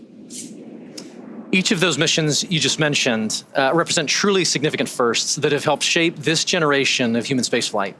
And at Axiom Space, we've had the opportunity to provide foundational firsts as well. Working with SpaceX and NASA on all three of our orbital spaceflight missions to date, to fully appreciate the progress being made together, it's worth noting that our three flights have helped provide greater access and set new precedents worldwide for private astronaut missions aboard the International Space Station, all within the last 4 years. And I'd love to take a quick look back at just a few of these with you now. On April 8th, 2022, just over 3 years ago, Axiom Mission 1 launched aboard Dragon Endeavour on a mission that would span 17 days on orbit, with 15 days of those on board the International Space Station. Led by Commander Michael Lopez Alegria, the crew facilitated 26 research payloads and participated in over 30 STEAM events. Beyond the onboard science efforts, this mission was a pivotal moment for the community at large, serving as a proof of concept for how private operations could be conducted on the orbiting lab in conjunction with the expedition crews living aboard the International Space Station. This was the next step in human spaceflight collaboration. So this was followed up a little over a year later by Axiom Mission 2, which launched aboard Dragon Freedom. For awareness, we're cycling the orbit tank isolation valves to equalize low flow pressure. Dragon copy. Pausing there for that update.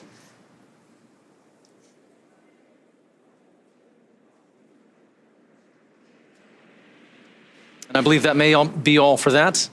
I'll pick up where we were. So Commander Peggy Whitson led American John Schaffner and 2 Saudi Arabian national astronauts, Ali Al-Qarni and Rayana Barnawi, on a 10-day mission outside our atmosphere with over 8 days aboard the orbiting laboratory.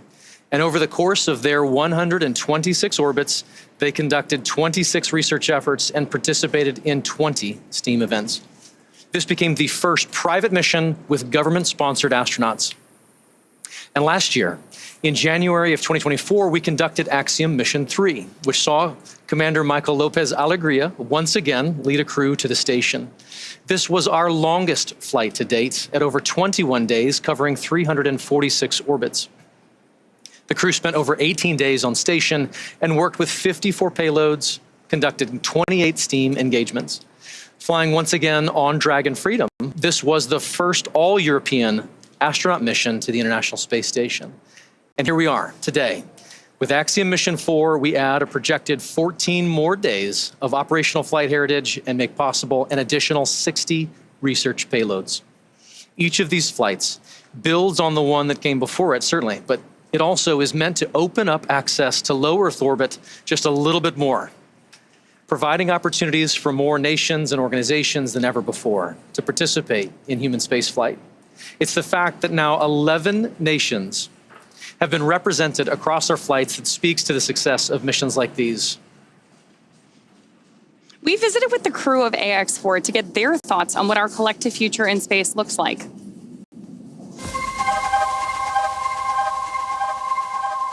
I believe that SpaceX and Axiom Space are serving as pathfinders for what commercial space is going to be in the future.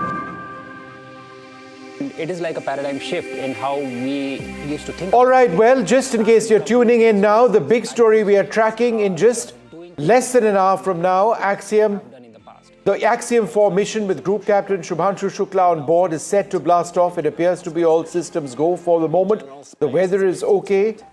Leak checks of the cabin itself have been completed of the crew module. Those are going all right. That's been successfully passed after an initial anomaly. Apart from that, there is propellant loading, which has also been taking place. And you've got the live images of the crew in the bottom right-hand side of your screen. Shubhanshu Shukla, the pilot in the mission, right there in the center. So it's all happening now. The launch scheduled for 12:01 p.m. Scientific research, technology demonstrations, and expand what we are doing in space. These precursor missions, like the Axiom-4 mission, are just the tip of the iceberg for expanding in low Earth orbit and way beyond even. Like we say, that space has space for everyone. And this is what it means. And I think that is the essence of spaceflight. I love Peggy's comment there that this is really just the tip of the iceberg. Absolutely. The International Space Station may not last forever, but there's a lot in the works today to enable even more research and more capabilities off-planet. Of course. And so for Axiom Space, missions like AX-4, as we've said, not only create opportunities for our customers to accomplish their goals in microgravity, but they are also invaluable in developing our teams and our systems for our own future Axiom Station. When the time comes and the International Space Station reaches the end of its operational life, Dragon SpaceX for awareness, we are continuing troubleshooting on the wind file upload. It has not been resolved yet. Troubleshooting is continuing. to follow up on that comment we had earlier. Dragon copies, continuing troubleshooting. We were going to keep working this issue in the lead up to launch. So as I was saying, when the time comes and the International Space Station reaches the end of its operational life, SpaceX will help deorbit the orbiting lab. NASA awarded SpaceX a contract to develop the U.S. Deorbit Vehicle, or USDV, a modified Dragon designed to guide the station through a controlled re-entry into the Earth's atmosphere to ensure that upon re-entry, the space. All right, well, we'll come back to that live feed from the Axiom-4 and SpaceX. But joining us now, Eric Anken. He's an anchor at WKMG-TV News 6 Orlando. Thanks once again, Eric, for being with us. The last I heard, they were troubleshooting a couple of things. Do you have any idea what that might be? Good morning, Vishu. Yes, trying to get more details as we speak on this, but this is a major problem. This is a deal breaker. Essentially, what Mission Control is trying to do over at SpaceX headquarters here at the Kennedy Space Center is send weather data, wind data specifically, to the capsule, the very top of the Falcon 9 behind me. So that's the Dragon crew capsule that, of course, is sitting on top of the rocket. That's where the 4 astronauts are, including your captain. And the reason that this weather data, this wind data, is so crucial is because it assists the computers on board in the event that upon liftoff, there's a major anomaly and the launch abort system, or during liftoff, so as we get further up the East Coast here of the United States, during ascent, if there is a major problem and the launch abort system must activate suddenly. So what that is essentially a bunch of rocket thrusters at the bottom of the capsule. So the astronauts really are sitting on top of those thrusters. Instantaneously, those thrusters fire and they push the capsule out of harm's way. Well, of course, the capsule has to land. It has to come down, likely somewhere in the ocean, of course, because the trajectory is taking it from here up the coast, headed towards Europe, but then eventually we're into orbit. So there's parachutes, obviously, that assist this capsule in gently splashing down on the water, but there are wind conditions depending on the varying locations that this capsule could touch down somewhere in the Atlantic Ocean. So Mission Control needs to get this data to the Dragon so the Dragon knows how to respond in these conditions if, God forbid, there is an anomaly and this capsule ends up in the Atlantic Ocean instead of orbit. And if that launch abort system cannot be enabled because the data cannot be uploaded, that means they cannot fuel this rocket. So because they have 4 astronauts sitting on a whole bunch of liquid oxygen and liquid kerosene, they enable this launch abort system and then they go tank, they go fuel. They start loading the rocket with this super cold propellant, and that happens around 45 minutes or so before launch. So about an hour out, that's when the launch team makes the decision, yes, we're going to go ahead with fueling. About 45 minutes out, they start to fill those tanks on that rocket with that super cold fuel. If they cannot upload the weather conditions, the profile, they cannot arm that launch abort system. If they cannot arm the launch abort system, they cannot fuel. And of course, if they can't fuel, they cannot fly. Vishnu, I should tell you, this is an instantaneous window. So 2:31 here, our time. If they cannot fuel, starting quite soon, they will not be done fueling, which means they will miss that instantaneous 2:31 a.m. our Eastern Standard Time launch window. So we await another update. No, so what is the window that we are now looking at? In how many minutes approximately do you believe this problem needs to be fixed?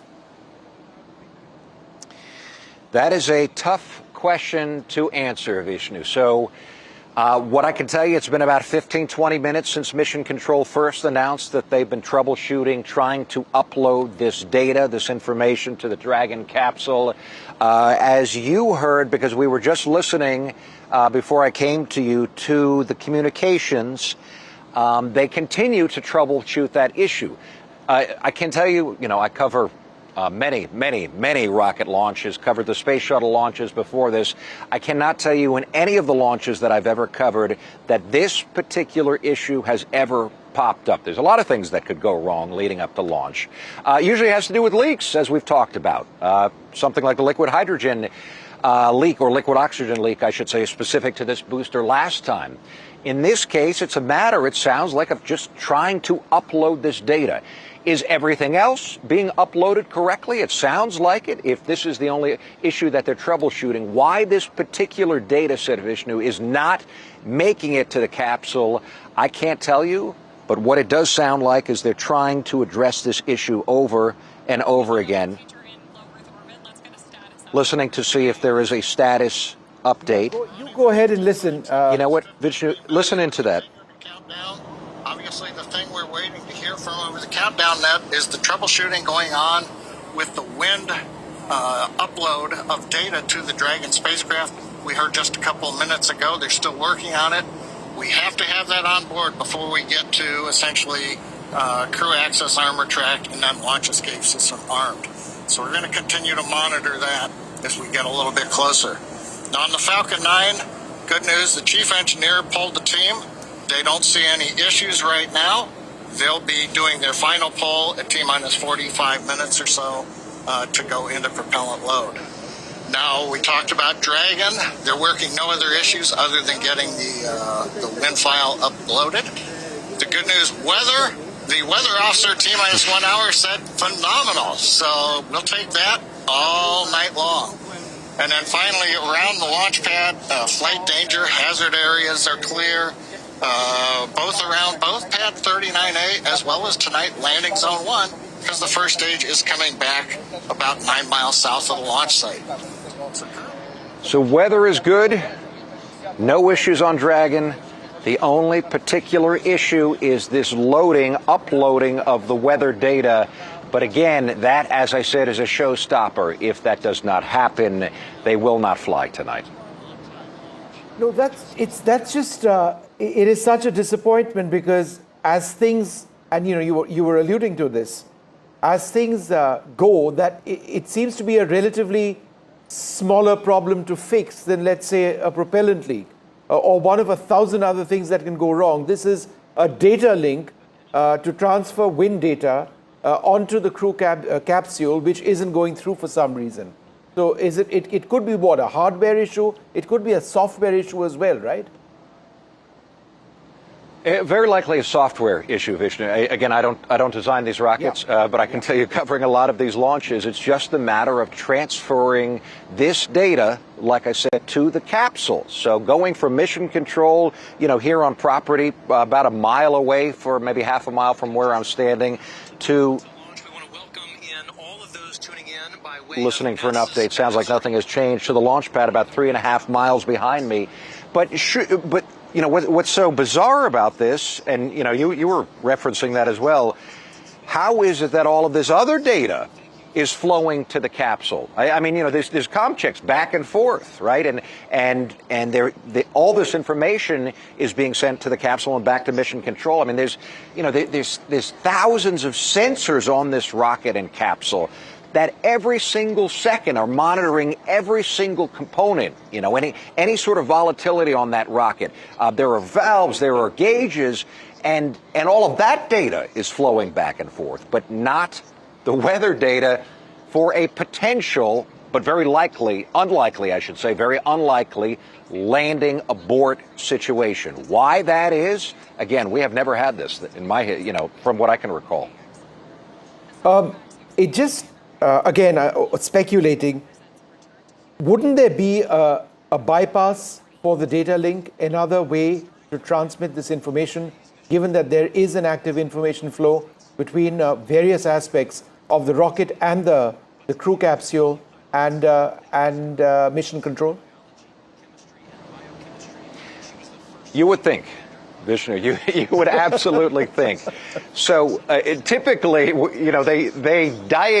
they deal with these problems as they come up, right? And they're very familiar with leaks because that's a matter of hoses connecting and clamping together these are connection points. We dealt with that when the Artemis rocket launched here several years ago. But something like data transfer, you would think that this is the least of their worries.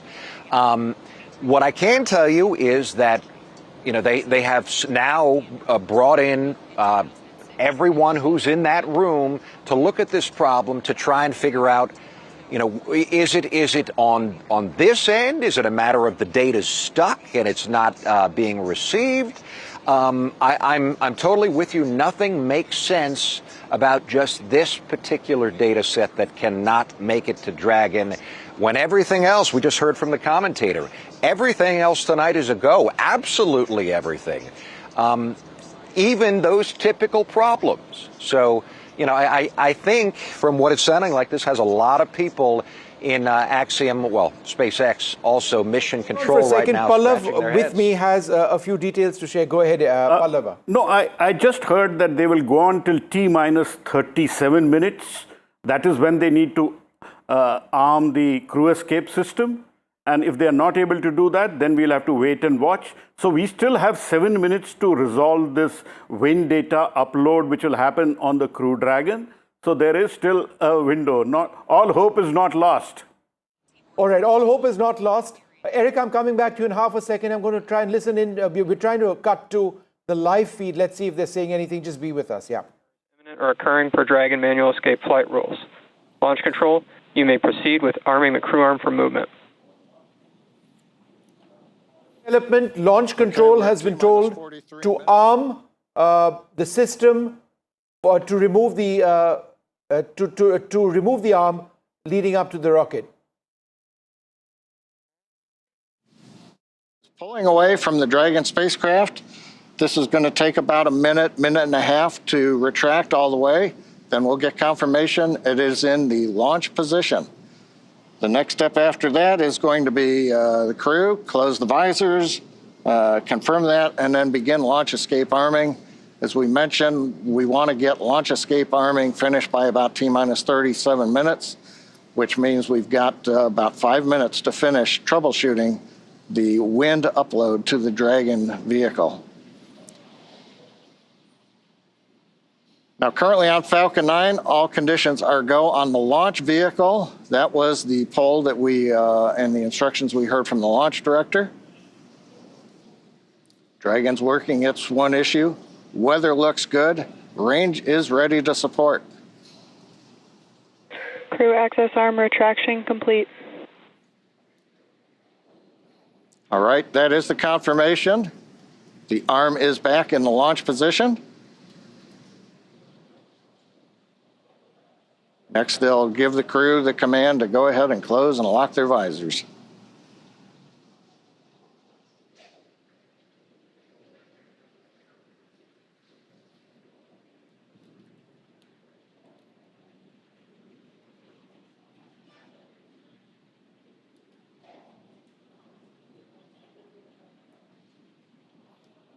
All right. Again, just for the benefit. I think right now we're probably waiting just a little bit longer. We want to give the Dragon team as much time as they can have before we move into the sequence where we then have the crew arm the launch escape system. Now, if we do get through this and we solve the upload issue, at T-minus 35 minutes, we will begin propellant load. Once we do that, then there's no chance to hold the clock. We would have to complete the countdown and launch on time, or as we have mentioned during the webcast, we do have another opportunity tomorrow about 24 hours from now.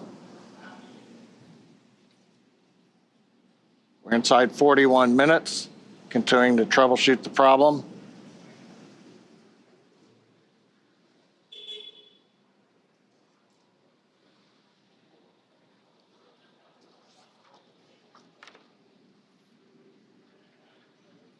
Go back to Eric von Anken, anchor at WKMG TV News 6 in Orlando.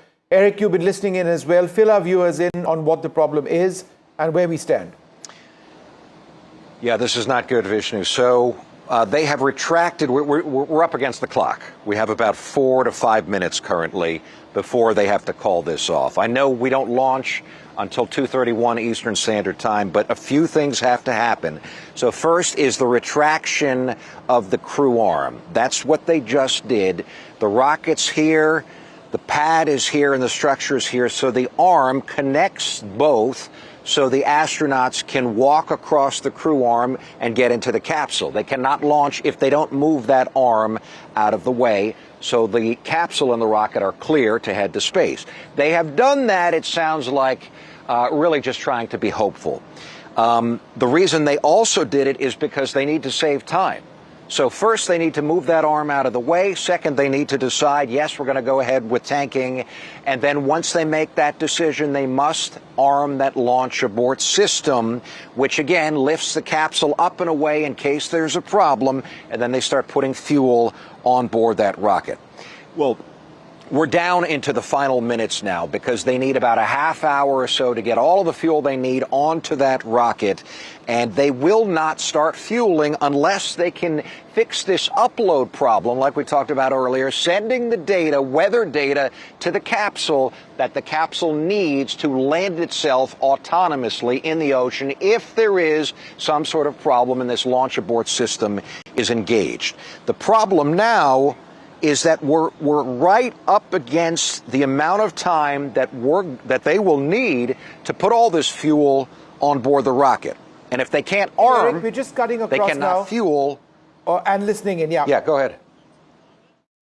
See on the screen, we're also going to begin escape system arming. It's going to take about 50 seconds once they get into it. We will then get confirmation that the launch escape system is armed. And from there, we will move into propellant loading coming up in 3 minutes at T-minus 35. So we passed a major milestone, everything looking good. And it's kind of quiet here right now. Everybody's kind of tense. We're waiting to see how it go, Paul. But with that, it looks like we're doing good John, you're right. in the timeline. We have taken a sigh of relief. No extra breath here. Smiles are returning. But with that.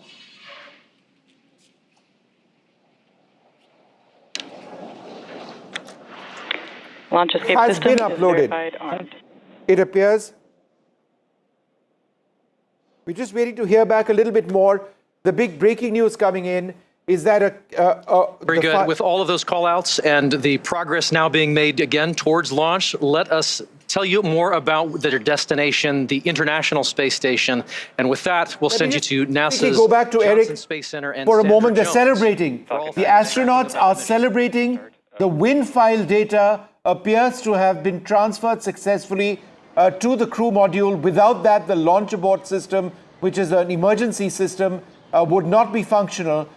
With that important piece of data, they can move quickly to fully readying the rocket for launch. Eric, let me come back to you. Eric von Anken, anchor WKMG TV News 6, Orlando. Eric, the last I heard is everything looking good.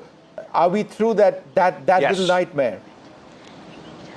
Yes, Vishnu, and you called it. We're looking at the pictures ourselves here at the Kennedy Space Center of the astronauts, clearly relieved, clearly excited, because that was really the big hurdle. I mean, they got to be saying to themselves right now, we're going.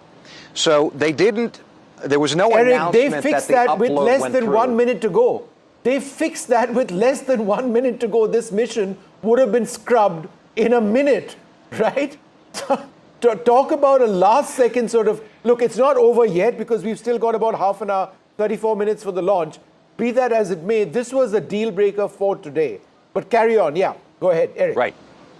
Right, and this is how it happens so often. I mean, so many of these launches come down to the last few minutes, sometimes the last few seconds. You're right, that window was closing really fast, very, very quickly, and it turns out they must have gotten the data uploaded, again, the weather data, to arm the launch abort system, which they did smartly. You know, they thought ahead. You know, we talked about things that pop up. This had never popped up, but obviously you got some smart people in mission control thinking we need to start moving the arm because we're going to be up against that clock. They moved the arm out of the way. They polled the team. You know, what that is they go around the room and they say, oh, we go for fueling. And so the whole team says, go, go, go, go. They all decided to go. And then that's when they arm the launch abort system. It just takes a few seconds. And now they have started to fuel the rocket. Again, the reason that this is a time-sensitive process is because the fuel is, I want to say, minus 200 plus 200 plus degrees Fahrenheit negative, right? So this is super chilled liquid, and they need to keep it this cold, to keep it compressed, to fit as much, of course, on board the rocket in those tanks as possible.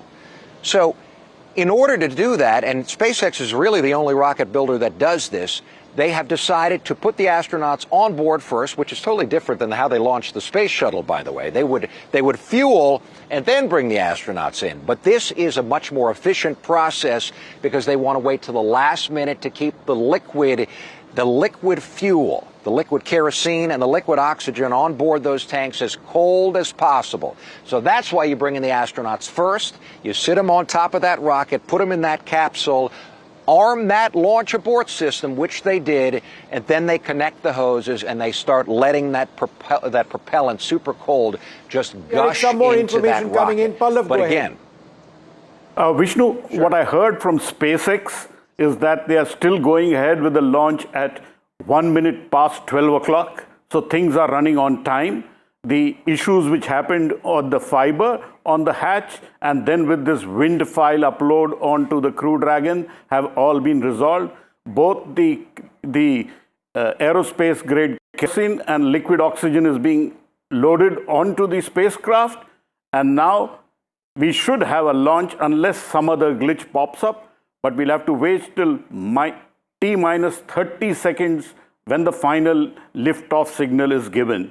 So right now, things looking good, the weather is good, and the 4 astronauts have their visors closed in the Crew Dragon, and they are now ready for liftoff in less than 33 minutes. So all set for 31 liftoff. minutes, 31 minutes, 46 seconds approximately. Eric, go ahead. Anything else you're picking up? No other issues. Like we said, they are fueling as we speak. The update you just got seconds ago from that gentleman, that's what we're hearing out here as well, that the super cold liquid is flowing into these tanks. But like I said, SpaceX does it differently because they need to keep the fuel as cold as possible before they lift that rocket off the ground so they can pack as much as possible into the rocket. We talked about an instantaneous launch window. So like we said, Eastern Standard Time here on the East Coast of Florida, 2:31 a.m. If they wait even just seconds, it's not just that the Earth is moving, of course, and the space station doesn't line up. It's that the trajectory. So what we just heard is one of the comparisons. It's one thing if your friends leave with you a few minutes, they get ahead of you, let's say on a highway, right? You take 2 cars, you're heading somewhere, your friends pull in front of you, they take off, but you're on the same highway. That's fine. If you're on a different highway, it doesn't matter how fast you go, you will never catch up to your friends. That's why even waiting just a few seconds outside of our launch window essentially would put the Dragon on a different highway. So they need to be on the same highway. As long as they do that, the Dragon is actually traveling a little bit faster once it gets up into orbit than the actual International Space Station. So that's why it takes about 20 hours or so for Dragon to orbit the Earth and to catch up with the space station. It's basically tailing it until 20 hours later or so when the Dragon capsule catches up to the space station.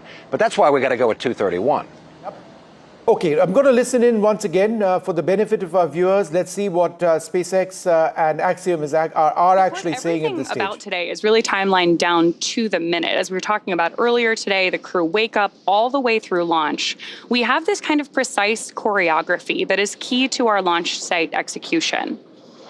Each of the calls we're hearing, the visual cues that we're seeing, and that we're acknowledging to you who are joining us from around the world, serve as critical synchronization. Stage 1, cryohelium loading. There's confirmation there that we're loading the cryohelium on board stage 1 of Falcon 9. And each of these milestones are critical synchronization points for both the ground and crew teams. As they say, slow is smooth and smooth is fast. It's hard to believe that it's been 5 years since Dragon radically changed how humanity gets to space. After the space shuttle program ended in 2011, NASA astronauts primarily used the Russian Soyuz spacecraft for travel to the International Space Station. Until 2020, Dragon was the Russian Soyuz spacecraft was the only human-capable launch vehicle available.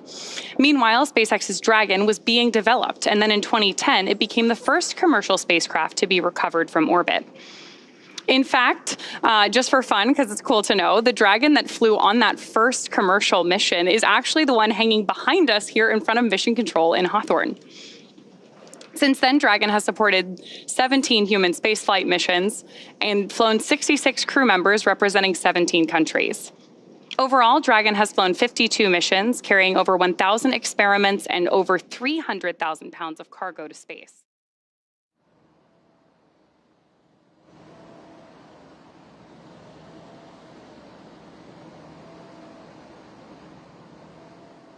Eric, go ahead. Yeah, so we are still go. Okay.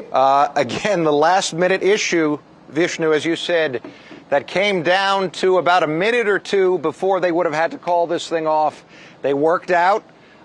Just to recap, if people are just tuning in, essentially was trying to upload some weather data to the top of the capsule that the capsule would have needed in case the launch abort system had to be activated during launch. That did not happen. They apparently got the data just in the nick of time to the capsule. They were able to arm the launch abort system, and then they were able to start fueling. So they will fuel this rocket right down to the very last few minutes, even last few seconds before launch time. Then essentially power transitions to the rocket, to the Falcon 9 and the SpaceX capsule, and then the computers fire up, and then these astronauts are headed skyward. I mean, all of this is going to happen very quickly. It really, there's really not a whole lot that typically, I don't want to jinx it, but there's really not a whole lot that typically goes wrong in these last few seconds. Once they start fueling, they see very quickly, is fueling going successfully? It is. And so typically they top off the tanks, and then they go. Transfer power, set up the ground launch sequencer, and then they lift off. All right. So just in terms of what's happening inside the crew module at this stage, the visors, Pallava, my colleague here, tells me likely to be down at this stage. They'll be going through their final checks. But essentially at this stage, and Eric, correct me if I'm wrong, it's all automated, right? Correct. Yeah, it's funny. My photographer and I, we were just talking because obviously we're recording the feed that that we're watching from Axiom and watching for movement inside the capsule, watching for movement outside the rocket. The thing is, for the last hour and a half or so, there's really nothing going on. Now it's just the computers in mission control and the team, those 4 astronauts who are now facing skywards because their seats have retracted because they want NASA and SpaceX and also Axiom, as they lift off, they want the G-forces to go through their chest as they're laying back instead of straight up and down. Other than that, they're not doing a whole lot. Maybe running through some of the procedures. They have iPads strapped to their knees. This is an entirely automated process. I mean, I know we have a pilot. I know he's your pilot, but there's not a whole lot to do because this sequence, as I said, the ground launch sequencer takes over in the final seconds before the countdown, and this rocket essentially flies itself to the International Space Station. It can even dock autonomously with the space station, but most of the time it is the pilot that guides the spacecraft as they start to get close to the space station within proximity with a controller. And that is, of course, a very precise process because you certainly don't want to knock into the space station. That would be a major problem. But getting there, they're just going to sit back and they're just going to enjoy the ride and look skyward. The reason that their visors are down now is because, again, if, God forbid, the launch abort system must fire, the kick in the seats is just It's got to be unbelievable. Probably better than the best roller coaster in the world. Do we know what G-forces that would be, Eric? I mean, if they had to use the crew aboard, upwards of 6-7 G at least. It's got to be. I can tell you I flew with the Air Force Thunderbirds here in an F-16, and we hit 9 Gs in a very tight banking turn, and that was just about all I felt my body could handle. Yeah. So, I know it's up there. I know it's really intense because think about this, Vishnu. So, again. Not a scenario we like to talk about, but certainly a scenario that SpaceX and NASA have planned for. This is why the launch abort system exists. But if there were some major anomaly, and we have seen some, not with people on board the top of this rocket, but the SpaceX Falcon 9 rocket, there was an incident several years back when they were fueling and the rocket exploded. So Elon Musk tweeted right after that, and he said our launch abort system is so good that it was a satellite that was on top of the rocket at the time, but had there been the Dragon crew capsule with astronauts inside, they would have instantaneously been blasted out of, as I said earlier, harm's way. So these thrusters fire up in milliseconds. I mean, you blink, and the capsule is already lifting off, because of course. An explosion is instantaneous, except what SpaceX did when that happened several years back, they slowed the video down, and you could see that capsule would have had time within milliseconds to lift off by the time that the rocket started to disintegrate and might have put anyone in danger had there been a capsule on that rocket. All right, Eric, hold on for a second. It's intense. We need to take a short commercial break and about, 20 minutes, 57 seconds. And it's all happening now, ladies and gentlemen. It is absolutely huge.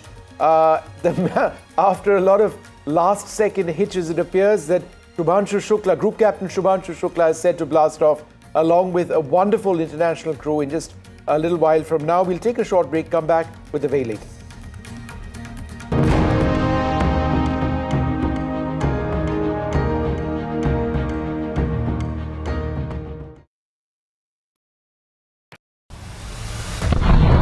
There have been 4 alerts which have been sounded off here. In fact, what we can confirm is that one missile did hit a residential building in Beersheba. As I speak, you can hear the air raid sirens going in. So I will have to make my way out and see if we can find us a safe place.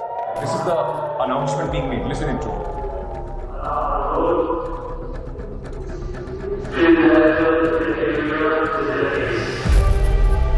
We are coming to you live from this location which was hit in Beersheba, residential high-rise. Ruins of this building tell you the cost that this war, the 12-day war so far, has taken. I've been reporting on all issues big and small from Andhra Pradesh, Telangana, rest of South India, bringing you all the action, all that you need to know, all that you want to know. The energy of maximum city is infectious. I'm bringing that energy in our news coverage from financial capital Mumbai. Covering from the southernmost part of India.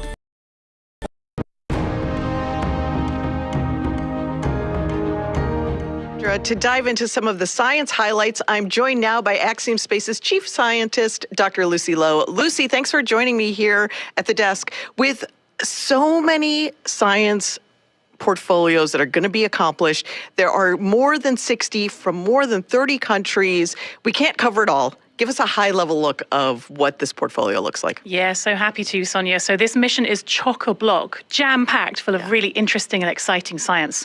We have everything from human research, understanding how the human body reacts to space. We have some really fun life sciences experiments looking at growing plants and all kinds. We have some physical sciences. We have lots of technology demonstrations. And my favorite, lots of science, technology, engineering, art, and mathematics outreach events. All the STEAM things. Exactly. So we've had great success with AX1, 2, 3. Do we have any return payload flyers for AX4? We do. We have our partners at... All right, so approximately 19 minutes to go for the Axiom-4 mission to blast off. We've had a couple of pretty nerve-wracking moments in the last little while, because there was critical data which had to be uplinked. Wind data had to be uplinked to the crew module. Without that, the crew abort system, which is essentially an ejection system where the entire Crew Dragon is ejected from the rocket, parachutes open up, and then it comes down safely, one would hope. Without the data on the wind, the crew abort system wouldn't work. And the thing is, there are lots of things which need to happen moment by moment. So if that data wasn't there in place, then the rockets wouldn't be refueled. And we got to a situation where if the data had not been uploaded in 1 more minute, then the mission would have been scrubbed today. With approximately 1 minute left, they uploaded the wind data, the crew module was activated, the arm of the rocket, the arm from the launch pad moved away a little while earlier on, and instantly then is when the propellant started being loaded. And that's taking place right now. In approximately 18 minutes from now, it should blast off. There are no further errors or anomalies which we are aware of at this juncture. Let's go back to that live feed from SpaceX and Axiom and listen in. Microalgae. And they're going to be looking at how these could be used for food or for fuel or for potentially even life support systems on orbit in future. The team is also looking at muscle cells. They're seeing how muscle cells respond to access to microgravity. So when the human goes into space and there are changes, physiological changes that happen very quickly that can impact the muscle cells.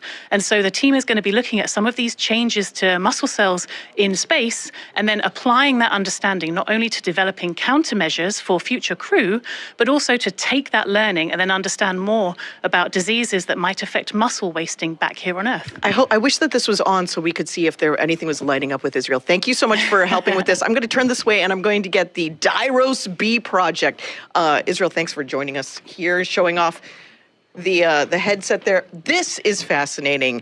While I manipulate this, like they're going to do in space, which basically makes me an astronaut, I'm going to also hum Bach. You should do. So this is a project from Hunor, flying this research. And this is actually looking at fluid dynamics in space. So we've put this tape on for artistic purposes. T-Ball will not have this disco tape on orbit. But in space, what is going to happen is this will be surrounded. We are talking about a lot of the science which is going to be taking place in this particular mission. There is more science which is going to take place in this mission than in any other previous Axiom mission, is what I believe. The largest of science missions of any Axiom mission so far. Pallav Bagla with us. Pallav, essentially the glitch that we ran into, there were two. The first anomaly was when there was a pressurization issue in the Crew Dragon, where there was a fiber which was found in a seal during a leak check. Right, that could have been a game changer. It may not have gone through. Not a game changer. It could have been a mission scrubber. But then in their second series of automated checks, that checked out. But the bigger problem was that the spacecraft, which is a brand new spacecraft, wasn't accepting the upload of wind condition data. And if they didn't fix this and it went down to the wire, this mission would have been scrubbed today, right? Certainly. Just 60 seconds before they were supposed to scrub the mission because the wind data was not uploading from the mission control to the Crew Dragon, they were able to fix that issue. Essentially a software issue, it seems, but they finally managed to do it. And right now, propellants are being loaded onto the rocket. 1 minute. In another minute, they managed to do it in less than everybody's work would have come to not for today. It wouldn't have been the end. There is still a launch window till the end of this month, etc., etc. No, but there is a backup window for tomorrow as well. So if you would have missed today, then there was a backup window tomorrow. Everything is not lost. But yes, right now, all systems go. We should have a liftoff at 1 minute past 12 o'clock India time. And the astronauts are already on board the Crew Dragon. Group Captain Shubhanshu Shukla is going to pilot this mission. The Crew Dragon is fully ready to go to the International Space Station. Right now, it's the rocket which is being fueled. How many days does it take? Just remind us. After liftoff, it'll be a 28-hour run for the phasing, as it is called, for the Crew Dragon to go and dock with the International Space Station, and it will dock with the Harmony module of the International Space Station. And this would be an incredible moment. And if it lifts off today at 12:01, then do join us tomorrow at 4:30 p.m. when we will have coverage of the docking. And we will see, like Prime Minister Narendra Modi said, Bharat ka beta ya beti antariksh mein jhanda leke jayega. So we'll see Shubhanshu Shukla carrying India's flag to the International Space Station. So that will be tomorrow if the liftoff happens today. Right now, we are still in the automated phase of the Falcon 9 rocket, and the final word will come 30 seconds before liftoff. But right now, all systems go.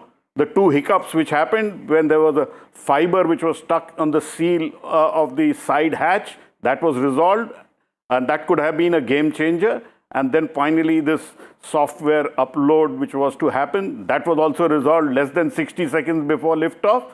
So we've had so many glitches on this particular mission, 6 delays, and finally we are less than 14 minutes before liftoff.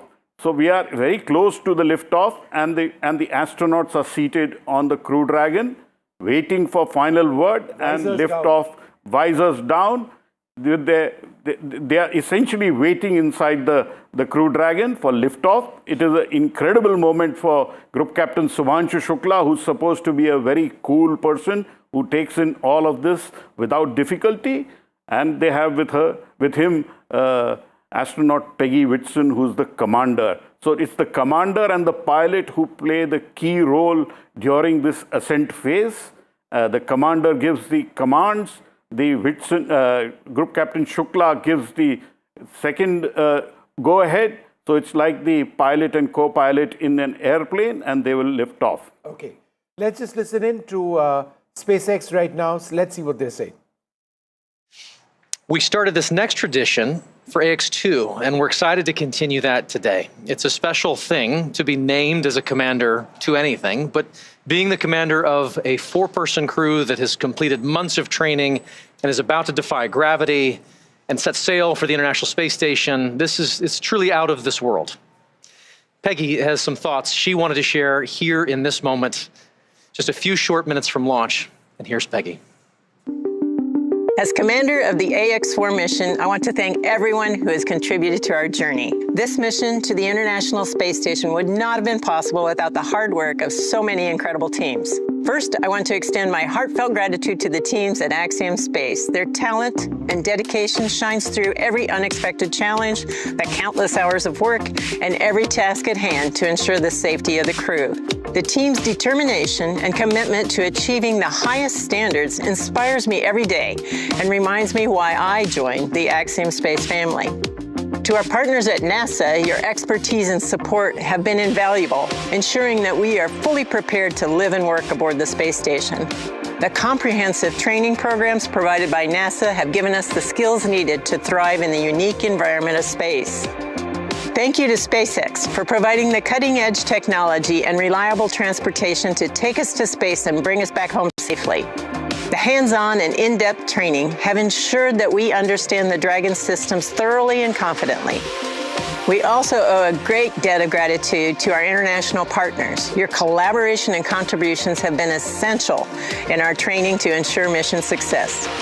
Lastly, to all the other teams involved, from engineers to scientists and everyone behind the scenes, your hard work and dedication have not gone unnoticed. You're the unsung heroes of this mission, and we are deeply grateful for your support. Thank you all for your tireless efforts and for believing in the AX-4 mission. Together, we're realizing the return for 3 nations and paving the way for a bright future in low Earth orbit. Thank you.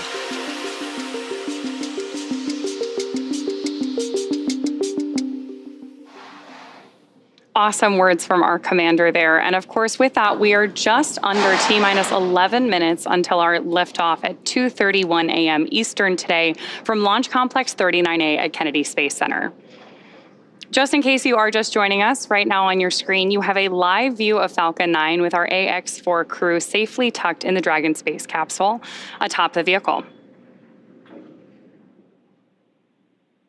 At this point, we are coming up on terminal count. Our crew access arm has been moved out of the way, and our launch escape system is armed. And we are standing by for that final process by which we step into our terminal count, get ready, Dragon and Falcon for liftoff. Dragon SpaceX, confirmed crew displays are configured for launch. The displays are configured for launch, and the Axiom-4 crew would like to thank the incredible teams that have made this moment possible. To the Axiom Space team, you've poured your hearts into this mission. Your passion and dedication have lifted us higher. We wear this patch with pride because of you. To NASA, thank you for the decades of knowledge, the training, and the trust. You've shaped generations of explorers, and we're honored to carry that legacy forward. To SpaceX, thank you for giving us the wings to fly and the confidence for a safe return home. And to our international partners, thank you for standing with us across borders, united by shared purpose. And to every person behind the scenes, engineers, trainers, families, and friends, you are the quiet force behind this mission. We carry the hopes of many with us. As we realize the return, we will bring those hopes home to you. Thank you.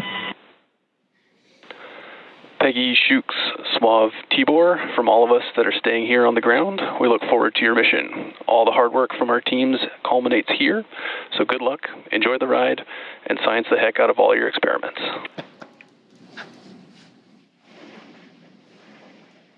Wilco. And a Wilco from Peggy Whitson. We're coming up on the T-minus 8-minute mark. Next major event that'll be occurring on the Falcon 9 is the engine chill event. That happens at T-minus 7 minutes.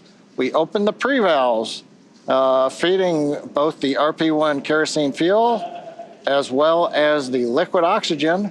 And that'll go to the Merlin 1D engines.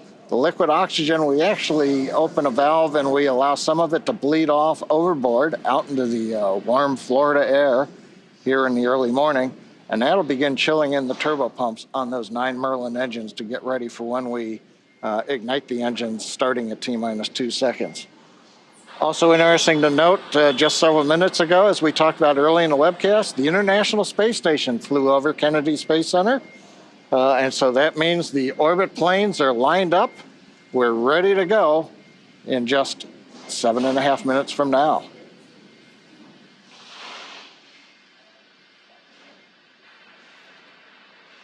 Now, while we're getting ready to open the pre-valves, which is the anchor with WKMG TV News 6, Orlando, who's been helping us out all day today. Very briefly, Eric, just about 6 minutes or so left. What are you picking up?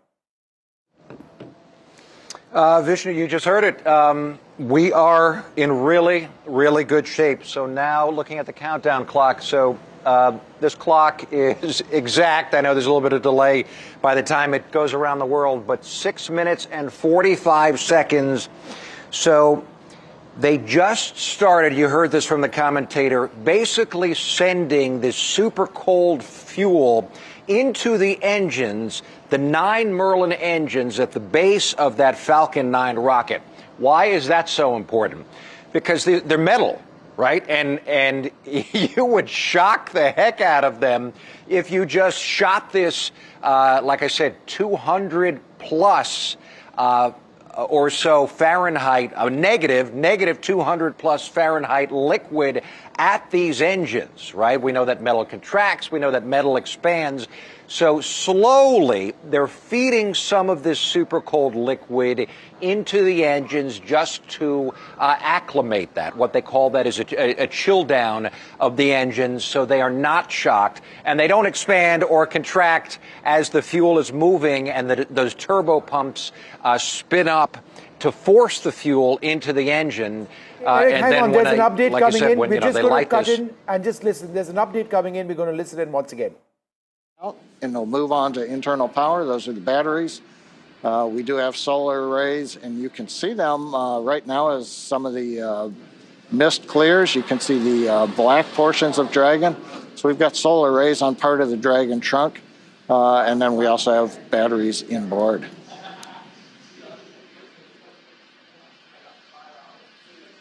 Now we have completed loading fuel on both the first and second stage. We're still loading liquid oxygen onto both stages. That'll wrap up at the T-3 minute mark and the T-2 minute mark.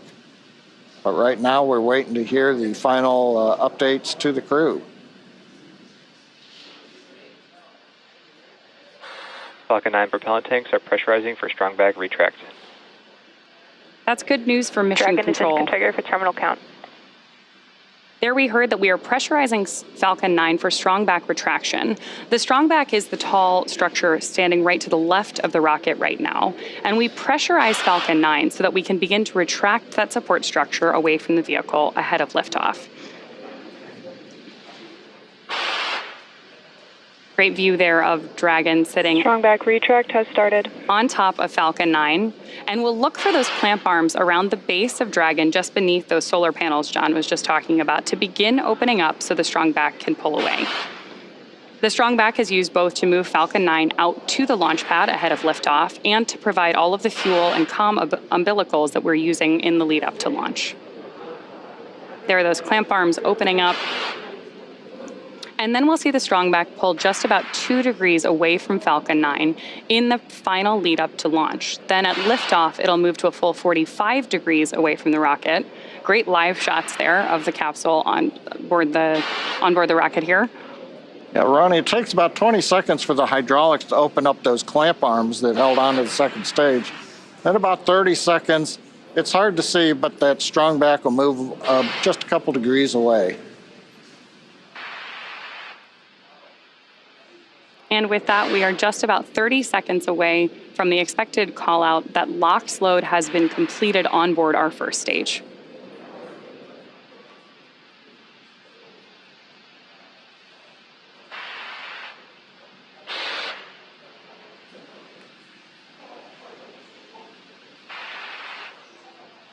As we mentioned earlier, that mist forming around the outside of Falcon 9 is totally normal. That's just some of that. Stage 1, LOX load complete. Some of that liquid oxygen that has now been fully loaded on board to stage 1, venting out into the warm Florida air and condensing into clouds. So we continue to check off events here in the last minutes of the countdown. Dragon is in terminal count and is on internal power. And the confirmation a minute ago, we started the move into transition. And there on the left side of the screen and the right, you can see some of the watch parties, Paul. Yeah. Absolutely. On our left side of the screen, you can see the school in India. And then the right side of the screen is the planetarium in Poland with students and fans of this crew cheering on what's about to be a momentous moment. And good in the planetarium, keeping it dark in there for them. Okay, we're waiting to hear the confirmation that second stage LOX load is complete. That should be coming up momentarily. Stage 2, LOX load complete. There's that confirmation from Mission Control right on schedule. So the next major visual milestone we're likely to have from the outside of the spacecraft is going to be venting. Dragon is in auto idle. Confirmation there from Mission Control that we are in auto idle on board Dragon in that final minute and a half before launch. Now we are expecting gas closeouts to be followed by some loud venting, and we're likely to see a larger cloud of liquid oxygen. Gas closeout has started. Expect loud venting. There's instructions to the crew also right on schedule. And a great nighttime shot of Dragon sitting there at historic Launch Complex 39A with the AX-4 crew safely tucked inside with just over a minute to go until liftoff. Seated left to right inside Dragon from this camera's perspective, you have Tibor Kapu there on the left-hand side. Then beside him is our pilot, Shubhanshu Shukla. Then to the other side is armed. Falcon 9 is in startup and is now controlling. Is Commander Peggy Whitson, and Dragon then on the far side is Sławosz Uznanski Wiśniewski Avisa. Dragon, SpaceX, go for launch. AX-4 is go for launch. That is great news for Mission Control and from our crew on board Dragon. With that, we are just at T-minus 30 seconds to lift off of AX-4. Let's go AX-4. 15 seconds. T-minus 10, 9, 8, 7, 6, 5, 4, 3, 2, 1. Ignition and liftoff.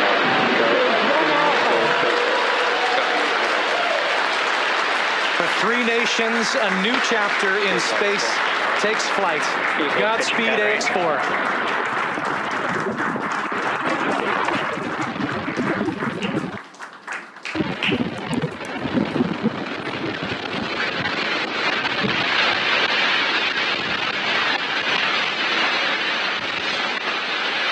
T plus 30 seconds into flight with the Axiom-4 crew on board Dragon, headed to the International Space Station.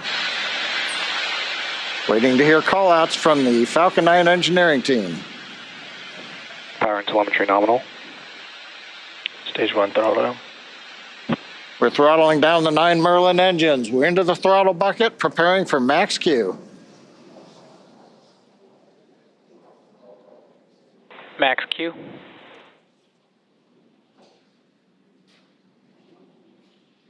Vehicle is supersonic. We should begin throttling the Merlin engines back up now. Stage 1 throttle up.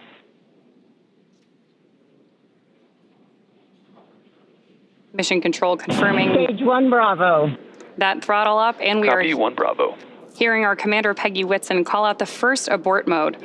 Each of these are a specific phase where if for any reason we had an in-flight abort, underway. Dragon would abort to a safe location. So we're going to call out each of those milestones as we pass through them.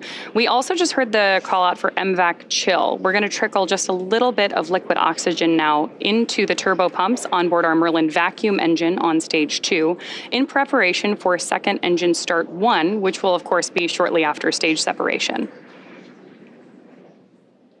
Now, at this point, we are just about 30 seconds away from 4 events that are going to happen in rapid succession. The first one will be main engine cutoff, or MECO, then again followed by stage separation, ignition of that second stage engine, which we are already Stage preparing 1 for, as well as the first stage's boost back burn.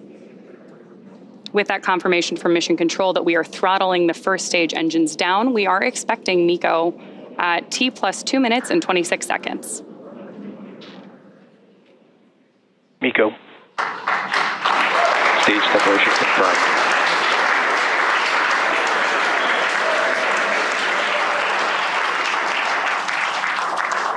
Stage 1 boost back startup and back ignition. There we had confirmation of all 4 of those events. Incredible views on our screen here too as that boost back, as that first stage boosts its way back to Earth. Stage 2 Alpha. And confirmation Copy, from our 2 Alpha. commander that we have entered the 2 Alpha abort mode. Of course, we're getting lots of cheers from behind us here at Mission Control here in Hawthorne, California as well. And at this point, our AX-4 crew is on their way to space. The view you have on your screen right now is our MVAC engine burning for that second engine first burn. We're expecting that SECO here, second engine cutoff, which will likely be called out over the nets as SECO in just a couple of minutes.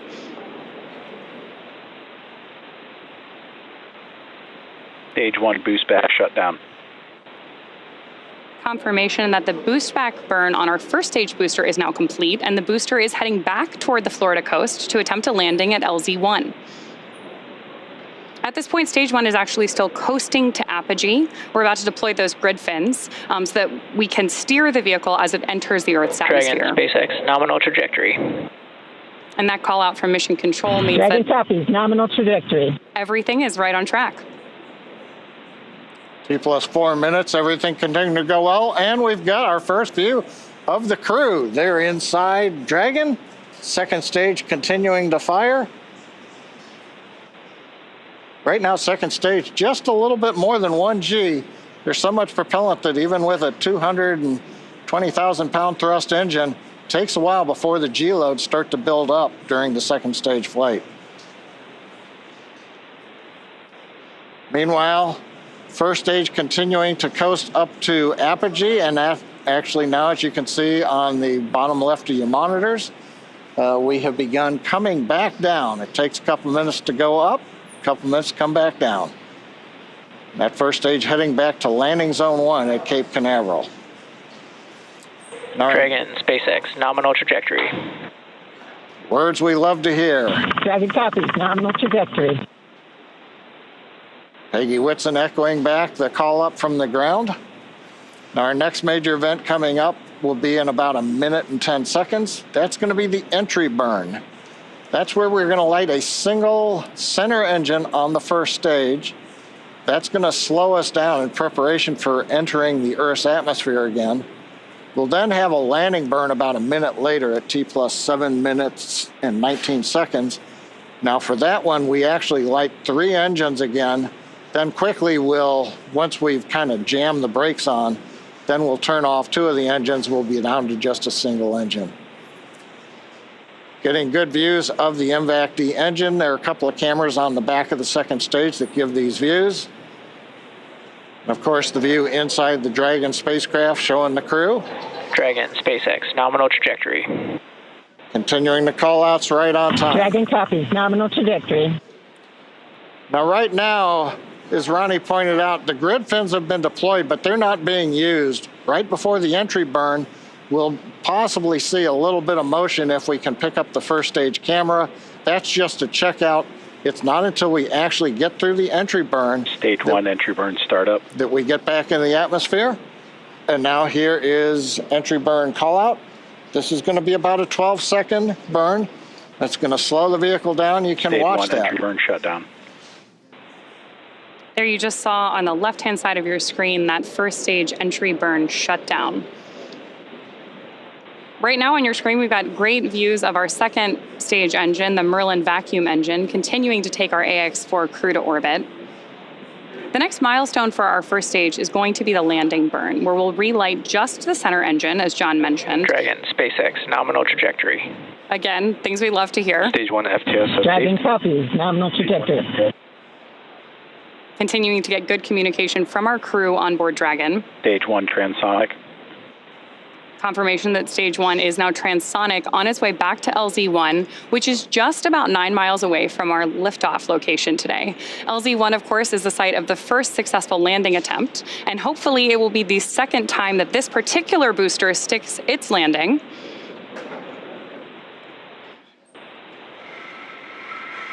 Seeing those actuating of the grid fins that John mentioned. Stage 1 landing leg deploy. Stage 2 FTSS safed.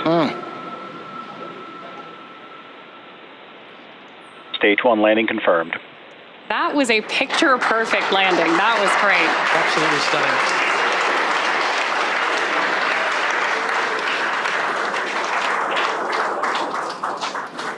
So coming up next for our crew, now that we've confirmed that booster touchdown, is going to be second engine cutoff, also called out as SECO.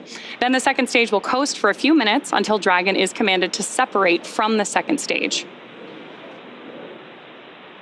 There's our AX-4 crew awaiting that SECO call out here. Stage 2 is in terminal guidance.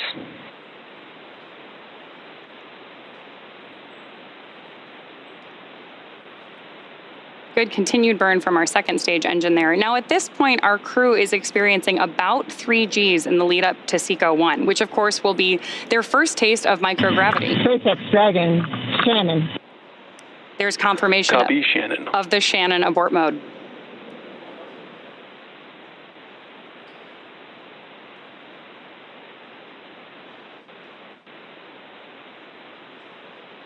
MVAC shutdown.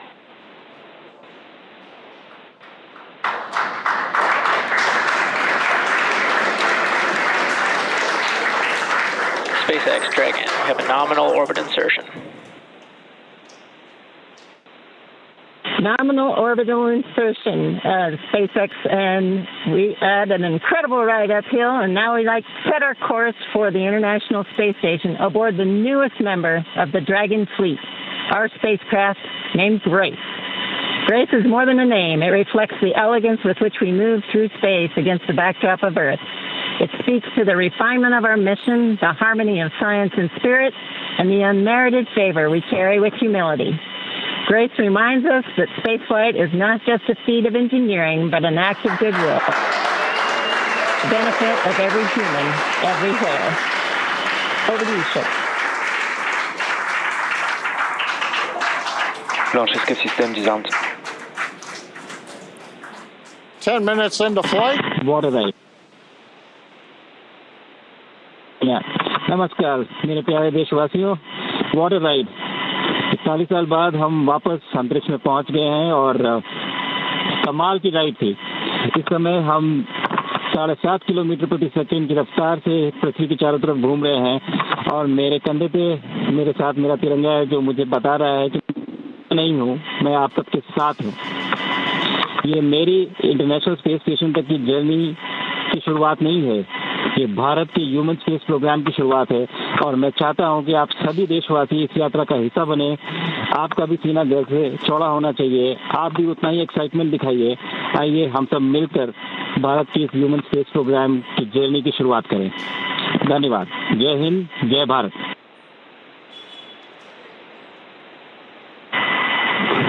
Thank you, Shuk. Drogie Polki i Polacy, dziś robimy ogromny krok w stronę przyszłości technologicznej Polski. Polski opartej na nauce, wiedzy i wizji. Niech ta misja będzie początkiem epoki, w której nasza odwaga i nieustępliwość kształtują nowoczesną Polskę. Dla nas i dla przyszłych pokoleń. Kosmos zawsze jednoczył ludzi. Zabieram dziś z ziemi cząstkę każdego z was. Waszej siły, waszej nadziei, waszego zaufania. W kosmosie nie jestem sam. Reprezentuję nas wszystkich. Z całego serca dziękuję wam za zaufanie. Kosmos dla wszystkich. Space for everyone.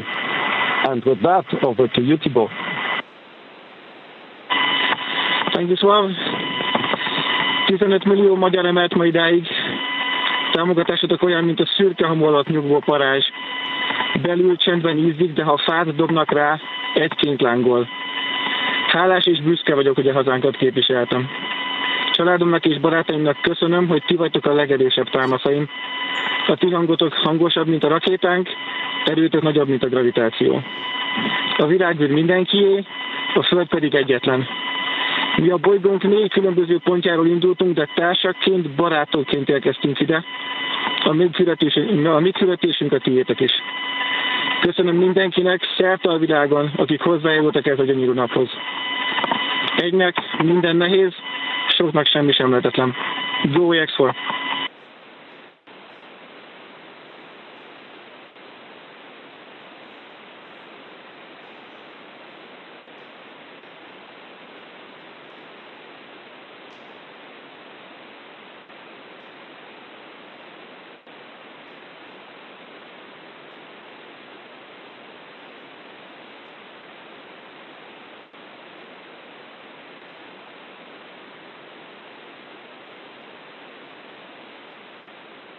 And we are getting some views inside of the newly named capsule that the crew Dragon SpaceX, announced today. On behalf of the entire SpaceX launch team, thank you.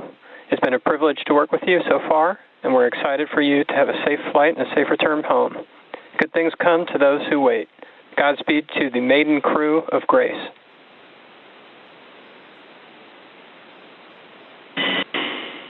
And we thank you all as well.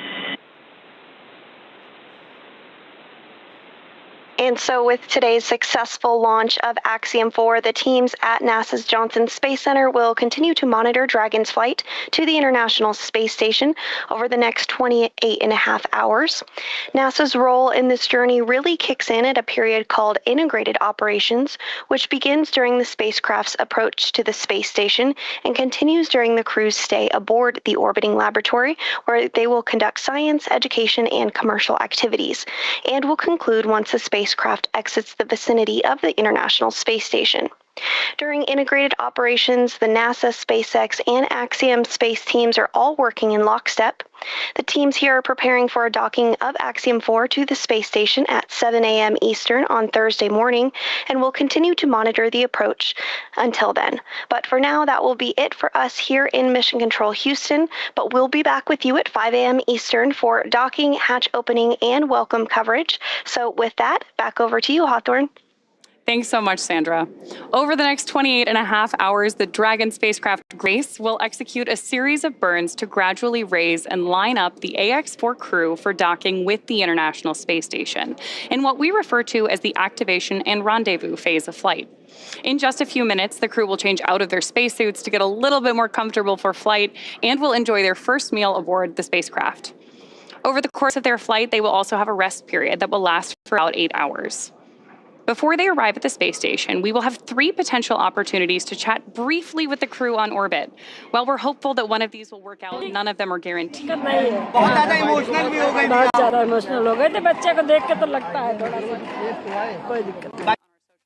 Channels, no.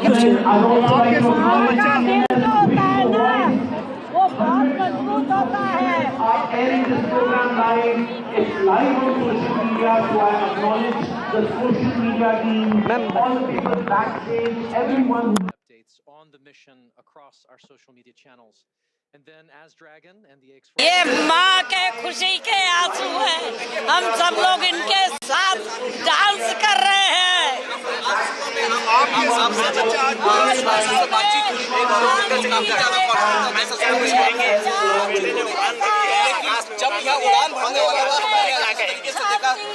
कहेंगे क्या वो उड़ान भरी है success होगा भर के गया तो बिल्कुल बिल्कुल मैम क्या कहेंगी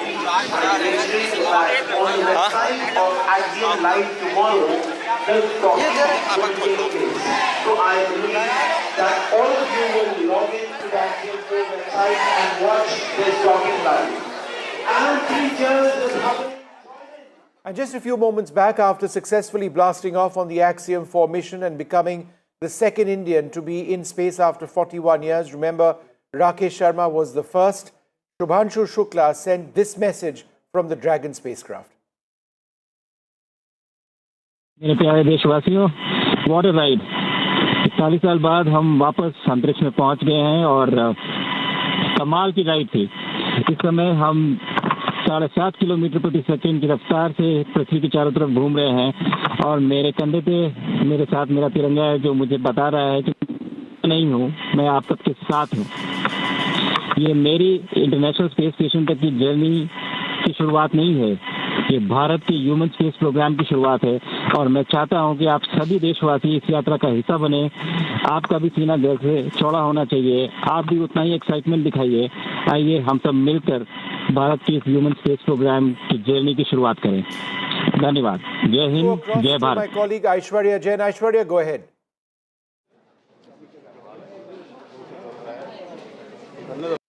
At the CSIR, and currently you can see the delegates from Australia, Governor of South Australia, as well as the High Commissioner of Australia, Green Phillip, along with Jitendra Singh, over here, along with several of the other officials from the CSIR team who watched this live stream of the launch of Axiom-4, and they all heard about this message coming from Group Captain Shubhanshu Shukla. We are waiting for Dr. Jitendra Singh to speak in a short while from now, but he closely monitored every program. His ministry had a crucial role in sending off Group Captain Shubhanshu Shukla to space, as the other secretaries also just sitting by him. So a lot of excitement over here at the CIS as the send-off was successful, and they all wished and cheered with all those clappings and with slogans like Jai Hind. As we saw this takeoff, we'll shortly speak to Dr. Jitendra Singh as he will be speaking to NDTV very shortly. We'll come back to you in just a moment from now. There is a lot of celebration. The images on the left-hand side of your screen are from the school of Shubhanshu Shukla. That's in Lucknow. The SpaceX mission thus far, I beg your pardon, the Axiom-4 mission thus far, after a couple of very difficult moments just preceding the launch itself today, appears to be going quite successfully. Shubhanshu Shukla is now the first Indian in space in 41 years, the second Indian in space. It's a journey of approximately 28 hours, a little less than that now, before they are able to mate with the International Space Station. But it's going to take a little bit of time. There is an entire process which needs to be followed. There'll be crew rest periods on board. They'll be checking out various systems. The Crew Dragon rocket spacecraft by itself is extremely automated at this stage. But there was a great deal of tension earlier on when critical data on wind conditions, which had to be transferred to the crew module, was not being uplinked. And it went down to the final minute. If that data wasn't transmitted and wasn't uploaded successfully, then the crew abort system, in other words, the system through which the crew module could separate from the rocket in the event of an emergency, would not have been activated. And that was a go, no-go moment. In other words, if that data wasn't transferred, the crew module abort system wouldn't have been activated. If that wasn't activated, then the mission wouldn't have been able to go across, wouldn't have been able to perform today, wouldn't have been able to fly today. They'd have to rely on a backup time for tomorrow. With 1 minute left, they managed to upload that data. The crew module was activated, and the rocket after that has seen flawless performance with its first stage booster also landing back. That's something which successfully, that's something which SpaceX is a world leader on, the vertical, the recovery and vertical landing of different stages of the rocket itself. We've heard the first message from Shubhanshu Shukla as well in Hindi, where he's been addressing people across the country. The bottom right-hand side of your screen, you've got laddus being distributed by the Minister of State in the Prime Minister's office. Let's listen in. On the successful launch of Axiom-4.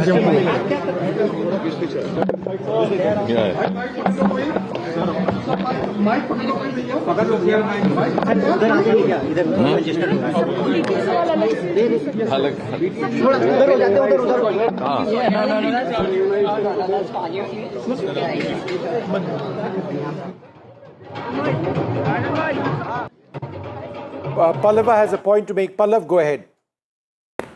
Well, a great day for India and a great day for the three countries, America, Poland and Hungary, especially Poland, India and Hungary, which have gone back to space after 41 years. I'm sure Wing Commander Rakesh Sharma, who's somewhere in Kunur watching it, as he said, the second Indian goes into space, makes history for India. India has done it. The first steps for India's Gaganyaan have started. It's a long journey from here onwards. It will end with sending an Indian on the moon.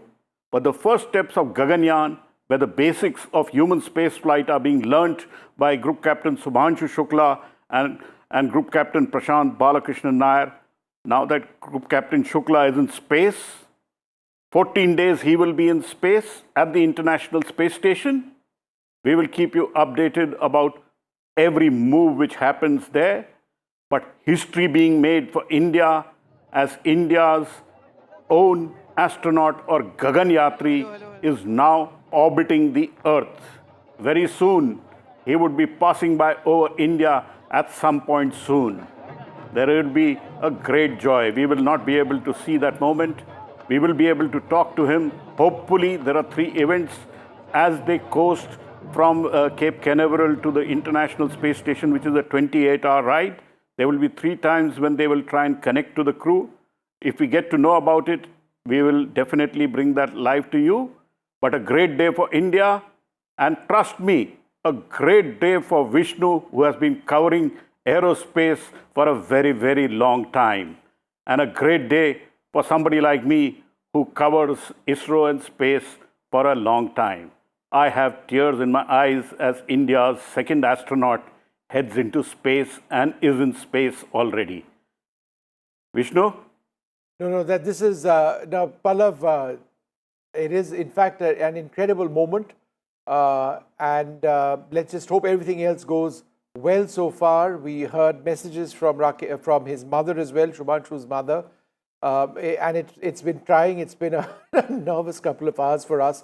At one stage, it just didn't seem it was going to take place when that wind data wasn't being transmitted, and it was a go, no-go moment. But it all went well, and I think what we haven't spoken about so far is that the first 4 minutes after a rocket blasts off are absolutely critical from a safety standpoint, and everything needs to work flawlessly, which it did. Let's listen once again to Shubhanshu's message. मेरे प्यारे देशवासियों, what a ride! 40 साल बाद हम वापस अंतरिक्ष में पहुंच गए हैं और कमाल की राइड थी।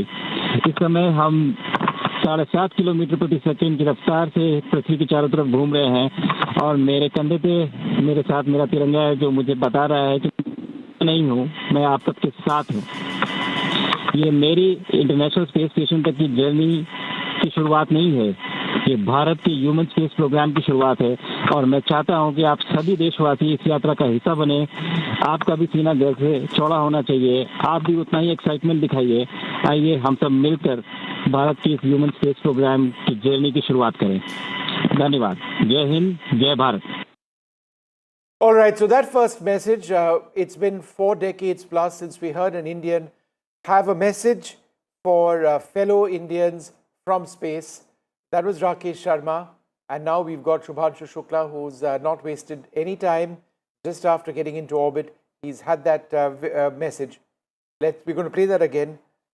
Let's listen in. Tears in my colleague Pallav Bagla's eyes. मेरे प्यारे देशवासियों, व्हाट अ राइड। 40 साल बाद हम वापस अंतरिक्ष में पहुंच गए हैं और कमाल की राइड थी। इस समय हम 7.5 किलोमीटर प्रति सेकंड की रफ्तार से पृथ्वी के चारों तरफ घूम रहे हैं और मेरे कंधे पे मेरे साथ मेरा तिरंगा है जो मुझे बता रहा है कि नहीं हूँ, मैं आप सबके साथ हूँ। ये मेरी इंटरनेशनल स्पेस स्टेशन तक की जर्नी की शुरुआत नहीं है, ये भारत के ह्यूमन स्पेस प्रोग्राम की शुरुआत है और मैं चाहता हूं कि आप सभी देशवासी इस यात्रा का हिस्सा बने। आपका भी सीना गर्व से चौड़ा होना चाहिए, आप भी उतना ही एक्साइटमेंट दिखाइए। आइए हम सब मिलकर भारत के इस ह्यूमन स्पेस प्रोग्राम की जर्नी की शुरुआत करें। धन्यवाद। जय हिंद, जय Bharat. Jai Hind, Jai Bharat. Wonderful words there from Shubhanshu Shukla. Pallav, run us through what's going to happen now. Well, the crew are on board the Crew Dragon. By now they would have doffed or changed from their space suits. They would be having their first meal in space. So, meals which would be floating around them, and meals would be specially packed. And Group Captain Shukla having his first meal in space. Then they will have an 8-hour rest period. And subsequent to that, it's a 28-hour run to the International Space Station where they dock with the Harmony module of the International Space Station.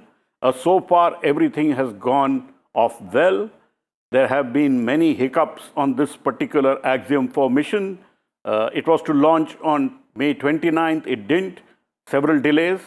Finally, at 1 minute past 12 o'clock today, 1 minute past noon, the liftoff happened from Cape Canaveral.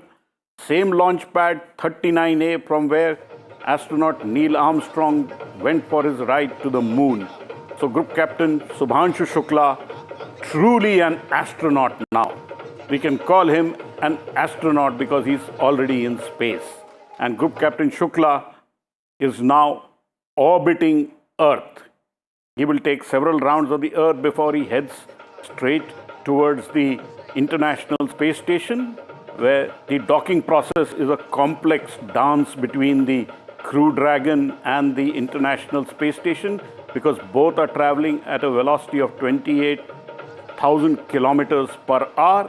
And finally, the docking would happen and we would see the astronauts entering the International Space Station. So far, everything has gone on track for today's launch. There were tense moments. First, when there was a fiber which was stuck in the hatch, on the side hatch, and subsequently there was a software glitch when a file, a weather or wind data file was not getting uploaded onto the Crew Dragon. It happened just 1 minute left before the scrub would have been called. So the teams at SpaceX, teams at Axiom Space ensured that the file got uploaded, and after that we saw a on-dot liftoff of the Falcon 9 rocket from the Kennedy Space Center, and right now Group Captain Shubhanshu Shukla is in space. I'm sure Wing Commander Rakesh Sharma would be a very happy person because now he has seen a second Indian who has gone to space. And this is not the last Indian to go into space. By 2027, if all goes well, India's own Gaganyaan program would kick in, and we would have an Indian launching from Sriharikota and go into space. Group Captain Shubhanshu Shukla's flight today through Axiom-4 is just the first baby step for India's own Gaganyaan program, which starts. Work is going on very, very actively. I have seen it very closely. The first liftoff likely in 2027. India to have its own space station like the same we have at the International Space Station by 2035, and then to land an Indian on the moon by 2040. What an incredible journey for a country which got independence only in 1947. From a country which was living on ship to mouth, now we are heading back into space, sending our own astronaut and then heading towards moon. And we also have several other missions lined up: Moon, Mars, and Venus. And Pallav, this is an emotional moment for you. Tell us about that. Certainly, Vishnu. I have covered this program from day one. It is an emotional moment, and every time there was a setback, it was very hard because it takes a lot of effort to get teams revved up for that particular moment of a liftoff. We had 5 scrubs or aborts which happened. Finally, the 6th one has worked out. There's an incredible build-up inside every news reporter when a big mission like this happens. You had tears in your eyes, Pallav, at one stage. That is true. My eyes did well up because when you see the second Indian astronaut in space, it is a big moment for a country of 1.4 billion people. And between Vishnu and me, the Jugalbandi brings a lot of joy for a lot of Indians, and we try and give the best coverage. Despite at times both of us becoming emotional, we try and remain as objective as we can. It's very hard, trust me, it's very, very hard to try and be focused and give only the facts. But we continued to give the facts as they happened. There were very trying moments, especially in the build-up of the mission, when at one point ISRO put its foot down and said, unless the leak on the rocket is fixed to their satisfaction, they would have pulled out astronaut Group Captain Shubhanshu Shukla from the flight. Those were very tough moments for a reporter to try and tell the world that we were on the verge of pulling out of this mission. But everything works out. What ends well is good. So we now have Group Captain Shukla in space, heading to the International Space Station. 14 days of incredible work for him at the space station. And then we will see a happy splashdown, hopefully, somewhere off the coast of California. And Group Captain Shukla would have made incredible history for us. And his own school, the City Montessori School in Lucknow, would be a very, very proud school which nurtured Group Captain Shukla. And he joined the Indian Air Force literally against the wishes of his parents. And he has now created history for India. Absolutely, Vishnu. It is an incredible moment for us, not just for me personally, I'm sure as much for you, yes, and also for NDTV, which continues to support such detailed coverage like the one which we did. Hats off to our team at NDTV, our editors, our team which worked long hours to make sure we get the coverage as good as we can get. All right, so just look at those young people celebrating over there, Pallav. I also feel like dancing, Vishnu. It is a moment of joy. It's a real moment of joy for the country to have the second Indian astronaut up in space. I'm sure very soon we'll probably hear or get a tweet from the Prime Minister welcoming Shubhanshu Shukla in space. He's the one who pushed this particular mission through as the offer came from America and Axiom that India should send an astronaut at a cost. India has spent 550 crores for this mission.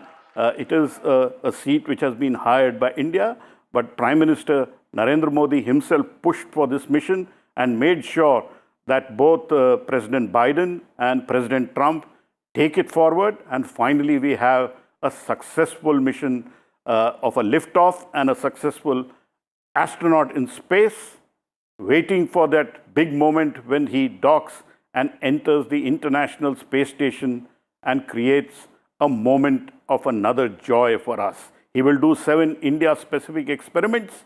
They will do 60 other experiments in all. There will be 2 events, one with school students in Lucknow at the City Montessori School, one with students and experts in Trivandrum, and there will be an interaction with an VIP. Right. I don't give you any, you don't need to guess who the VIP would be, but the VIP would be there, and we would have probably another Sare Jahan se Acha moment. So one small step for ISRO and one giant leap for Bharat. All right, so it is indeed a great moment for India. And, you know, just Pallav, let's reflect on what's been happening over the last couple of weeks. There have been so many delays. There was an electrical harness issue. There were multiple weather issues. There was a much more serious issue with a leak in liquid oxygen, which ISRO put its foot down and said, you either fix that or Shukla is not going to fly. In fact, that's a story that you broke. So SpaceX did fix that. It wasn't an easy fix, but everything worked flawlessly today. Absolutely. It worked flawlessly. I was deeply worried till the 2.5-minute mark passed when the first stage separated. That was the stage when there was an issue of the liquid oxygen leak. Once that passed, to me personally, it seemed everything would go all right. So now we are, the Falcon 9 rocket has performed well. It continues to have an over 99% success record. It's a great rocket. This is the second time India has used the Falcon 9 rocket. Earlier, we used the Falcon 9 rocket to launch an Indian satellite, and now we have used the Falcon 9 rocket to launch an Indian astronaut in space. And India calls its astronaut Gaganyatris. So India's Gaganyatri in space. And am I chuffed? Yes, fully chuffed. All right, no, the entire country is chuffed. This really ignites the spirits of so many young people across the country. Not increasingly old people like you and me, Pallav, but the next generation of young Indians who are fascinated by science. And ultimately, that's what it's all about. Even if a mission like this results in 5 people, and that number just off the top of my head, becoming serious scientists who make a national contribution, whether it's to astrophysics or to rocketry or to aerodynamics or to any aspect of aerospace, then imagine what a wonderful achievement that will be. Because that's what this really is about. This government has stated that, space needs to be an area that we really need to build on. And in terms of the technology that India has developed, whether it's robotics, Chandrayaan, Mangalyaan, any number of satellites by ISRO, the PSLV rocket, the GSLV rocket, different variants of that rocket, and larger rockets which are now in the offing as well, to talk about the Gaganyaan mission, Indians in space, and then an Indian space station. Think about it. This isn't something for the future. If things go well, then by 2040 or so, we should have, certainly by 2040, we should have an Indian space station. But so much hinges on what we are seeing now, the development to that Gaganyaan program, which is going to take a couple of years from now. This is that first step. It's a first experience. But Shukla, when he does come back, would share that experience. It's important in terms of imbibing wisdom and information which would be transferred to the entire team working on that Gaganyaan mission and doing fundamental engineering and design work. Let's just go across to NDTV's Ranveer, who is in Lucknow. That's where Shubhanshu Shukla is from. Go ahead, Ranveer. Tell us where you are, what's happening around you.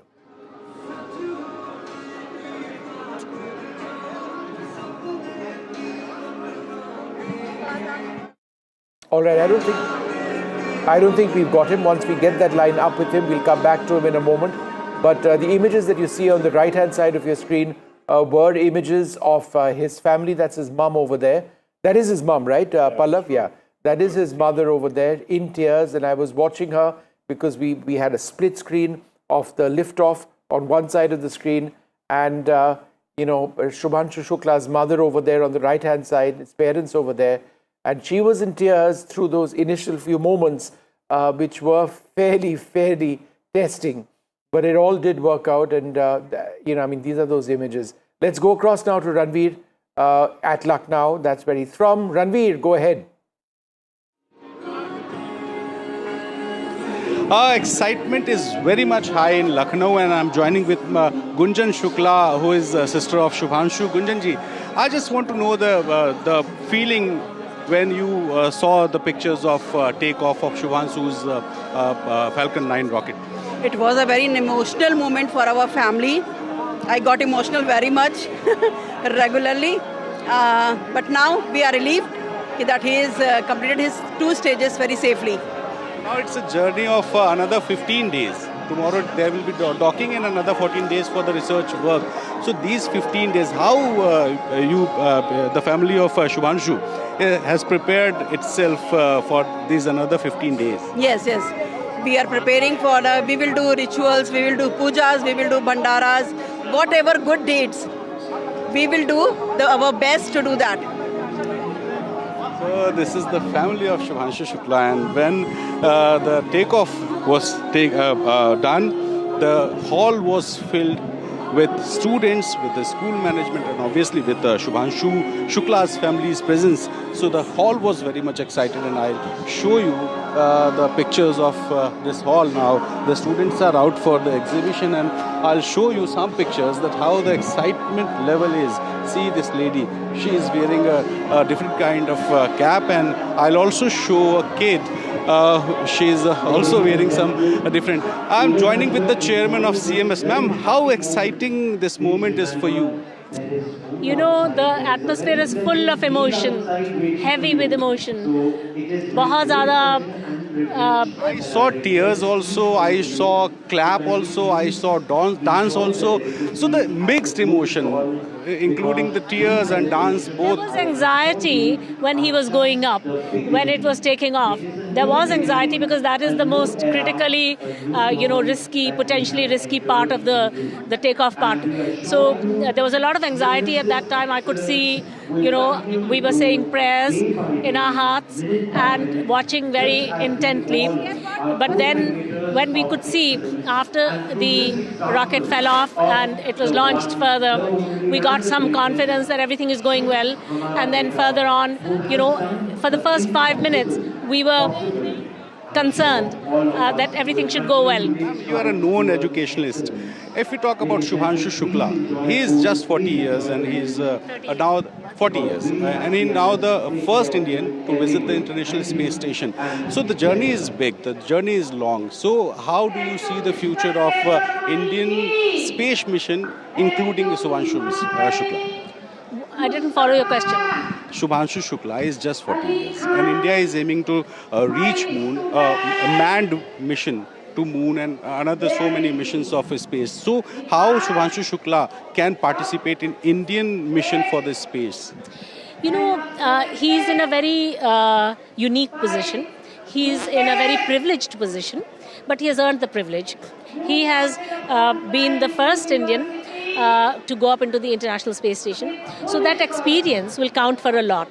I think that will equip him to be to speak more knowledgeably about the mission when it comes to the Gaganyaan mission and other space missions of India. I think he will end up playing an important role, maybe a more policy-making role as well in the forthcoming imminent other space missions of India. So my last question is, Shubhanshu said in his video message that a single student, if he will be inspired by his mission, he'll think that his mission is successful. So I saw a huge number of students. They were excited. They were obviously very much thrilled. So how inspirational this mission is? We all need icons to inspire us. Typically, young people admire people like, for example, musicians or dancers or film stars or sports people. These are their heroes and heroines. But we need heroes in other fields as well. And I think by going to space and doing such a unique and extraordinary thing, Shubhanshu Shukla has become the heartthrob of young people. He's become, although he's gone on a scientific mission, nevertheless, he's sparked the imagination of India. So I think that he himself was inspired to become an astronaut later on in life when he went to an air show. So these are the experiences that matter. Ultimately, it's the experiences that we garner, that some experience somewhere influences a child. So I think his mission will have inspired literally millions of Indian children to do something great and also to learn from his personal example of focus, discipline, rigorous preparation. Thank you so much. So she's Geeta Gandhi, the chairman of City Montessori School, and you can see these kind of the students. They are obviously excited. How excited are you, beta? I'm very excited to participate in Vyom Mahotsav. I made a ISS model that is there. So you saw the launching also. Yes, I saw the launching and I'm very happy. How was that moment? You were excited. You were thrilled. How was the feeling? I was very thrilled. I was very excited by seeing the moment. Shubhanshu is your icon. What? Shubhanshu Shukla is now your icon, your idol. Yeah. How's your experience though? I thought that it will go not like this, but it went excited and I was thrilled to see that it went very good. Okay. So these are the kids of City Montessori School, and obviously the excitement level is very high here at the hometown of Shubhanshu Shukla. All right, Ranveer, just carry on with what you're saying. You would have witnessed his parents, the moments just before the blast. We saw those, the lift-off, we saw his mother in tears. It would have been so difficult. What we understand is that parents weren't very happy that he joined the Air Force. He's turned out and done quite well. So give us a sense of what you saw in the moments just before the blast-off of this rocket. I was standing here at 12 noon when the family was sitting on that sofa, and the family was obviously very much thrilled. The hands were joined. The excitement level was, I cannot mention the moment that how the family was excited and obviously feared because of the historic move, the takeoff. So now you can see the hall is filled with some of the kids, and I see a small kid. Beta, what is your name? My name is Abhavya Singh. So you saw the takeoff of Shubhanshu Shukla? Yes. Yes. How excited it is for you? It was so excited for me. So you're happy? Yes. There is an inspiration for you. Shubhanshu is an inspiration for you. Yes. Yes. So see these kids, and I'll also show you some of the demos prepared by City Montessori School to inspire these kids. And there is also an exhibition of some of the things which are related to astronomy, astronauts. So this is the Falcon 9 rocket, and you can see the demo of Falcon 9 rocket, and also there is a capsule. I'll show you that capsule where the kids are taking pics. So this is the capsule where you can see the kids are taking pics now, and I'll show you the rover also, that space rover. There's the space rover, and I'll show you a special room which is here just to define the gravitational force. So I'll take you to that room also. This is the hall where the Mission Control Center is being demonstrated, and now you can see this is the room where you can see this kid is getting some pictures. So if I'll turn around my camera, you can feel that I am just hanging in the zero gravity situation. So this room is just to demonstrate that how the astrologers face situations in Space Center. So beta, how are you excited? How are you feeling now? I'm feeling happy because he's one of my school alumnus, so like I feel very, very happy. Very, very happy. Yes. I saw you taking pictures. So what this room is. So this is where you like define gravity. So imagine you take a photo. So it's like this. So you choose a pose and do like this. But then Let's show me. So see. So just a second. So this kid is explaining in a very different manner. Let's begin.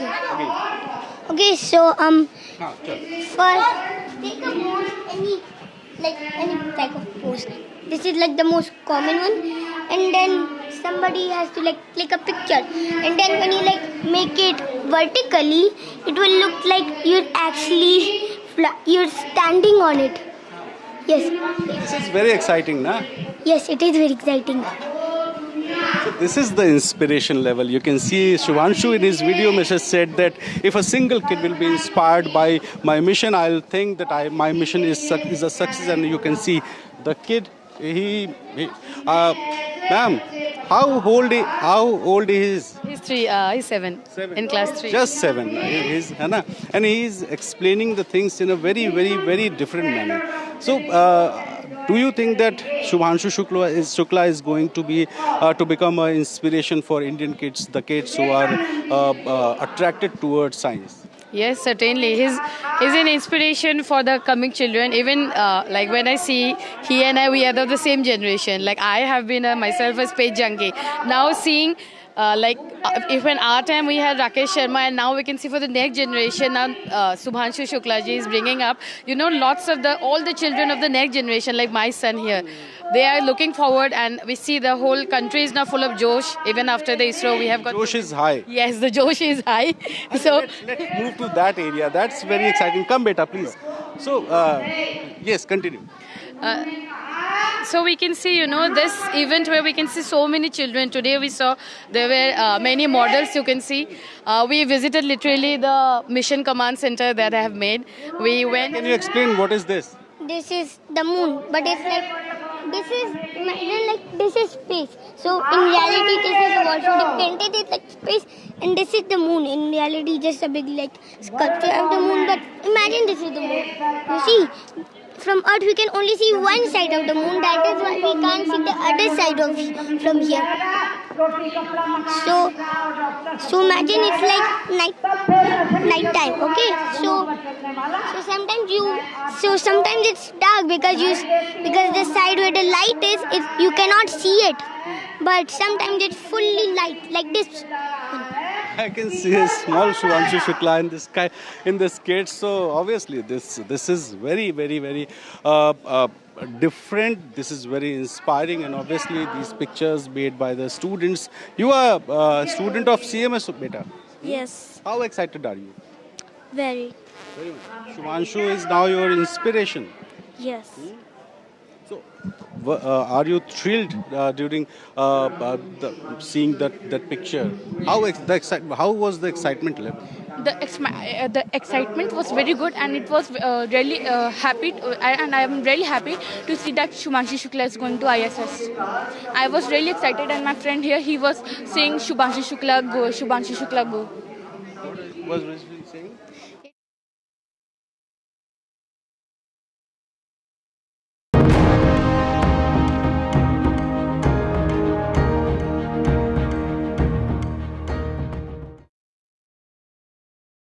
In today's interconnected world, India's voice is more crucial than ever. When India speaks, the world listens. At NDTV World, we are that voice, bringing you intelligent and insightful news from India and beyond.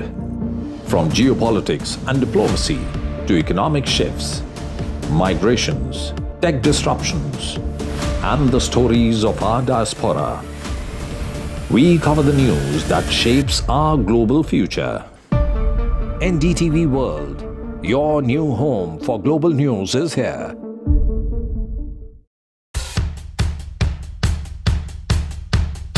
The markets move fast. And so should your portfolio. Expert insights, real-time stock picks. Do I buy Ola? Should I hold CDSL for the long term? Buy, sell or hold? The answers you need, straight from the experts. scholars from India and across the world. Connect live, ask, decide, and invest wisely. Your portfolio, your future. Ask Profit.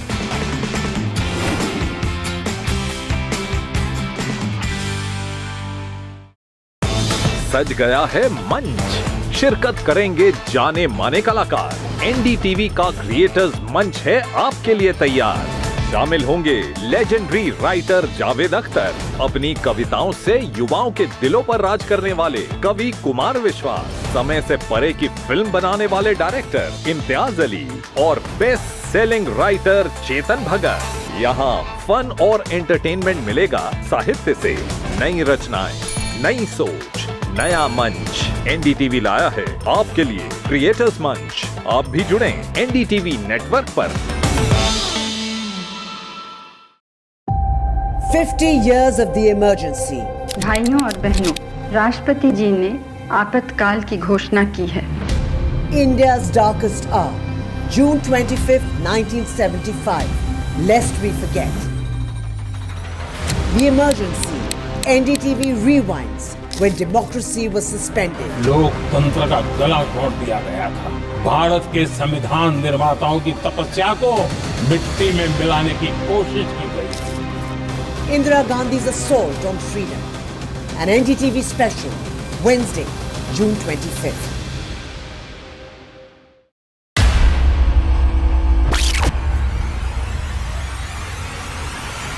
The last 1 month, if you see, the share prices of Genzol Engineering has fallen more than 58%. Why are the rating firms calling the debt payments as default? We have two credible credit rating agencies on March 4th coming and downgrading the stock to D. Statements are consistently being proven wrong, and transactions are being taken place which are different from what they were originally pictured to be. The company claimed it would roll out 6,400 electric vehicles. But what it has rolled out is a shocking scam. Funds meant for the project were funneled allegedly back to the promoters, the Junkie brothers. What did the money buy? Not EVs, of course, but a lavish flat in Gurgaon's luxurious DLF Carmelias.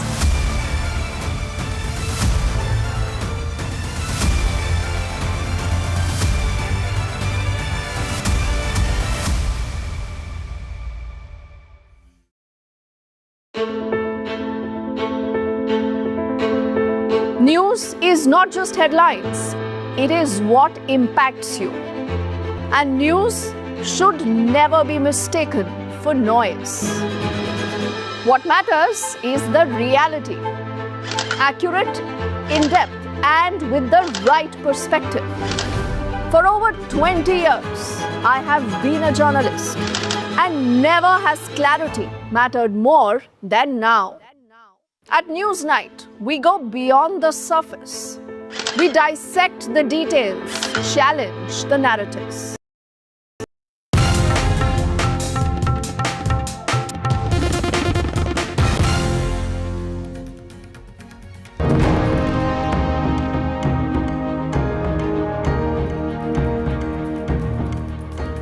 Hello viewers, a very good afternoon. You're watching NDTV. We're getting our rolling coverage of India's cosmic leap. Shubhanshu Shukla makes history as he becomes the second Indian who heads to space. We get you all that and more, but first up the headlines. Axiom-4 mission starts off on a big success. Shubhanshu Shukla makes history as he becomes the second Indian headed to space as part of the Axiom-4 mission.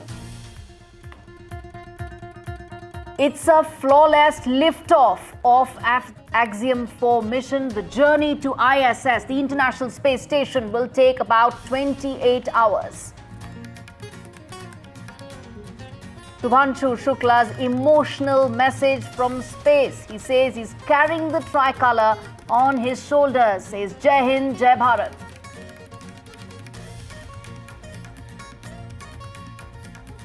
Tears of a mother move a nation. Shubhanshu's family are proud and overwhelmed with this moment.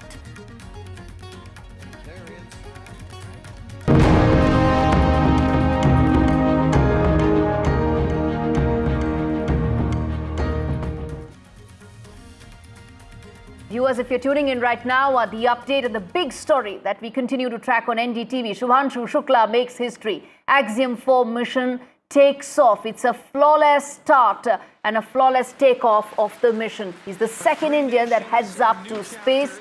Shubhanshu Shukla is piloting the Axiom-4 mission. He's the first Indian to stay at the International Space Station.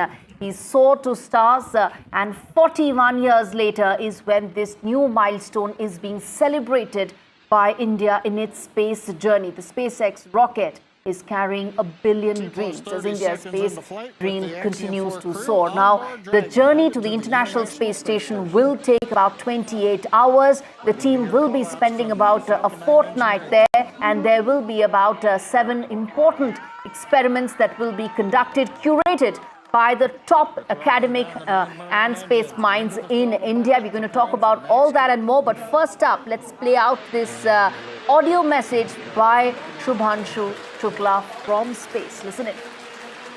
मेरे प्यारे देशवासियों, what a ride! 40 साल बाद हम वापस अंतरिक्ष में पहुंच गए हैं और कमाल की राइड थी।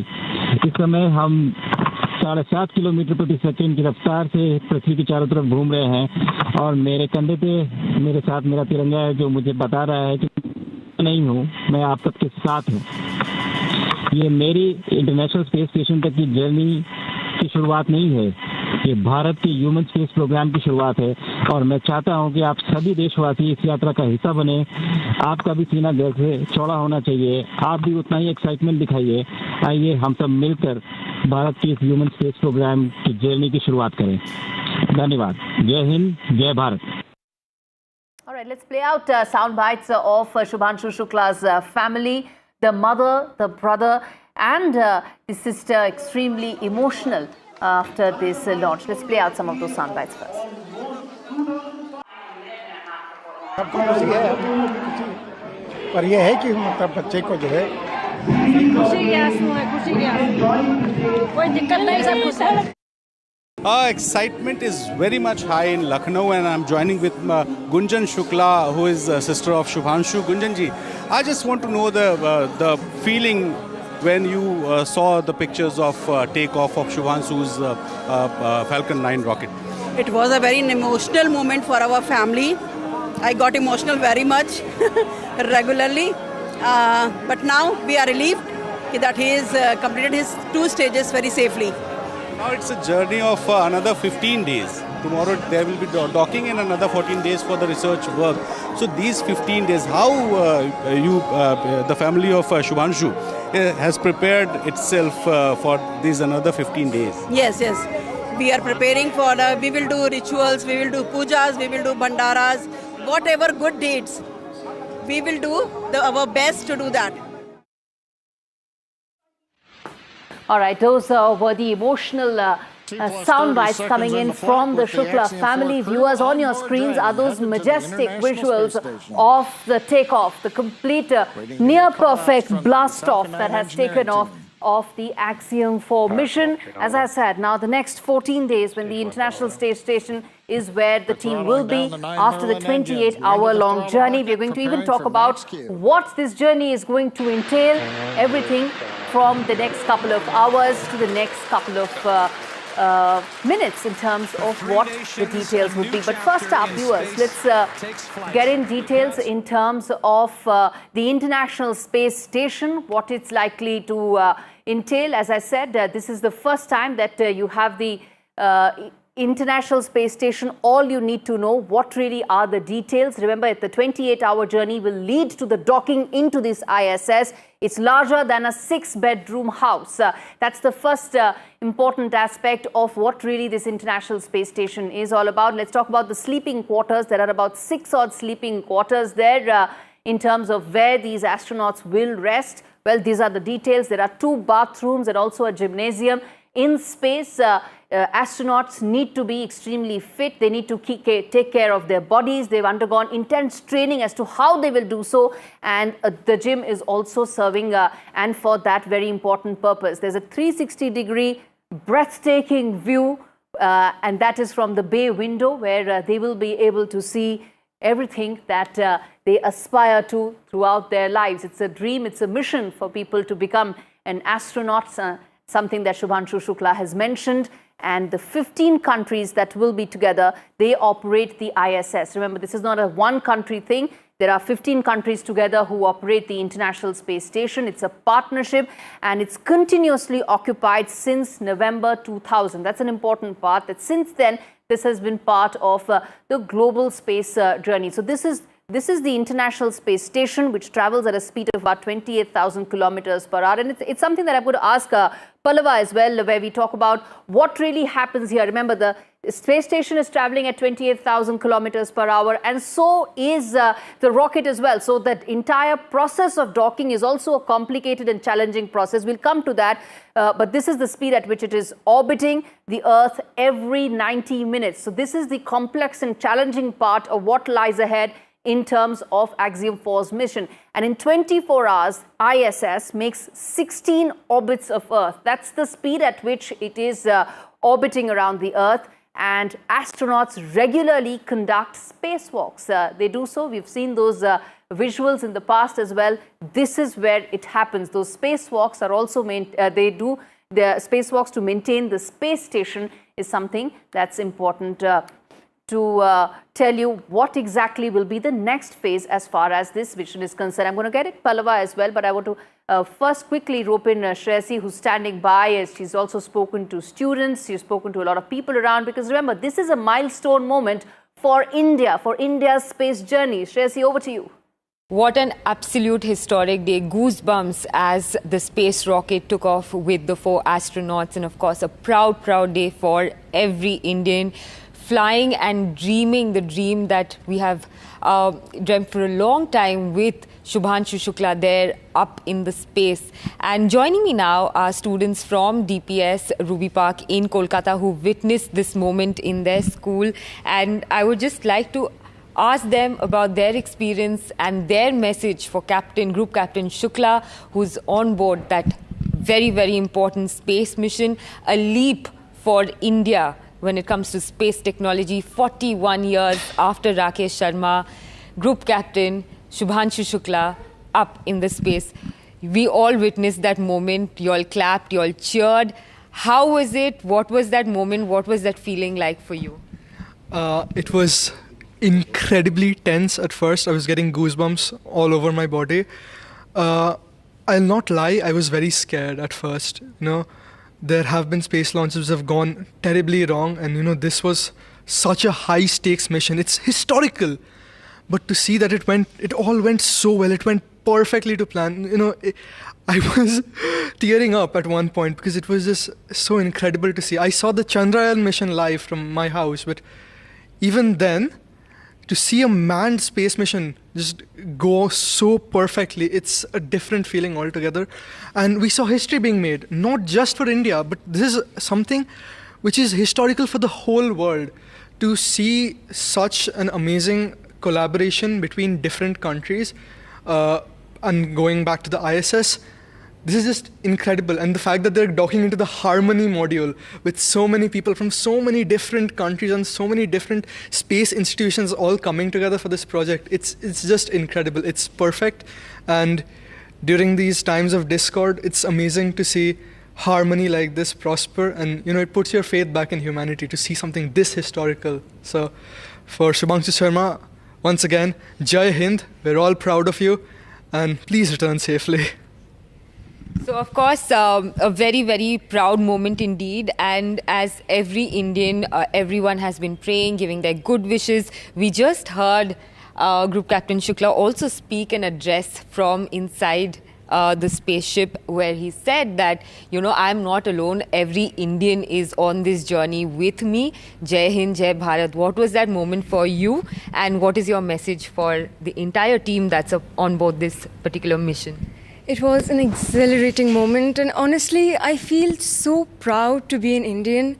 It feels amazing, and we felt like being a part of history being made. So just pride, and again, as you said, we hope that Mr. Shukla returns safely, and we saw his parents' reaction.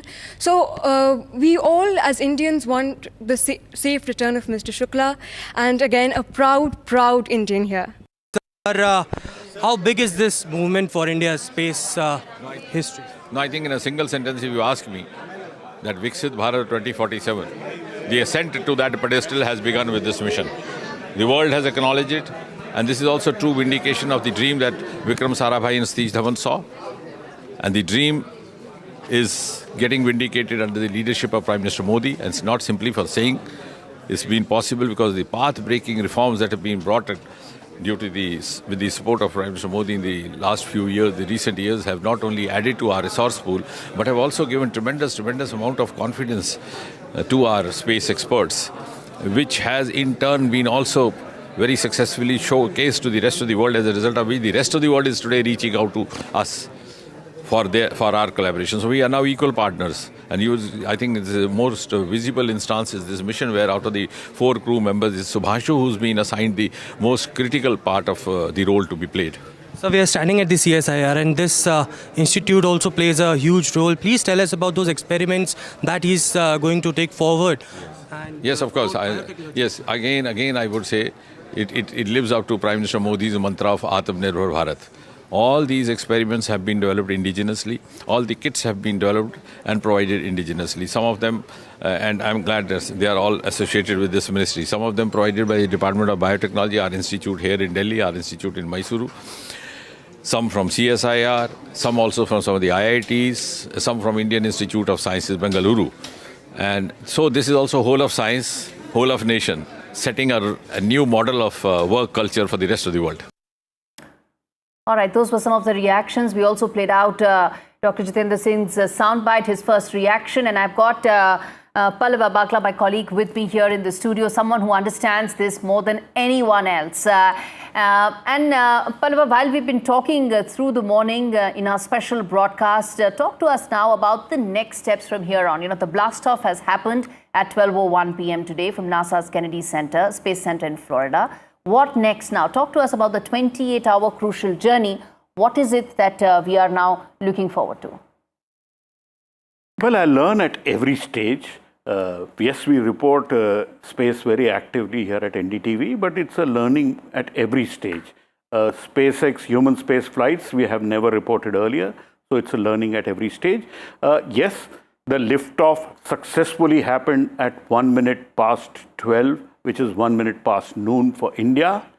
And now Group Captain Shubhanshu Shukla becomes the second Indian to go into space. We've had people of Indian origin, but now to have an Indian citizen in space is a very proud moment.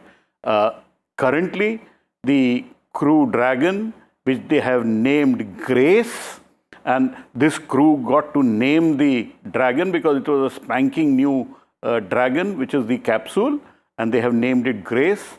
And accompanying them is another small little member, a baby swan called Joy, the zero gravity indicator. So Joy, Group Captain Shubhanshu Shukla, astronaut Peggy Whitson, a Hungarian and a Polish astronaut, are currently cruising around Earth at about 400 kilometers above the Earth, speeding at over 28,000 kilometers an hour. It is a huge velocity.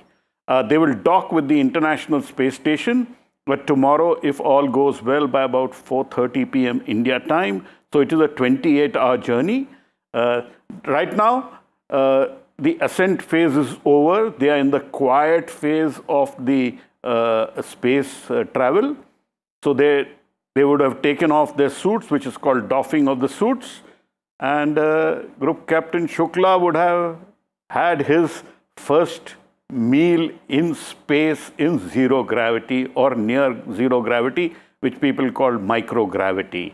It's not easy to eat in space. He would have had his first taste. Indeed, absolutely. And I was going to ask you that, these meals are very carefully curated, aren't they? Because everything needs to be very minutely taken care of in terms of what they eat, to how they remain there, in terms of fitness, all aspects, isn't it? Tell us more about all that, sir. Sure. They carry very specially curated meals, and meals are such that they don't leave crumbs which can float around, because then they can go and contaminate the ship in which they are traveling or at the International Space Station. Normally when they reach the International Space Station, the space station follows what is called the London time or the Greenwich Mean Time. So everything is fixed according to that. They would have their breakfast, they would have their lunch. Each one normally has their lunch separately, but the dinner is had in a group. There are already 7 astronauts on board the International Space Station, 3 cosmonauts and 4 astronauts, the difference being Russian and American. And the current commander of the space station is a Japanese astronaut. And when they dock at the International Space Station, docking is a very complex and carefully choreographed procedure. It takes more than 2 hours for the actual docking process to complete. See, both spacecrafts are traveling in the same plane, in the same orbit, at 28,000 kilometers per hour. Both have to come together, join, and the docking takes place. It's a very tricky process. The Crew Dragon is so configured that it can do an autonomous docking. But Group Captain Shukla is the mission pilot. So if things go off nominal or not correct, then he can pilot the docking. And we already have astronaut Peggy Whitson, who's a veteran and a legend of an astronaut from America, as the commander. So between them, they will do the docking. So now, after their meal, they would have 8 hours of rest. So Group Captain Shukla would get his first nap in space. So an interesting thing, first meal in space, because it happened around early morning America time, which would be, say, breakfast time in London. So it would be his lunch time in space. And then they would have a nap in space for 8 hours. And then there would be 3 possible events in which the crew will be able to speak to Earth. We do not know what the times would be and whether they would be possible or not.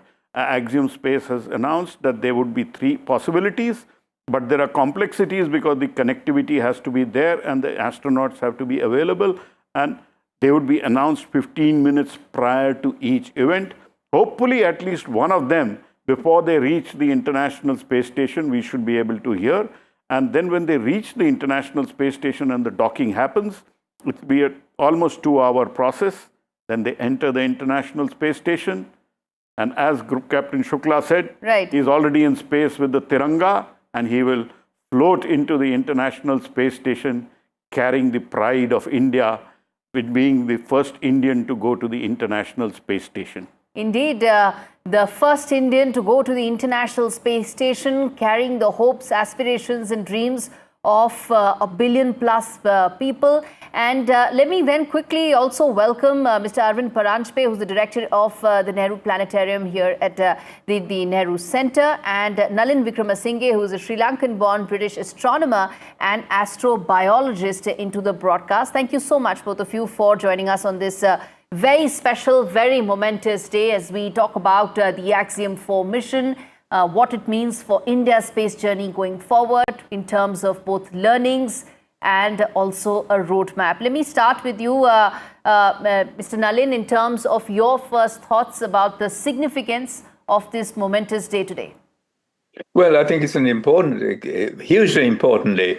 And this is the first Indian astronaut in space. And I think we should also remember that India has a really long history of achievements in space that go back to the sort of 500 AD of the common 500 years of the common era with Aryabhata, and the sun-centered heliocentric model of the solar system was entirely Aryabhata's, and it was 1,000 years after that Copernicus and Newton and so on took it over. So India has a long history of space exploration, in a sense. And in terms of Israel, there have been so many very important events in the last sort of 50 years. And this is also the 50th year of the launching of an Indian satellite, isn't it? So I think there are very, very important markers that stand out here.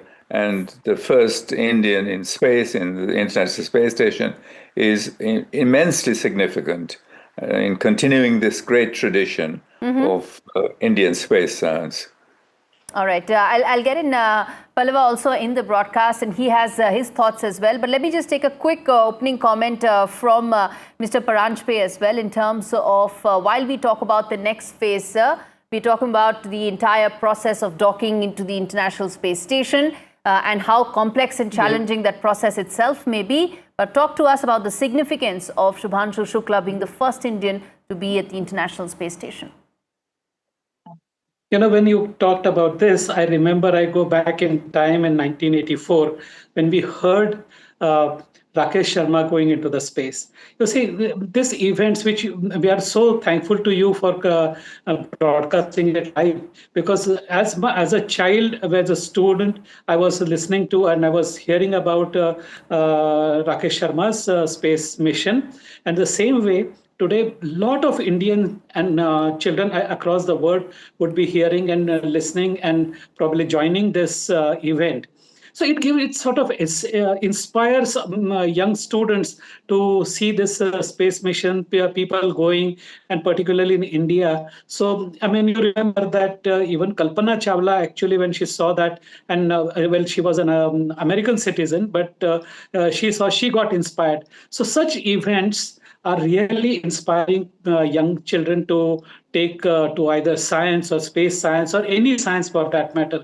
Because I heard it is said that one of the experiments which is involved in the at the space station is that yellow lentil, moong dal, which they are going to experiment over it and see how it sprouts in the space, because that information would be available later on for the new spacecraft or Gaganyaan mission that we are doing it.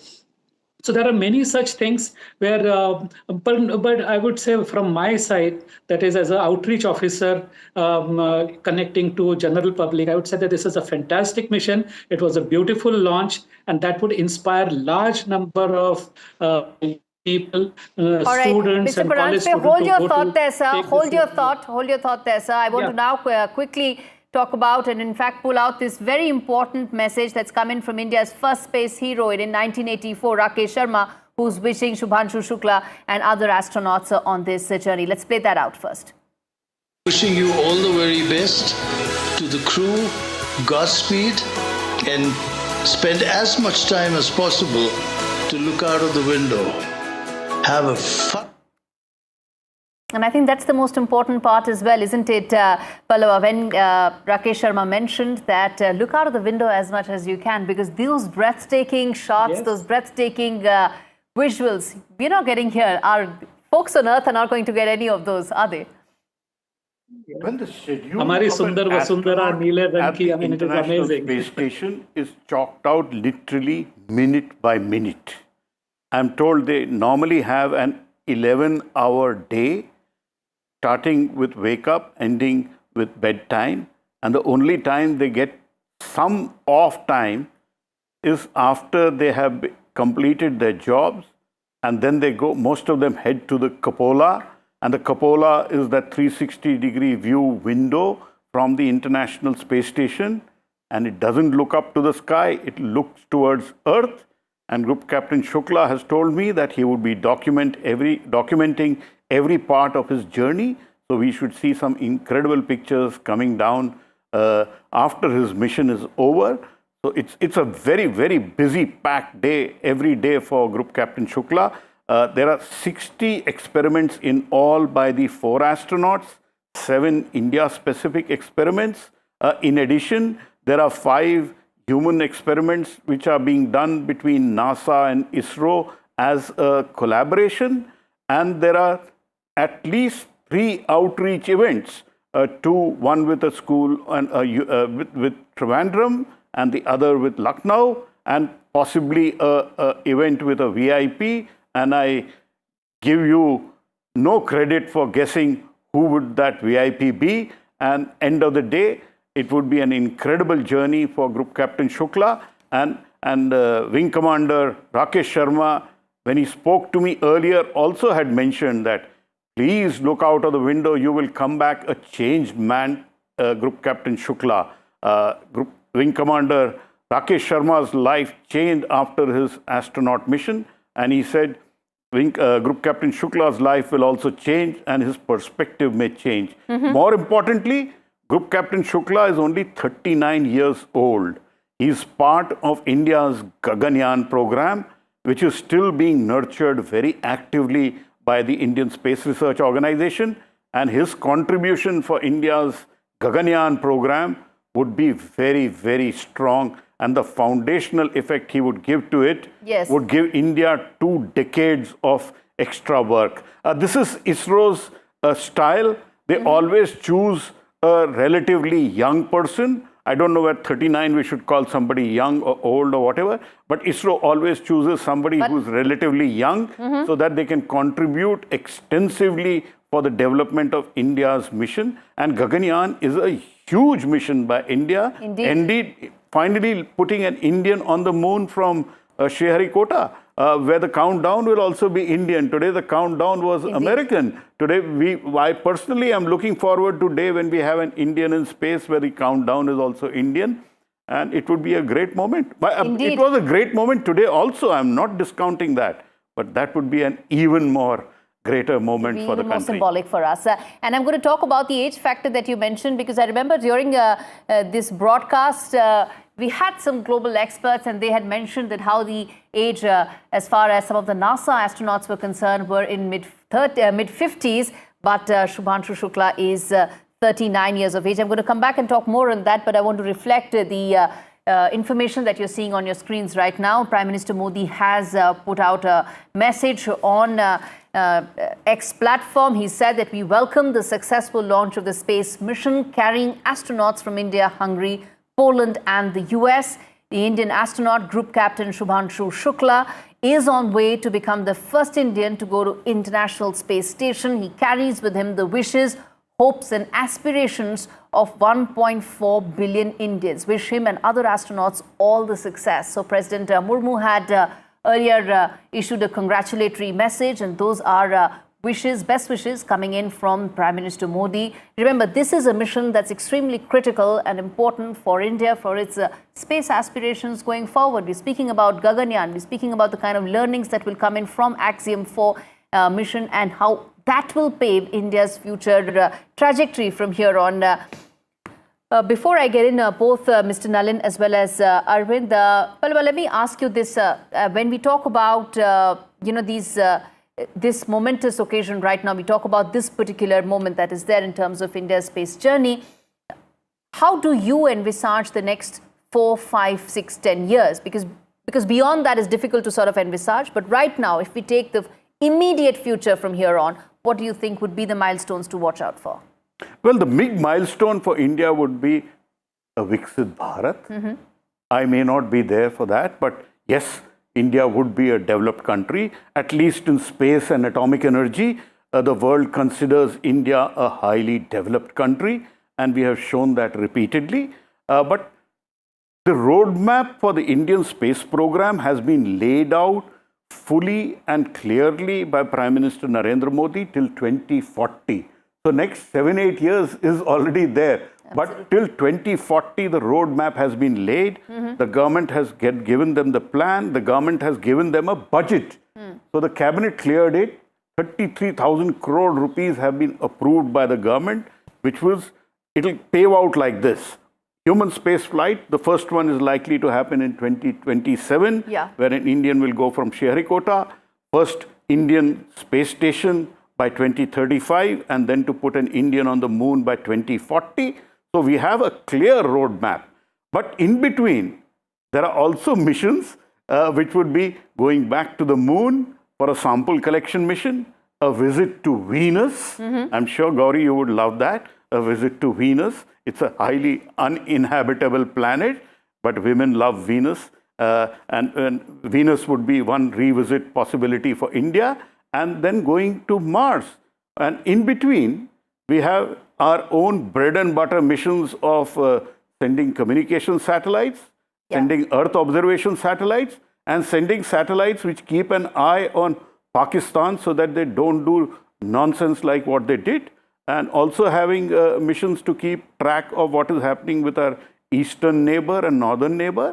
So plenty of things lined up, and India's space ecosystem with those startups which are there is revving up. We have 2 startups ready to launch their first rockets into space in orbital flights, a Skyroot and Agnikul. So a lot happening on the space sector, and the government is supporting the Indian Space Research Organization and the space sector in a very big way, and there is a purpose for that. See, India offers a destination where you can do a lot of engineering at relatively low costs. So as the world is heading out to inhabit the moon, a lot of the engineering could well happen in India. So there is a purpose in all of this. It's not just all blue sky work. Hopefully the Indian space economy would grow by leaps and bounds and all contribute towards a Viksit Bharat. And I personally, I can't wait for 2047. I want a Viksit Bharat sooner than 2047. Indeed. You mentioned some very important aspects of what this is likely to give a fresh impetus to, the private space economy being one of them. There are important startups that are in this field and are likely to get a fresh impetus with the Axiom-4 mission and the learnings that are likely to come. And we're going to touch upon these experiments as well in just a bit. But I want to get in a word from Nalin as well, which is that in terms of the private space economy, the space startups that are coming up in India, how much do you think they will get a boost with this mission, the success of this mission, whether it is in terms of funding, whether it is in terms of tech talent? That's another very important aspect. How much do you think they will get a fillip with this mission?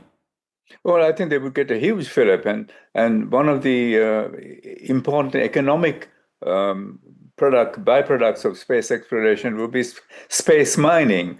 Sort of going to space, going for meteorites and bringing them back, and looking to isolate the rare minerals that we have on the Earth. So there's plenty of that stuff in space, and so harvesting meteorites for these very precious metals that we need, I think that's one aspect of space exploration that's going to happen in the future. Another aspect, of course, is the confirmation of life existing in space. Indian Space Research Organization, ISRO, collaborated with me and with the late Professor Nalika in 2001, and we sent, and ISRO, in fact, not we, sent balloons to the upper stratosphere, brought back material that contained weird bacteria and unknown on the Earth, and some of these were named after Aryabhata, one species named after Aryabhata, and so on. So I think the interstellar space, the space around the Earth, is by all expectations that we have, full of microorganisms, and trying to understand that biosphere that surrounds the Earth would be very important for the future. But on a more general level, I think we are at the crossroads, and the future of the world is essentially in space. Space exploration, as I said, space mining, study of life in space, and actually landing on planets like Mars or satellites like the Moon are going to be the future of the Indian Space Research Organization, I think. All right. Okay, I want to now ask, and something that I'm sure a lot of viewers would also like to know, that when you talk about those 60 experiments, when you talk about those 7 experiments specifically for India and the 5 that ISRO and NASA will do together, what exactly are those experiments? What are we really looking in terms of our key findings here? And Pallava sir, take us through, and our viewers, in terms of what is the kind of experiments. First, the India-centric 7 experiments that have been curated. What are these? What are we expected to identify and find from these experiments? Survival in space of organisms, including large organisms like ourselves, I think that's very important to study. All right. And I'll come to you, sir. Okay. Mr. Vikramasinghe, I'll come to you. Yes, Pallav, sir. See, this is the first time India would be doing specific biology experiments in space at the International Space Station. So these are, as I would continue to call them, the first baby steps. Some of the experiments are fairly basic, but they have great impact for India's own Gaganyaan program. They are for biofarming. They are also for understanding what happens to muscles when you go into microgravity. There's one experiment on what happens to your eyes in microgravity. So simple experiments, but they can have a lasting impact. But more importantly, our Indian scientists will get a handle of how to do experiments in microgravity. And it's not easy.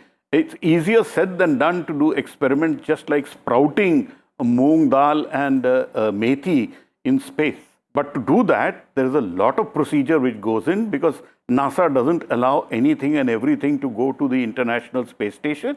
So it's a lot of learning for these 7 principal investigators of India who are conducting these experiments. These 7 NASA ISRO experiments are human biology experiments for which the details have not been revealed and we have no idea what they are. But I'm hoping there would be to understand how the Indian person behaves in space because there is very little data the world has about Indians in space. The more data we get about humans in space, the better it is. The experiments which go on at the International Space Station are extremely sophisticated. Right. For 25 years, the space station has been inhabited by Americans, and some of the experiments they have done are very, very complex and detailed.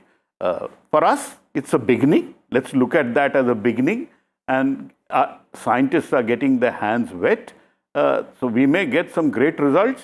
Remember Chandrayaan-1, everybody was laughing that India is going to the moon in 2008 when Neil Armstrong landed on the moon in 1969. Yes. But it was India's Chandrayaan which found water molecule presence on the moon and changed the global understanding of the moon. So let us hope something will emerge from it.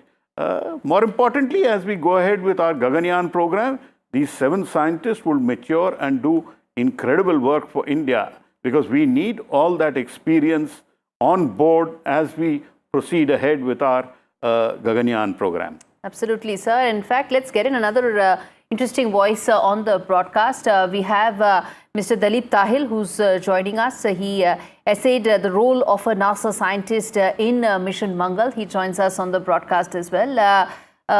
Mr. Tahil, your thoughts on seeing real-life heroes? These are real-life scientists and astronauts.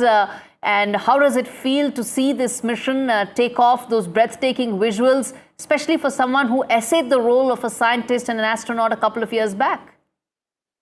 Well, very good afternoon to you. Thank you very much for having me on your program with such a distinguished panel of such a distinguished gentlemen on the panel who are, the scientists and the people who know much more about the experiments that got over. As far as I'm concerned, I mean, Mission Mangal, the film, although I did play a scientist in it, but that was strictly for the movies. What I saw today was the real thing, the actual, the kind of the stress was palpable on the families, the situation on all of us while we watched the launch. So that was very special and a huge occasion and a big, big congratulations to ISRO and to the country, India, for this monumental achievement in putting Group Captain Shukla into this mission, of which he's the pilot. That's it's absolutely wonderful to see it. And I, like everyone else, although I worked in the studio in Mission Control in Mission Mangal, but I can promise you that the feeling today was completely and utterly so real that it was nothing like the movie. Having said that, the other point of the thing for me is that it is very interesting to note that there are the crew comprises of people from all different parts of the globe. I mean, there's an Indian, there's an American, I believe there's a Hungarian. I think this message is very, very important in today's war-torn world, and with all the conflict that is going on in the world, to understand that we have to come together in harmony and combine our goodwill and resources for the greater good of mankind. I hope this message resonates to parts where we understand that it's only the coming together of different different nationalities, and that will sort of be better for the universe and better for human beings. But all said and done, it's a momentous occasion. Indeed, it is a momentous occasion, and you mentioned an interesting fact that the 4 astronauts, American, Indian, Hungarian, and Polish, at a time when there is such a divided world. Well, the International Space Station where this will be docking is operated by 15 countries together. So when it comes to space, humanity is together, isn't it? And Mr. Tahil, then I want to ask you, as an actor who sees visuals to be able to prepare for roles, who sees such instances, that's how you sort of prepare for roles, I would assume. So how important has today's momentous occasion and the visuals that came in today? Well, I mean, as much as you're giving me the importance of thinking that I'll prepare for a role, I mean, I can prepare for a role which gives me a lot of visual insights into it, but I don't think I'll ever be ready to actually be an astronaut and to go into a mission like this, which is a totally different ballgame. It is an amazing amount of courage and training, and the kind of time that has been invested in these individuals to come to this level and to pilot a mission like this. I can only portray it on the screen if I do get the opportunity. I meant just that, role of an astronaut in a movie. Yeah, well, not of course. I'm already imagining that I'm piloting this mission all the way to the docking station, but that's something completely different. That as an actor, I do imagine and visualize and fantasize, really. But it was remarkable. The liftoff, the liftoff was absolutely mesmerizing to see it live and to see the rockets come into action, and the whole thing was just the countdown. It was absolutely mesmerizing, and जैसे बोलते हिंदी में तो रोंगटे खड़े हो गए, and I could just see the expression and the feelings that were there in the family and the people watching from the family. So I really wish this mission all success. I hope they all come back safe and with all the experiments in place, which the gentleman before me mentioned, which are very, very important to the general growth and the well-being and the greater good of mankind. All right, we're going to leave it there. Dilip Tahil, thanks much for speaking to us. You're right, rongte वाकई खड़े हो गए. Not just you, but all people who are watching this, 1.4 billion people whose aspirations and dreams Shubhanshu Shukla is carrying on his shoulders with that Tiranga. And Mr. Nalin Vikramasinghe, thank you so much for speaking to us on this very big story. And in fact, let me also thank Mr. Pallava Bagla, our in-house science editor, someone, as I say, who knows this much better than anyone else in NDTV put together. Thank you so much, sir, for your insight and thoughts. Our team is very good. It's the team which makes the difference. Individuals like you and me are the face, but it's that massive team behind us which makes sure that we are able to perform to perfection and give our viewers the very best. And the perfect liftoff. The perfect liftoff was a different team delivered. Of course. But to be able to communicate that and communicate that over this long delays from May 29th onwards, it's been literally 4, 5, 6 months of relentless coverage which we have been able to do. And you and I are the faces, but there's a massive team behind us which makes sure that Gauri and Pallav and Vishnu and Shiv and Rahul and all of us give our very best, because India deserves nothing but the best. And this is our cosmic leap. So we have to be there to showcase it to India. Absolutely, sir. Very well put. And on that note, viewers, we're going to slip into a very short break, come back with a quick check of some of the other big stories that are happening around the world and in India. Stay with us. 5, 4, 3, 2, 1. Ignition and lift.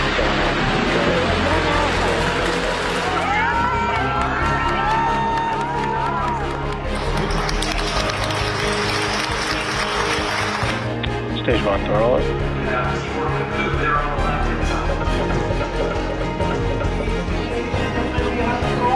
Stage 2 in preparation for second engine stir 1. सबको खुशी है खुशी है खुशी है कोई दिक्कत नहीं सब खुश है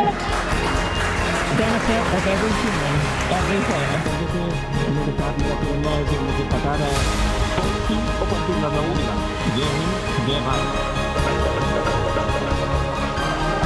आइए हम सब मिलकर भारत की इस ह्यूमन स्पेस प्रोग्राम की जर्नी की शुरुआत करें।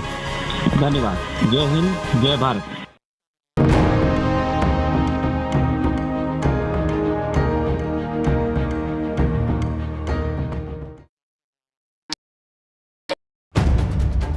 If it matters to you, if it matters to you, if it matters to you,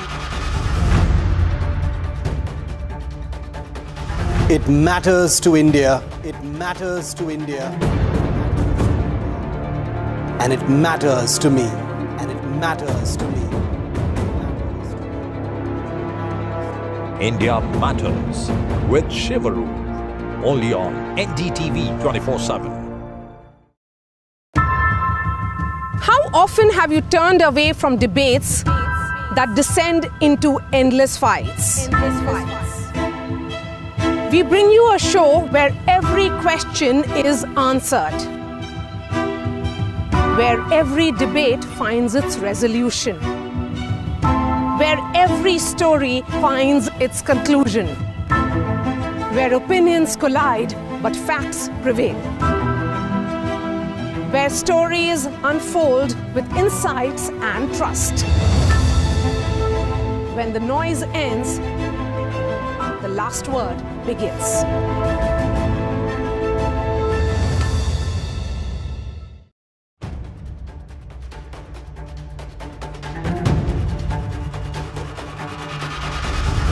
If it matters to you, if it matters to you, if it matters to you,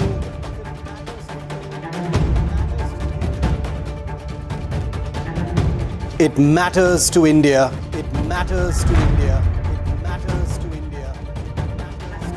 And it matters to me. And it matters to me.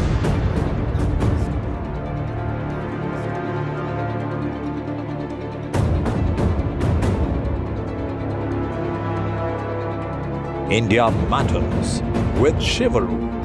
Only on NDTV 24/7. Is your business future ready?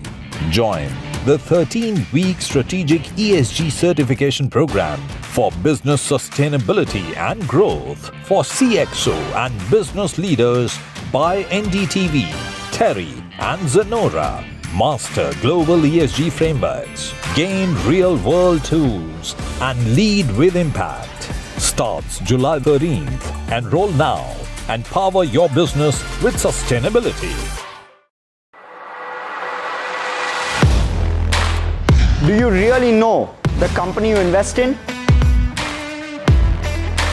What is the real picture behind presentations and claims? Is the outlook as rosy as the company claims? Know Your Company, powered by NDTV Profit Research, shines a light on the biggest stock market movers.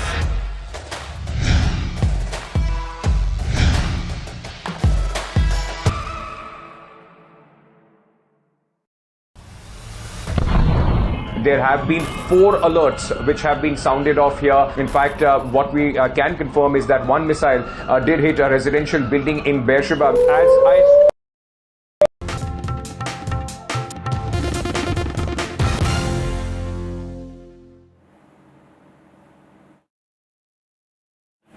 Viewers turning attention now to some of the other stories coming in. First up, Prime Minister Modi has called the imposition of emergency the darkest chapter in India's democratic history. Prime Minister Modi says that no Indian will ever forget the manner in which the spirit of the constitution was violated and Parliament's voice was muzzled. As the country marks 50 years of emergency, Prime Minister Modi announced a book that chronicles his experience during those years and on how they shaped his journey as a leader. Home Minister Amit Shah also slammed Congress for the imposition of emergency in 1975 and said, "We overcame a dark chapter like the emergency because our nation never bows down to dictatorship." Mr. Shah said that the emergency was imposed by former PM Indira Gandhi as she saw a threat to her power and there was no external danger or internal unrest. There's a political face-off that has erupted over this.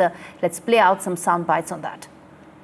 आपातकाल क्या था, इसकी व्याख्या कोई एक वाक्य में नहीं हो सकती, परंतु एक मल्टी पार्टी डेमोक्रेसी मूल स्वभाव जिस देश का लोकतांत्रिक है, ये लोकतांत्रिक देश के स्वभावगत लोकतांत्रिक देश की मल्टी पार्टी डेमोक्रेसी को व्यक्ति के तानाशाही में बदलने का षड्यंत्र का नाम है आपातकाल। 11 साल के शासन में कुछ करके दिखाया नहीं, पर देश को अगर एक रखना है, अखंड रखना है, तो आपको सभी जाति सभी धर्म के लोगों के साथ लेके चलना ही पड़ेगा। आरएसएस और बीजेपी ने अपनी उंगली भी नहीं कटाई उस वक्त। इनको पूछो, इनको, आप भी उस वक्त नहीं थे, आप इनके नेता थे बुजुर्ग, उस वक्त में इन्होंने क्यों नहीं आजादी जंग में भाग लिया। इनके पास कहने कुछ नहीं, इनके पास हिंदुओं को भड़काने वाला कुछ भी नहीं है। और बेरोजगारी है, उसकी चिंता इनको नहीं है। महंगाई बहुत भयंकर बढ़ रही है, उसकी चिंता इनको नहीं है। तो और क्या करेंगे? इमरजेंसी की बात करेंगे। 50 years of the emergency. भाइयों और बहनों, राष्ट्रपति जी ने आपातकाल की घोषणा की है। India's darkest hour, June 25th, 1975. Lest we forget. The emergency. NDTV rewinds when democracy was suspended. लोकतंत्र का गला घोट दिया गया था। भारत के संविधान निर्माताओं की तपस्या को मिट्टी में मिलाने की कोशिश की गई थी। Indira Gandhi's assault on freedom. An NDTV special, Wednesday, June 25th.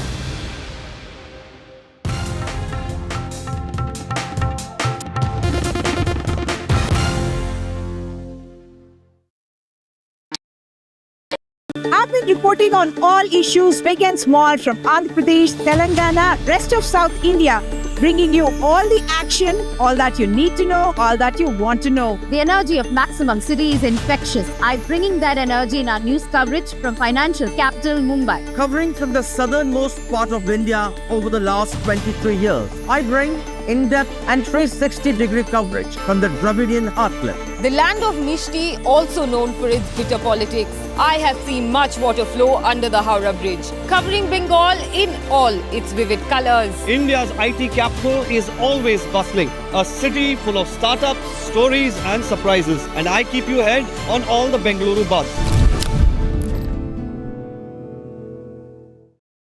In today's interconnected world, India's voice is more crucial than ever.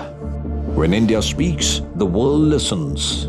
At NDTV World, we are that voice, bringing you intelligent and insightful news from India and beyond.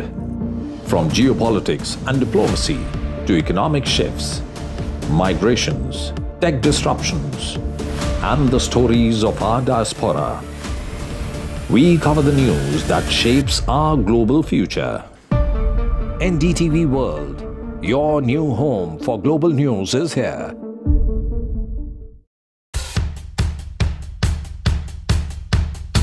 The markets move.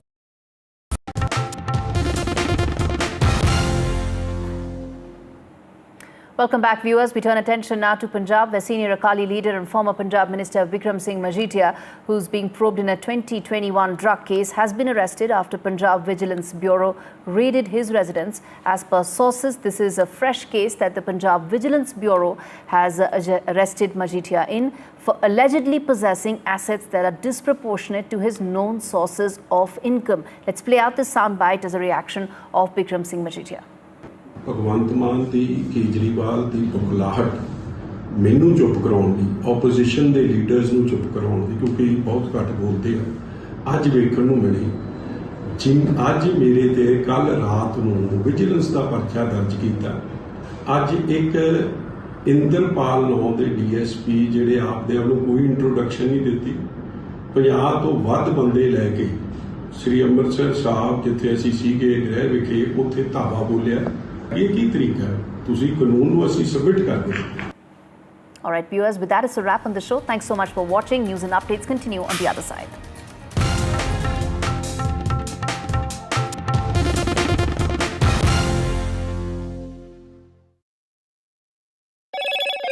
Hello, Moto. Motorola, India's leading AI smartphone brand.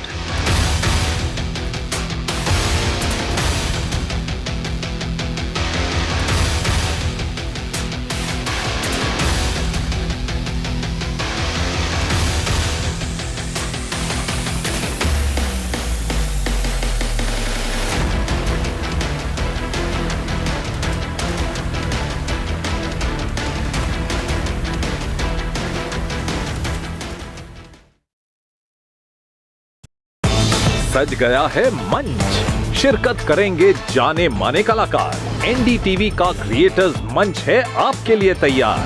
शामिल होंगे legendary writer Javed Akhtar, अपनी कविताओं से युवाओं के दिलों पर राज करने वाले कवि कुमार विश्वास, समय से परे की फिल्म बनाने वाले डायरेक्टर इम्तियाज अली और best selling writer Chetan Bhagat. यहाँ फन और एंटरटेनमेंट मिलेगा, साहित्य से नई रचनाएं, नई सोच, नया मंच। एनडीटीवी लाया है आपके लिए क्रिएटर्स मंच। आप भी जुड़े एनडीटीवी नेटवर्क पर। 50 years of the emergency. भाइयों और बहनों, राष्ट्रपति जी ने आपातकाल की घोषणा की है। India's darkest hour, June 25th, 1975. Lest we forget. The emergency.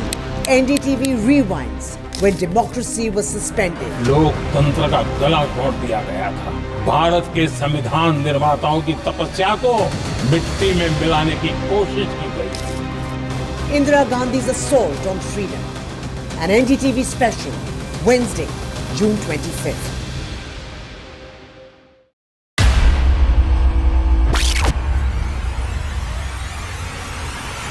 In the last 1 month, if you see, the share prices of Genzol Engineering has fallen more than 58%. Why are the rating firms calling the debt payments as default? We have two credible credit rating agencies on March 4th coming and downgrading the stock to D. Statements are consistently being proven wrong, and transactions are being taken place which are different from what they were originally pictured to be. The company claimed it would roll out 6,400 electric vehicles. But what it has rolled out is a shocking scam. Funds meant for the project were funneled allegedly back to the promoters, the Junkie brothers.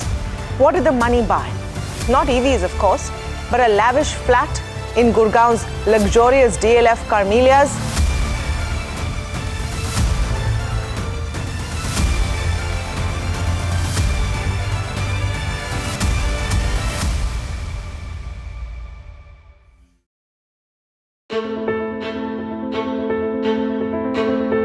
News is not just headlines, it is what impacts you. And news should never be mistaken for noise. What matters is the reality. Accurate, in-depth, and with the right perspective. For over 20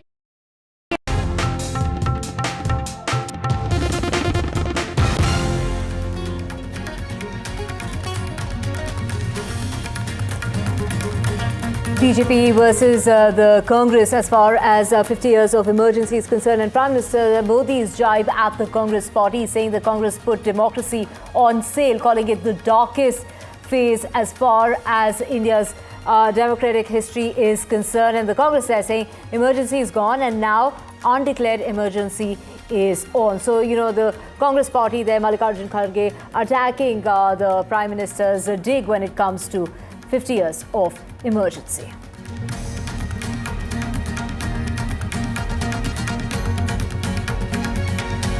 And a Sardarji 3 row that has exploded with the Mika Singh there slamming Diljit Dosanjh for working with a Pakistani actress. Now Mika's took to social media site Instagram and put out a post in which he referred to Diljit without really taking his name, referring to him as a fake singer.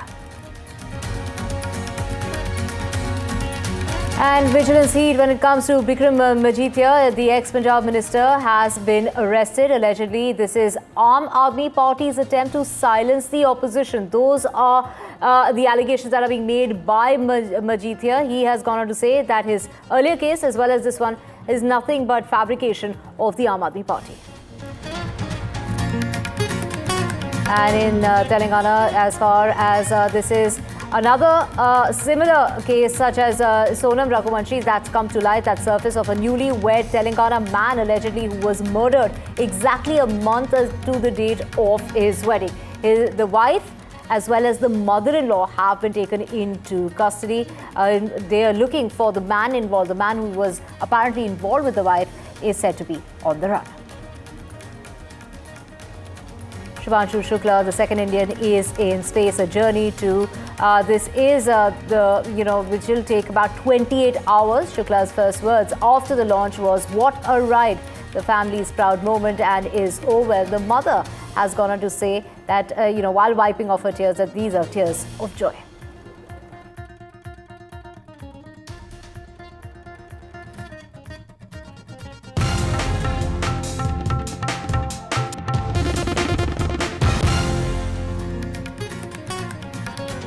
A very good afternoon. You're watching NDTV 24/7. I'm Divya Vadva. We have a whole lot lined up for you, including Prime Minister Modi calling the imposition of emergency the darkest chapter in India's democratic history.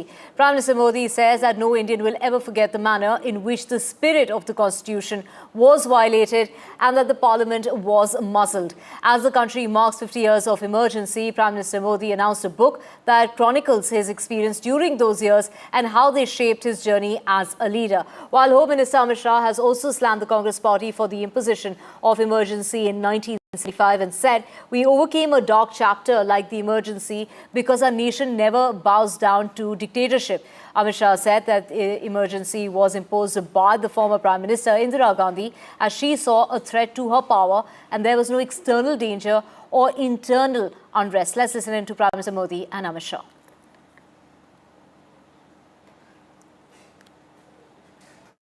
आपातकाल क्या था, इसकी व्याख्या कोई एक वाक्य में नहीं हो सकती, परंतु एक मल्टी पार्टी डेमोक्रेसी, मूल स्वभाव जिस देश का लोकतांत्रिक है, ये लोकतांत्रिक देश के स्वभावगत लोकतांत्रिक देश की मल्टी पार्टी डेमोक्रेसी को व्यक्ति के तानाशाही में बदलने का षड्यंत्र का नाम है आपातकाल। 11 साल के शासन में कुछ करके दिखाया नहीं, पर देश को अगर एक रखना है, अखंड रखना है, तो आपको सभी जाति सभी धर्म के लोगों को साथ लेके चलना ही पड़ेगा। आरएसएस और बीजेपी ने अपनी उंगली भी नहीं कटाई उस वक्त में। इनको पूछो, इनको, आप भी उस वक्त नहीं थे, आप इनके नेता थे बुजुर्ग, उस वक्त में इन्होंने क्यों नहीं आजादी जंग में भाग लिया। इनके पास कहने कुछ नहीं, इनके पास हिंदुओं को भड़काने वाला कुछ भी नहीं है। और बेरोजगारी है, उसकी चिंता इनको नहीं है। महंगाई बहुत भयंकर बढ़ रही है, उसकी चिंता इनको नहीं है। तो और क्या करेंगे? इमरजेंसी की बात करेंगे। जो लोग अपने गवर्नेंस में नाकामयाब रहे, कुछ नहीं कर सके और उनकी विफलता इतनी है कि लोग आज इन्फ्लेशन के लिए पूछ रहे हैं कि भाई इतनी महंगाई बढ़ रही क्यों? उसका सवाल का उनके पास जवाब नहीं है। बेरोजगारी का नहीं है, भ्रष्टाचार का नहीं है, आर्थिक बदहाली जो हो गई, नोटबंदी जो हो गई, बाहर का काला धन लाने की जो बात हो गई, वो सब कहाँ है? झूठ जो बातें इन्होंने बार बार करते आए हैं, तो उस झूठ को छुपाने के लिए, अपने बातों को छुपाने के लिए वे आज ये नाटक रचे। आज ही के दिन कांग्रेस की उस समय की प्रधानमंत्री श्रीमती इंदिरा गांधी ने आपातकाल की घोषणा 50 साल पहले की थी, जो केवल एक राजनीतिक घटना नहीं थी, बल्कि लोकतंत्र पर सीधा हमला था, एक कुठाराघात था। 25 जून 1975 की आधी रात को तत्कालीन प्रधानमंत्री इंदिरा गांधी ने आंतरिक अशांति का बहाना बनाकर भारत पर आपातकाल थोप दिया था और देश के संविधान की हत्या कर दी थी। 50 वर्ष बाद भी कांग्रेस उसी मानसिकता के साथ जी रही है। उसकी नीयत आज भी वैसी ही तानाशाही वाली है। And to know more on this, we have my colleague Aishwarya Jain joining us. Aishwarya, the Prime Minister there saying that the values enshrined in the Constitution were set aside. Fundamental rights were suspended, adding how it really taught him really hard life lessons. Well, that's right. There's a massive face-off that we can witness today between the Bharatiya Janata Party and the Congress over emergency. The government has issued the notification of observing 50 years of emergency as Samvidhan Hatya Divas, and at many places across the country there are functions being organized by the government as far as how they remember emergency and the black days, the black era that India faced. It is several of the leaders from the Bharatiya Janata Party, union ministers like Amit Shah, JP Nadda, all had been posting, including Prime Minister, about remembering their days when the emergency was imposed. In fact, Home Minister Amit Shah yesterday went on to say that this was 50 years ago when a despotic ruler who tried her best to continue the dynasty politics, and she wanted to impose emergency and surpass all the constitutional rights of the country. These were the black days, and certainly it was only when they were participating in such movements, when they were Bal Swayamsevak of the RSS, including Prime Minister also, who remembered his days, and how the country had faced that black era, and people should not forget about these black days. On the contrary, it is the Congress party who has been saying that it is an undeclared emergency today because people had not been given rights. Anyone who speaks against the government, they are called anti-nationals. The governor has no rules. Why is Prime Minister not going to Manipur? And the powers had been suppressed of media also. So there has been a complete face-off that we can witness between the BJP and the Congress, but it is the Bharatiya Janata Party who are organizing several programs. Today we will witness at around 3:30 when Amit Shah would be holding a mega program and would be addressing about how 50 years of emergency had concluded, and India should not forget about these days. Right. Aishwarya, also take us through how is the Congress party reacting to the BJP slamming the imposition of emergency?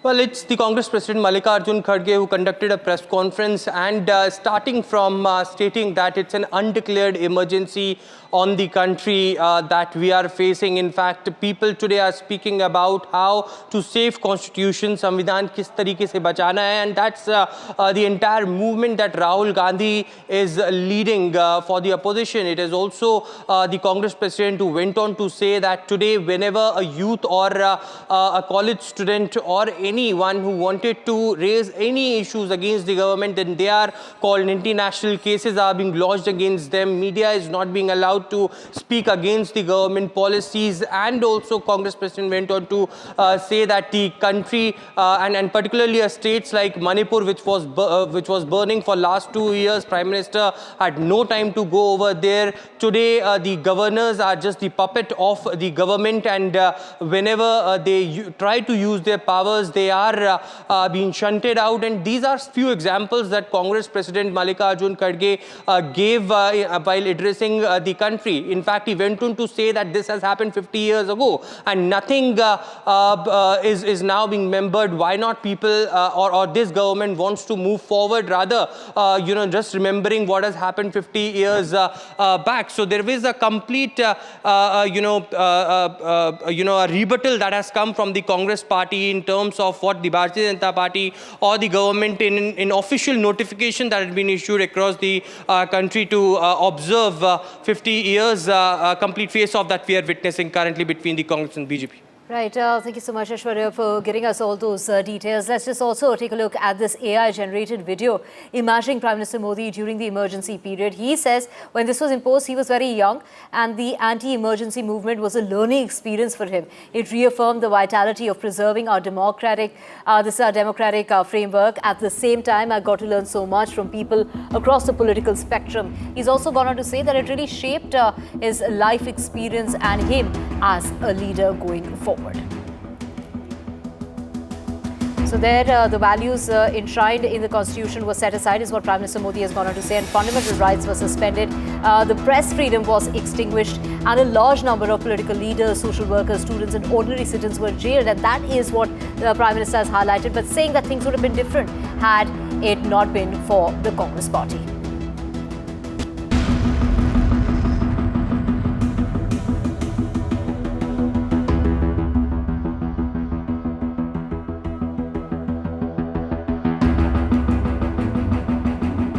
Prime Minister Modi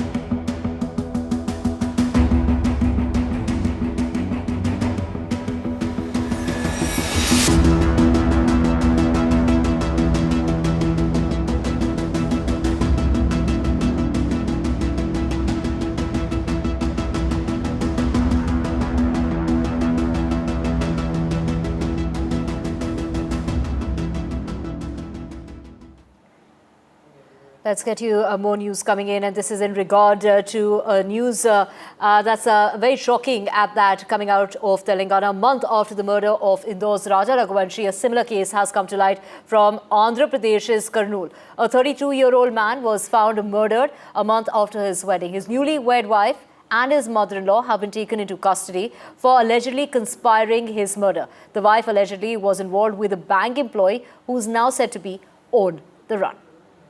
We have my colleague Uma joining us. Uma, there are more people believed to be involved in this particular case who were hired in order to eliminate the husband. What details do you have for us? And what's the case that the police has made so far against the wife? So the police have arrested the bank manager Thirumal Rao, who is said to be the lover of Aishwarya, the woman who got married just about a month ago, and within a month she planned the murder of her husband. What we understand is that Aishwarya was in a relationship with Thirumal Rao, who was a bank manager in Kurnool district of Andhra Pradesh, and she was to be married off to Tejeshwar in February this year. She broke off the marriage, went absconding, and subsequently came back and convinced Tejeshwar to get married to her, saying that she is in love with him and she had gone away only because her mother was not able to pay the dowry, and she got married to him on the 18th of May, and subsequently she had planned. There are about 2,000 phone calls that have happened between Thirumal Rao, the lover, and Aishwarya, and he's an already married man, 8 years into marriage, no children, and he wanted to marry Aishwarya, and he had even booked tickets for them to go away to Ladakh after eliminating Tejeshwar. And the conspiracy happened like this. 3 people who came to ask for loans from Thirumal Rao. He had used them, hired them to become assassins, and they came and took Tejeshwar for a land survey activity, because Tejeshwar is not just a dancer, professional dancer, but also a private land surveyor, and they took him. And it is based on the CCTV that the police tracked his location from Gadwal in Telangana, where Tejeshwar and Aishwarya used to live after they got married, and towards Kurnool, and that's where the trail ended. And subsequently on June 21 is when his body was found there, and it was already putrefied because about 4 days had passed since his murder, and it was based on a tattoo that they found on the arm of the Tejeshwar that said Amma. It is on the basis of that they identified him, and subsequently, because the family of Tejeshwar expressed doubt about Aishwarya, and they had in fact forewarned Tejeshwar not to marry Aishwarya because of the kind of an affair she is said to have had with Thirumal Rao, and subsequently the police now have arrested both the bank manager as well as Aishwarya and the 3 hired assassins who were involved in slitting the throat of Tejeshwar and also dumping his body in a canal in Kurnool district. Back to you. Body that was found in a canal. Thank you so much, Uma, for those details. Stay with us for our next story, and this is coming out of Hyderabad. A very tragic piece of news coming out of Hyderabad, where a woman was killed in a hit-and-run incident. This was a Bolero car that swerved and hit her. She had come out of a car because a car had broken down, and she was standing right next to it. And that is the CCTV footage of the incident that took place in Hyderabad. Uma has all the details. Uma, what really happened here? So Amit Karan and his wife Kritika were returning along with their 3-year-old child Madhav and his parents as well, the parents of Amit.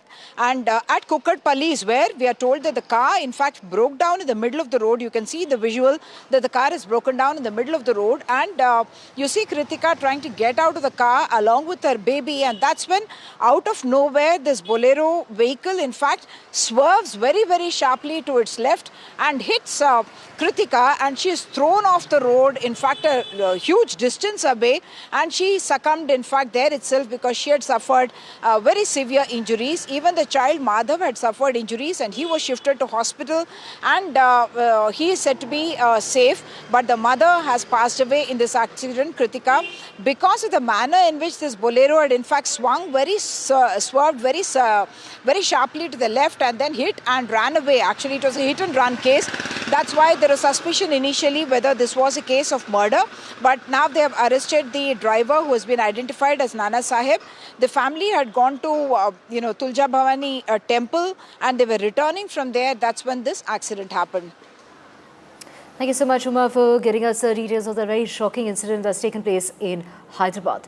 Moving on, senior Akali leader and former Punjab Minister Bikram Singh Manjithia, who is being probed in a 2021 drug case, has been arrested after the Punjab Vigilance Bureau raided his residence. And according to sources, this is in a fresh case that the Punjab Vigilance Bureau arrested him for allegedly possessing assets which were disproportionate to his known sources of income. To know more on this, we have my colleague Gurpreet joining us. But before that, let's listen in to what Manjithia had to say. Bhagwant Mann ਦੀ ਕੇਜਰੀਵਾਲ ਦੀ ਬੁਖਲਾਹਟ ਮੈਨੂੰ ਚੁੱਪ ਕਰਾਉਣ ਦੀ, opposition ਦੇ leaders ਨੂੰ ਚੁੱਪ ਕਰਾਉਣ ਦੀ, ਕਿਉਂਕਿ ਬਹੁਤ ਘੱਟ ਬੋਲਦੇ ਆ, ਅੱਜ ਵੇਖਣ ਨੂੰ ਮਿਲੀ। ਅੱਜ ਮੇਰੇ ਤੇ ਕੱਲ ਰਾਤ ਨੂੰ ਵਿਜੀਲੈਂਸ ਦਾ ਪਰਚਾ ਦਰਜ ਕੀਤਾ। ਅੱਜ ਇੱਕ ਇੰਦਰਪਾਲ ਨਾਂ ਦੇ DSP ਜਿਹੜੇ ਆਪਦੇ ਆਪ ਨੂੰ ਕੋਈ ਇੰਟਰੋਡਕਸ਼ਨ ਨਹੀਂ ਦਿੱਤੀ, 50 ਤੋਂ ਵੱਧ ਬੰਦੇ ਲੈ ਕੇ ਸ੍ਰੀ ਅੰਮ੍ਰਿਤਸਰ ਸਾਹਿਬ ਜਿੱਥੇ ਅਸੀਂ ਸੀਗੇ ਗ੍ਰਹਿ ਵਿਖੇ ਉੱਥੇ ਧਾਵਾ ਬੋਲਿਆ। ਇਹ ਕੀ ਤਰੀਕਾ ਹੈ? ਤੁਸੀਂ ਕਾਨੂੰਨ ਨੂੰ ਅਸੀਂ ਸਬਮਿਟ ਕਰਦੇ ਹਾਂ। ਤੁਸੀਂ ਆਪ ਦੇਖਿਆ ਕਿ ਕੀ ਕੁਝ ਹੋ ਰਿਹਾ ਹੈ। ਸਵੇਰੇ 30-35 ਬੰਦੇ ਧੱਕੇ ਨਾਲ ਅੰਦਰ ਘਰ ਚ ਆ ਗਏ ਆ, ਤੇ ਨਾ ਸਾਨੂੰ ਕੋਈ ਵਾਰੰਟ ਦਿਖਾਇਆ ਨਾ ਕੁਛ। ਚੰਡੀਗੜ੍ਹ ਕੋਠੀ 'ਚ ਇਹੀ ਚੱਲ ਰਿਹਾ, ਉੱਥੇ ਕੋਈ ਨਹੀਂ ਹੈ। ਇਕੱਲੇ ਮੇਰੇ 80 ਸਾਲ ਦੇ ਮਦਰ ਨੇ ਜਿਹੜੇ ਬਿਮਾਰ ਨੇ, ਕੋਈ ਸਾਡੇ ਨਾਲ ਗੱਲ ਨਹੀਂ ਕਰ ਰਿਹਾ, ਕੋਈ ਨਾ ਸਾਨੂੰ ਕੋਈ ਇਨਫੋਰਮੇਸ਼ਨ ਦਿੱਤੀ ਹੈ, ਕੁਛ ਨਹੀਂ। ਬਸ ਅੰਦਰ ਘਰ ਦੇ ਵੜ ਗਏ ਹੈ ਤੇ ਫਰੋਲਾ ਫਰਾਲੀ ਚੱਲ ਰਹੀ ਹੈ ਸਾਡੇ ਪਰਸਨਲ ਬਿਲੋਂਗਿੰਗਸ ਨਾਲ, ਨਾ ਸਾਡੇ ਨਾਲ ਗੱਲ ਕਰ ਰਹੇ ਹੈ। ਮੈਂ ਕੋਸ਼ਿਸ਼ ਕੀਤੀ ਹੈ ਜਿਹੜੇ ਅਫਸਰ ਆਏ ਹੈ ਉਹਨਾਂ ਨਾਲ ਗੱਲ ਕਰਨ ਦੀ, ਤੇ ਹੁਣ ਦੇਖੋ ਅੱਗੇ ਕੀ ਹੁੰਦਾ ਹੈ। ਮਤਲਬ ਸਾਡੇ ਨਾਲ ਤਾਂ ਇਹ ਕਾਦਾ ਕਰੀ ਜਾ ਰਹੀ ਹੈ ਸਰਕਾਰ, ਇਹ ਕਰੇ ਹੋਰ ਕਰੇ।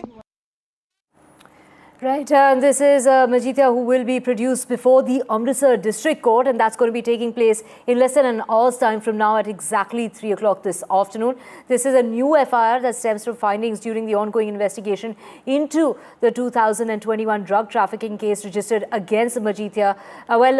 My colleague Gurpreet is joining us to get us the very latest on this.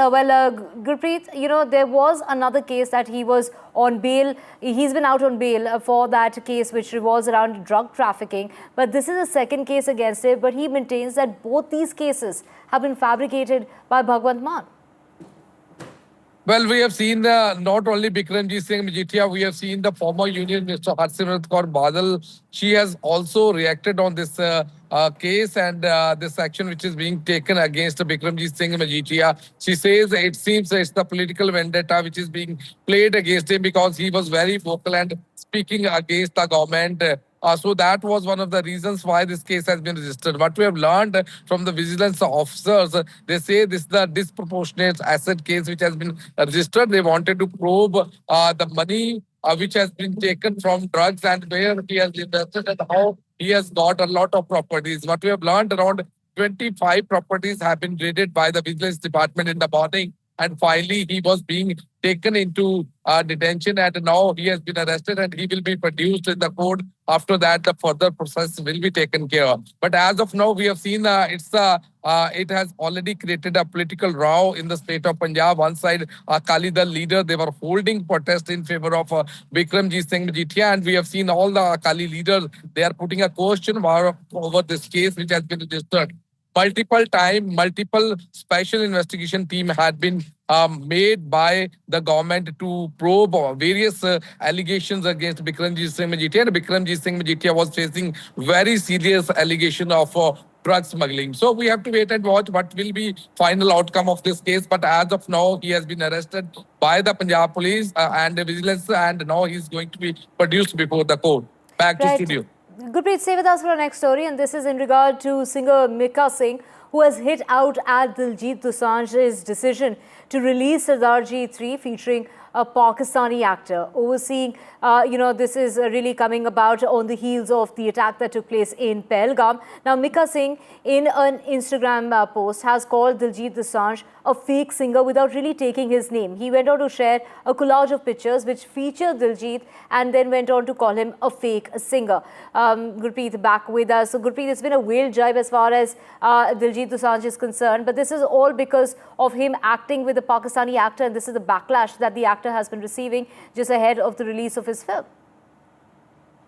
Well, we have seen for the last 2-3 days, a lot of questions are being raised over this movie, and specifically these actions which has been taken in this movie. So as of now, what we have learned, multiple decisions are being taken, and they are also trying to probe into all these details. What we have learned, and specifically, they are putting a question mark over Diljit Dosanjh and raising multiple questions. Right, Gurpreet, thank you so much for getting us details of. It is Mika Singh who has hit out at Diljit Dosanjh for, getting that Pakistani actor in his film Sardarji 3, and that is something that has, created quite a controversy and a lot of backlash in regard to that film. Let's just get you the latest, and this is in other news, and this is in regard to Jammu. A man has been stranded in a river as the water level has been rising due to heavy rain. Rescue operations are underway, and the struggle that has gone on for a long time. The SDRF has been involved in the rescue operations. That man stranded due to the overflowing river. Take a look at the visuals of this man who has been trapped, and this is because of the kind of rainfall that has been reported. This is the Tavi River, and this is in Jammu. This is a flash flood situation that has been caused by heavy rainfall, and there you can see that rescue operations underway in order to rescue the man who had been stranded there because of the kind of rainfall. The man was stuck in the middle of that river in Jammu. He got stranded when that flash flood hit the area. And with that, we're slipping a very short break. Back with a whole lot more on the other side. Do stay with us.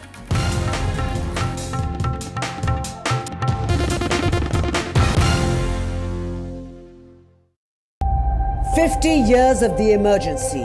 भाइयों और बहनों, राष्ट्रपति जी ने आपातकाल की घोषणा की है। India's darkest hour, June 25th, 1975. Lest we forget. The emergency. NDTV rewinds when democracy was suspended. लोकतंत्र का गला घोट दिया गया था। भारत के संविधान निर्माताओं की तपस्या को मिट्टी में मिलाने की कोशिश की गई। Indira Gandhi's assault on freedom. An NDTV special, Wednesday, June 25th.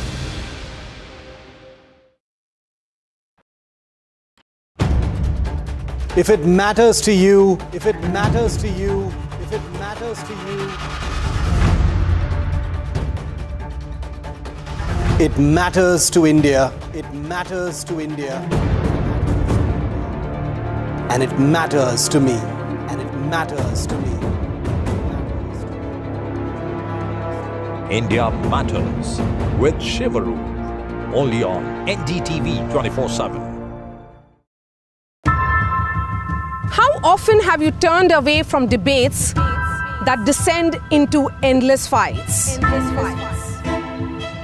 We bring you a show where every question is answered, where every debate finds its resolution, where every story finds its conclusion, where opinions collide but facts prevail, where stories unfold with insights and trust. When the noise ends, the last word begins.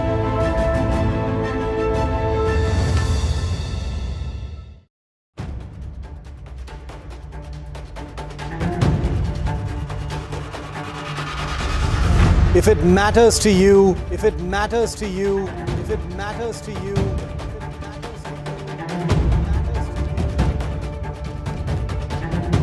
it matters to India, it matters to India, it matters to India, and it matters to me, and it matters to me.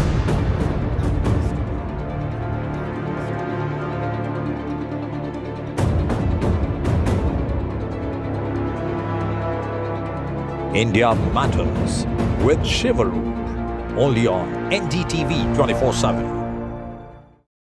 Is your business future ready? Join the 13-week strategic ESG certification program for business sustainability and growth for CXO and business leaders by NDTV, Terry and Zenora. Master global ESG frameworks, gain real-world tools, and lead with impact. Starts July 13th. Enroll now and power your business with sustainability. Do you really know the company you invest in? What is the real picture behind presentations and claims?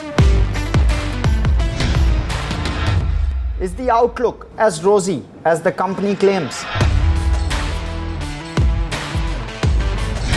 Know your company, powered by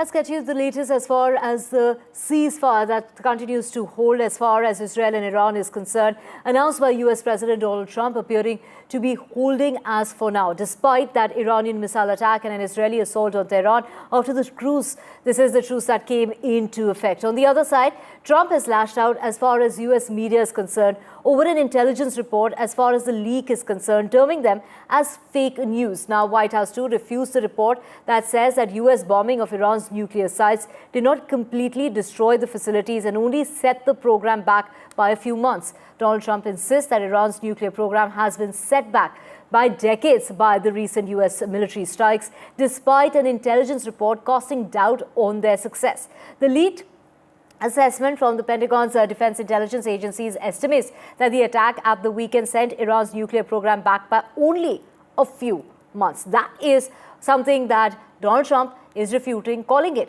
fake news. So, of course, that is the latest. This is really comes at a time when, Donald Trump has spoken about this, and he's gone on to, rally against several, media organizations, calling them out for reporting on the intelligence leak. And the United States is, in fact, describing the industry as a whole, as far as the media industry is concerned, taking names and describing that they're, been faking the news, and these are fake reports. Vishal joining us to get us the very latest. Vishal, really take us through the reaction that's coming about with Donald Trump there, totally refuting the claims that are being made, and that too by the Pentagon's Defense Intelligence Agency.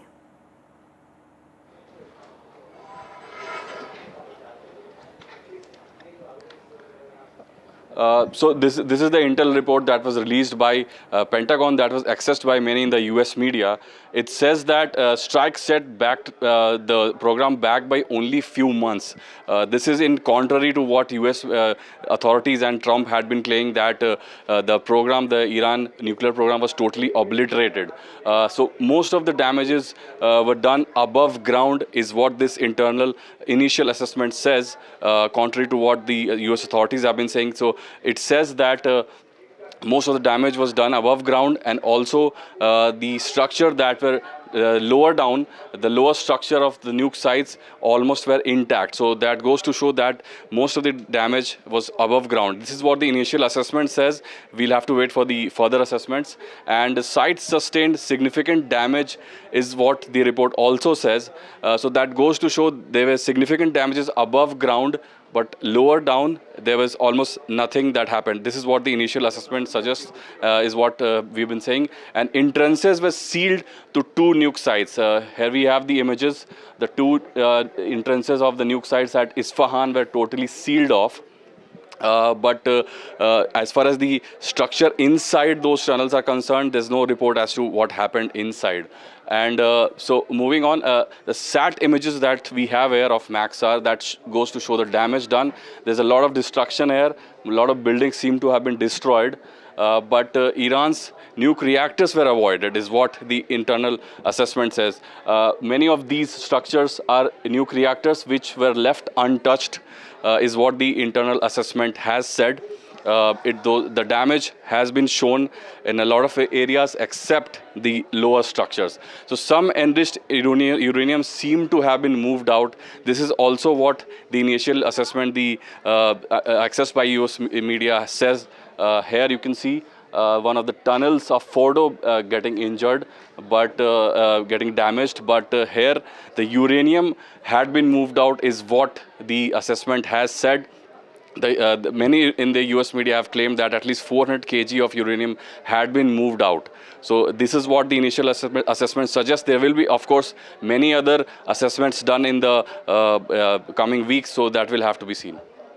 Right. Of course, Vishal, this really comes at a time when, it is Donald Trump who is literally, taking credit for that ceasefire. But he's also, gone on to say that he managed to, completely destroy that area, where the missiles hit. And this is Donald Trump there now lashing out at the media for, faking that report as far as the extent of damage is concerned. Let's just also get you the latest, and this is in regard to, Donald Trump there going on to say that the ceasefire is going well, and this was in regard to, just before this is the NATO summit in The Hague, and this is, let's get you the latest when it comes to the NATO summit, and that is Donald Trump there saying that we will not allow that militarily, and this is Iran will not enrich. This is the last thing that they want to do is enrich. So this is also what the US Defense Secretary has gone on to talk about, the FBI conducting a leak investigation into the Iran strikes. But NATO leaders have arrived in The Hague for that summit hailed by Germany as historic. The summit is aimed at securing peace in Europe for future generations. NATO allies are poised to approve a major hike when it comes to defense spending under intense pressure from the United States, and that has gone ahead and demanded that the members raise their budgets to 5% of the GDP by 2032. This is a dramatic shift from the current 2% target. The head of NATO military alliance warned that no country would have an opt-out from that massive new hike in defense spending, and that progress that they made